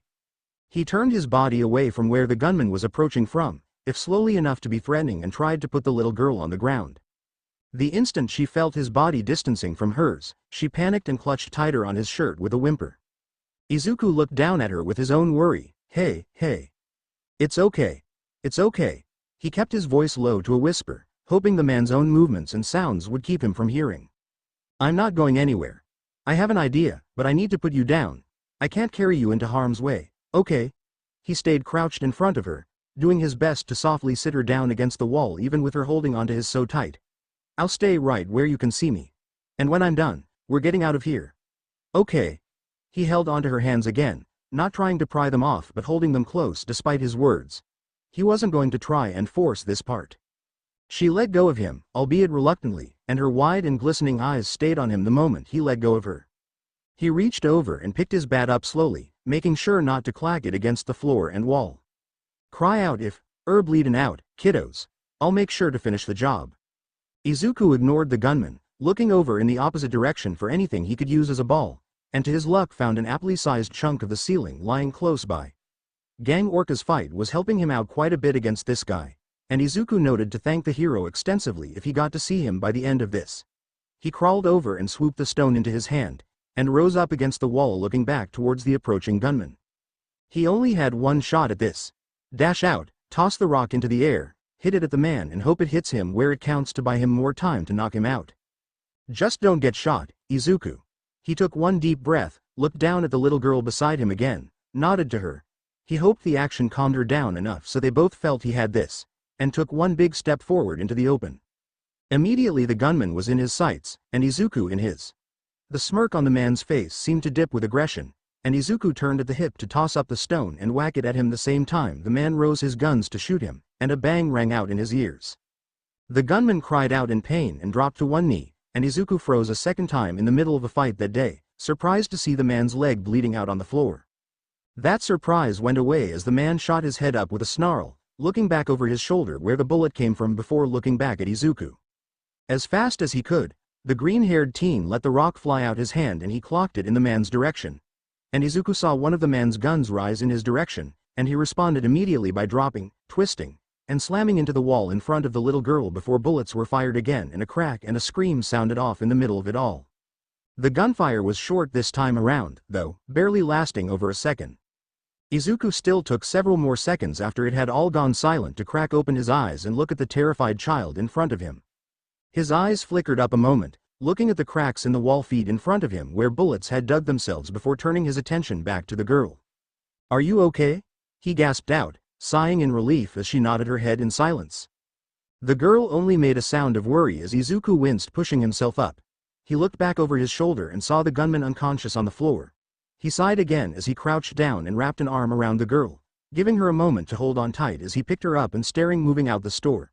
She flinched as they approached the sleeping and bleeding gunner, and Izuku made sure to swerve around him as they passed.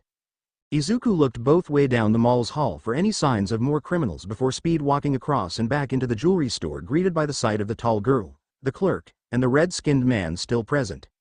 He was surprised to see the gun the tall girl was clutching in her hands, both cupped over the trigger so it couldn't be fired off, and sent a small nod her way as he passed and kept head on to the back door, leading the last of them out of the store and out of the mall without pause. Izuku sighed as he leaned back on the bench, shifting his arms as the little girl moved to a better seating position on his lap and giving a brief look to his side at the tall girl sitting with him. When they exited the mall, Izuku and the others were greeted to the sight of a crowd of other civilians and several officers and heroes coming over to their aid, helping to escort them further away from the mall as the latter group pushed on into the store as backup. The tall girl handed her gun over to one of the officers, letting them confiscate it without struggle, giving only a brief explanation that it was used against one of the villains in their leg. With how out of it she looked, Izuku wondered if it was her first time ever holding a gun, much less using one. One of the officers had tried to help the girl in Izuku's arm down, but the girl refused to be let go and threw her legs around Izuku in retaliation. Izuku explained to him briefly what had happened with her, leaving out the details of him fighting at all, and told the policeman that she was separated from her father, probably when everyone was panicking, and that he might be somewhere in the crowd instead of the store. Izuku didn't remember actually seeing anyone on the floor outside of the jewelry store, and prayed that he was right in his guess. In the meantime, as the officer went looking for anyone who had been separated from their daughter, Izuku was guided to the side with the tall girl to a bench not within the crowd of people watching on the sidelines. The two, excluding the child from the equation, were told to wait by the side for someone to come by and ask them some questions before they could leave. Apparently some of the people who had gotten out first had mentioned them stepping up to fight the criminals who came in through the back door. Despite not being told in trouble, Izuku feared the worst with his flashbacks of the sludge villain playing in his head. The darting yet silent looks from the tall girl beside him wasn't helping any. Izuku couldn't tell if she was as worried as him about the detective coming to question them or if she was choosing to comment on his actions again. He wasn't sure if he could deal with the latter any more than he could the former, but he'd rather something be said over the silence he was given. That said, he was grateful when the little girl hummed and poked his finger, at least bringing his attention out of his musings and worries to let her to make invisible drawings on the palm of his hand. His eyes were drawn to the stub of a horn on the top of her head, wondering if it was a mutation or had anything to do with her quirk. She looked old enough that it must have appeared by now. The prolonged waiting they had been in ate at Izuku by the 5th minute, the back of his head worrying for the rest of him. They should have found the girl's father by now, he was sure of that. They'd been inside the mall for quite some time, enough for police and heroes to arrive on the scene and definitely long enough for any parents or children to mention of those they were separated from. Her father was probably waiting by the side since he was forced out and told to stay back to see his daughter again, so where was he? Fear gnawed at his thoughts, the worst outcomes coming to mind, and the last thing he wanted to think about was seeing another child be without a father. Eri. All three heads shot up at the loud voice, and Izuku could feel the young child on his leg vibrate as she looked towards the source. Daddy? Izuku felt his body slack into his smile as a man with a ponytail of hair as white as the young girl's came rushing over, the policeman who went looking for him following right behind. The little girl scrambled off his lap, climbing down his leg before running off towards the approaching man, and Izuku pushed himself up to follow behind at a slow pace. He winced slightly as he cradled his left arm against his stomach. He must have swung wrong there at the end of all the fighting, or hitting the guy with a stone, or plus that was starting to fatigue on his body. He could put up with it for now. Izuku watched on silently with a smile as the girl's father scooped her up in a hug, letting her sob against his shoulder as he teared up against her hair. It was comforting to watch, until the man composed himself and stepped forward, taking a hand to rest on Izuku's shoulder. "I was told you got my daughter out safely. Is that true?" Izuku tensed at the sudden proximity of the tall man, but flushed and fumbled with the hilt of his bat anyways. "Ah, why yes sir," he responded, pointing a finger over his shoulder to the girl on the bench, startled to be acknowledged. She and I were able to get her out." He wasn't able to get any more words out as the man roped him into the small family hug, and Izuku could feel the young girl lean against his head to welcome him. "Thank you," the man vocally cried into his shoulder, not actually dropping tears onto his jacket. "Thank you so much. I don't know what I would have done had I lost her in there." Izuku barely had the time to lift a hand and pat the man on the back before he backed away and held the green teen at arm's length. "Actually, I do know what I would have done, but I can't say I would have been happy with myself for it." He laughed weakly and Izuku offered a reassuring smile, though it too felt weak, still feeling frazzled and somewhat sore from the sudden hug. "If there is any way I can repay you for this, please, let me know. There has to be something I can do for you." Oh, no, it's fine." Izuku waved the promise away and tried to hide his blush by lowering his chin. "You don't have to do that. I couldn't ask for something like that." His mind still listed items of value to Izuku despite turning down the offer, and paused as one item in particular came up. He flinched without warning, darting his hand to his pocket and pulling out the white packaging of the necklace he had bought. He opened it and with a sigh of relief found it still intact despite being thrown around with him. With a small smile, he showed it to the man and capped the box again. "I already got what I need. Thank you, though, for the offer." The man only nodded, seemingly a bit confused as to the context of the object but not persisting on the topic. "Still, thank you so much for saving her. Can I at least have your name?" There was a small buzzing in his ear as Izuku realized he'd gone through a few conversations with different people having never really introduced himself. Seemed he finally had the chance to do so. "Midoriya Izuku, sir." He brought the bat up to be caught resting across his stomach with his arm. "Forgot to introduce myself sooner, my apologies." "I wouldn't worry about it, son," the man responded, and Izuku held his shoulders down from flinching too high at the nickname. "It's not like you were really given the time. Again, thank you, Midoriya. I'm sorry you had to go through something like that so soon." "I'd relive it again in a heartbeat," Izuku didn't hesitate to say, catching himself off guard for saying it so quickly. "I'd hope you at least wait a couple more years to get a hero license to do that, then." Izuku and the girl's father looked over to the side at the man in the overcoat approaching them. "Detective Tsukachi. I'm here to speak with the two kids the officers told me got out a couple minutes ago. I assume they mean you too?" The detective waved a finger between Izuku and the tall girl rising to her feet. "Yes sir," she answered, speaking up for the first time in a while, and sounding a lot calmer than she was with the officers earlier. "Is there anything I can do for you, officer?" The father of the girl offered himself, drawing the man's eyes over to him. Izuku noticed the brief look he gave the man before he shook his head. "I assume she's the girl they got out, and you're her father?" The man nodded. "I suggest you go home and rest then, sir. I'm sure these two can give me everything I need. Your daughter doesn't need to be here any longer. It'd probably help to be home." The man nodded as he looked at the girl resting on his arms. Izuku assumed she passed out from exhaustion, especially if the grown man didn't seem worried to see her asleep. He felt the same. "I'll do just that, then. Thank you, detective." He turned again to Izuku, and then a bit more so faced the tall girl too, before bowing without dropping his daughter. "Thank you, again, for saving Eri. I'm in your debt if we ever meet again, and I wish you a good new year." With those parting words, he turned away and left. For a brief moment, Izuku thought he saw the little girl open her eyes and waved bye to him, and he returned the gesture just in case until the two were lost in the sea of people. "Seriously, though," he detective interjected, bringing the attention back to him, "I ask you keep safe until you get yourselves some hero licenses, alright?" The two teens nodded, and he responded with a smile and pointed back to the bench. "If it's alright with you two, I can take your statements here instead of back at the station. Make it faster for all of us. That okay?" They nodded again, and Tsukachi led Izuku back to the bench, letting the two kids sit on it as he stood before them with a notebook. Let's start with names, shall we? Who wants to go first? Izuku kept himself quiet as he saw the taller girl straighten up beside him. Yayorozu Momo, she introduced herself. The detective wrote her name down and looked over to Izuku. And yours? You introduced yourself to the man earlier, but I didn't quite catch it. Midoriya Izuku, sir, he responded, looking briefly to the girl beside him. The name sounded familiar but he couldn't quite put his finger on where from. He'd look into it later. Let's start from the top, if that's all right with you both, he began, pen scratching along the paper. Working on a profile for the men currently being arrested in the mall. I've been told that the 3 criminals found in the jewelry store came in through the back door. I was told you were all planning on going through the door when the attack happened, but I haven't really gotten any information as to how they got in and caused the explosion I've been told about. Would either of you happen to know what happened? It was one of their quirks, I believe, Yayorozu answered, turning the detective's eyes on her. One of them had steam coming from their hands, and one of the men commented on the other's quirk being the cause, so I assume it was because of him.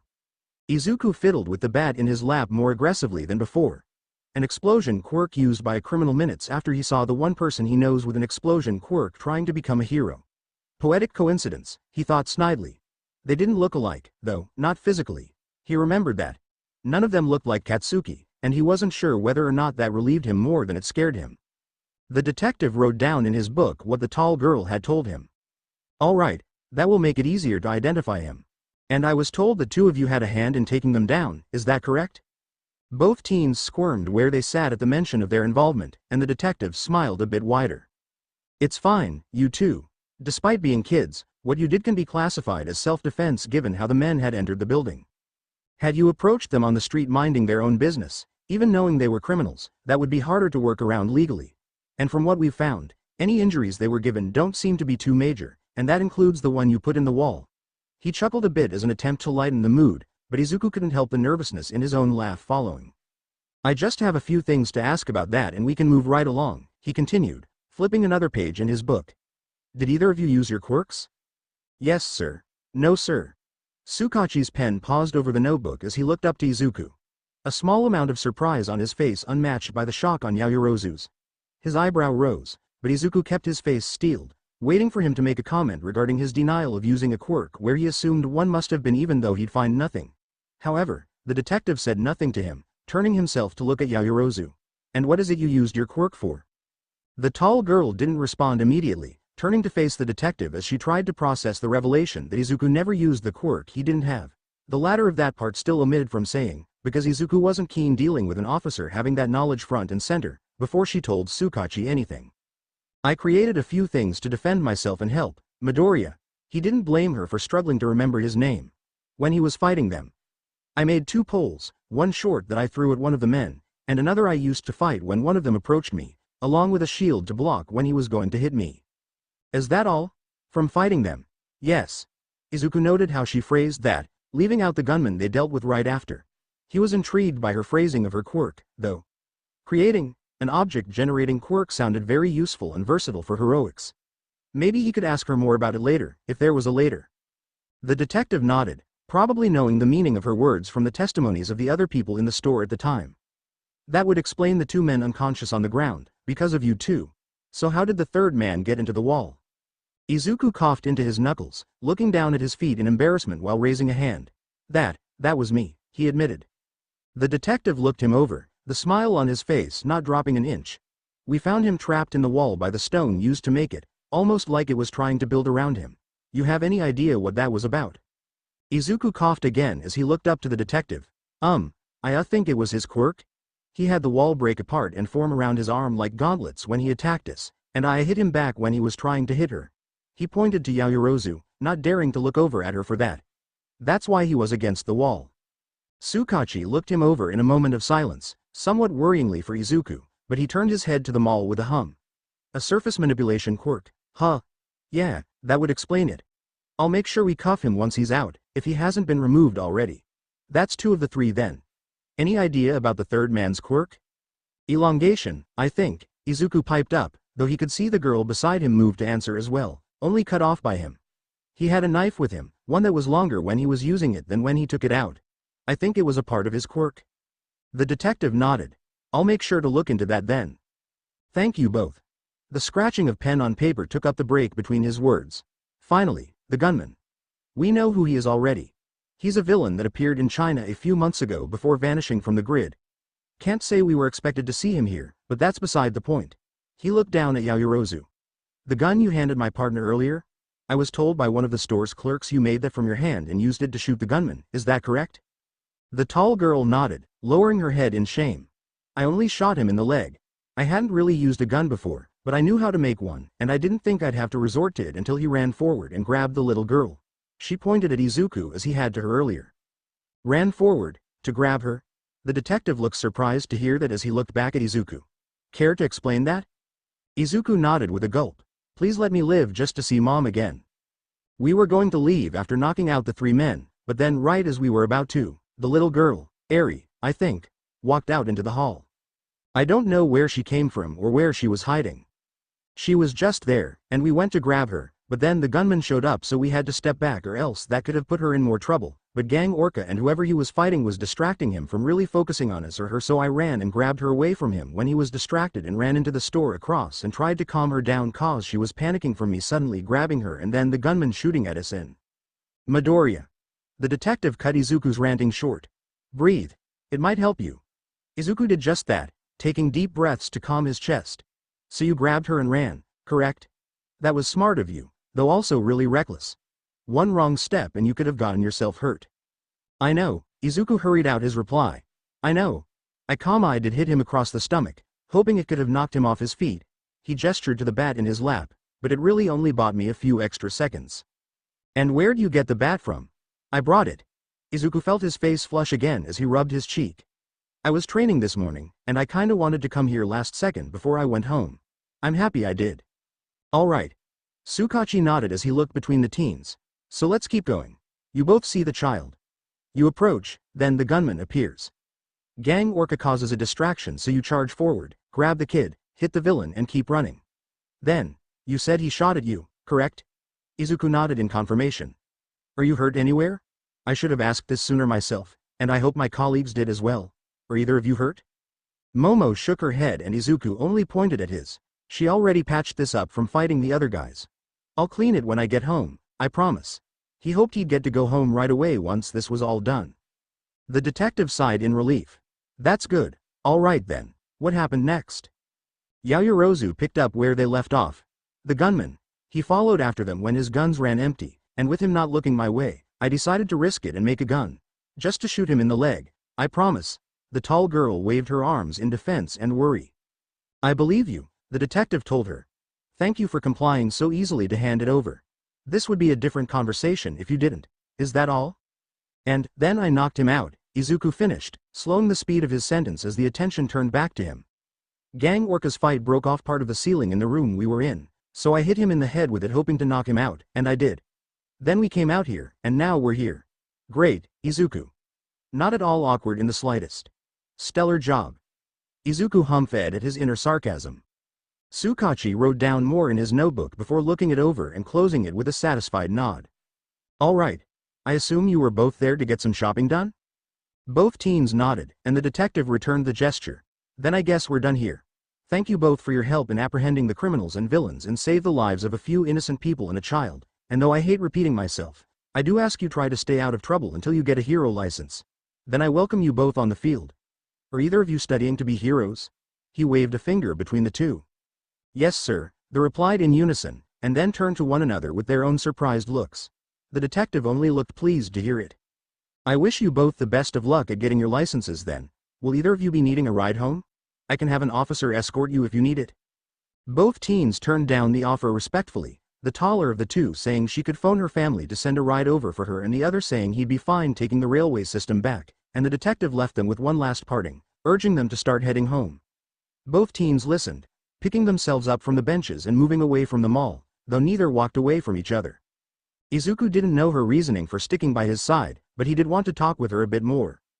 If she was a potential future classmate, it'd be best to at least leave this event having made a friend of her instead of an enemy or a stranger. He'd make sure to do that even if she wasn't aiming for UA2, or was already attending one given she looked a year or two older than him. He kept quiet as she talked on her phone, discussing with her parents about the incident and her state of health before planning on where she could be picked up. When all was said and done, she tucked the phone back in her pocket and ended up waiting at the side of the road, and Izuku decided to stand by her. He coughed into his hand, urging him to get out of his introversion and speak up. So, he trailed off, giving the tall girl enough time to look over at him. At least she wasn't glaring. Izuku took that as a point in his favor. You're aiming to be a hero too? She seemed surprised at the question for a moment, but quickly caught her composure as she responded, yes, I am, actually. I hear you are too. Izuku nodded. Where do you plan on studying? UA. He patted his bat softly. I plan on going to UA. Oh, the surprise returned to her face. Really, I am as well. Funny how small the world is. Izuku gave a light chuckle to that. Yeah, well, it's not like a couple hundred people try out for the entrance exam every year. Probably more surprising to see someone get in than it is to find them hoping to. It clicked a few seconds after he said it for him to realize his words sounded a bit snarkier than he wanted them to, but the tall girl didn't seem to mind that and was softly laughing at his comment. Yes, I guess you're correct. The acceptance rate is quite low, but it is to be expected of the leading school of heroics in the world. Not everyone can just be enrolled because they want to. She seemed to get lost in thought a moment before continuing. The entrance exam is late in February next year, correct?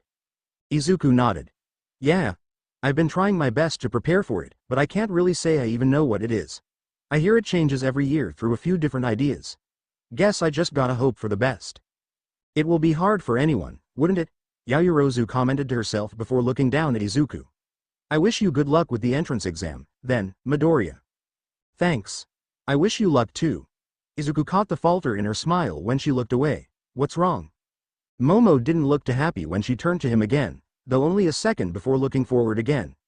Actually, I'm aiming to get in through recommendation. I've sent in my application already, and I'm supposed to be hearing back from the next month if they accept it or not. If they do, I don't think I'll be seeing you at the entrance exam. Izuku stilled in surprise. She was going in through recommendations? Izuku knew a bit more about that than he did the common entrance exam he was going to be taking, only because he knew how hard it was for students to get in the other way. They had to do quite a lot to prove themselves, and he knew it put them in a position akin to having a spotlight thrusted upon them, so there was quite the pressure from it that wasn't in the typical means. But their exam was also a few weeks ago, meaning this girl had already gone in to prove herself.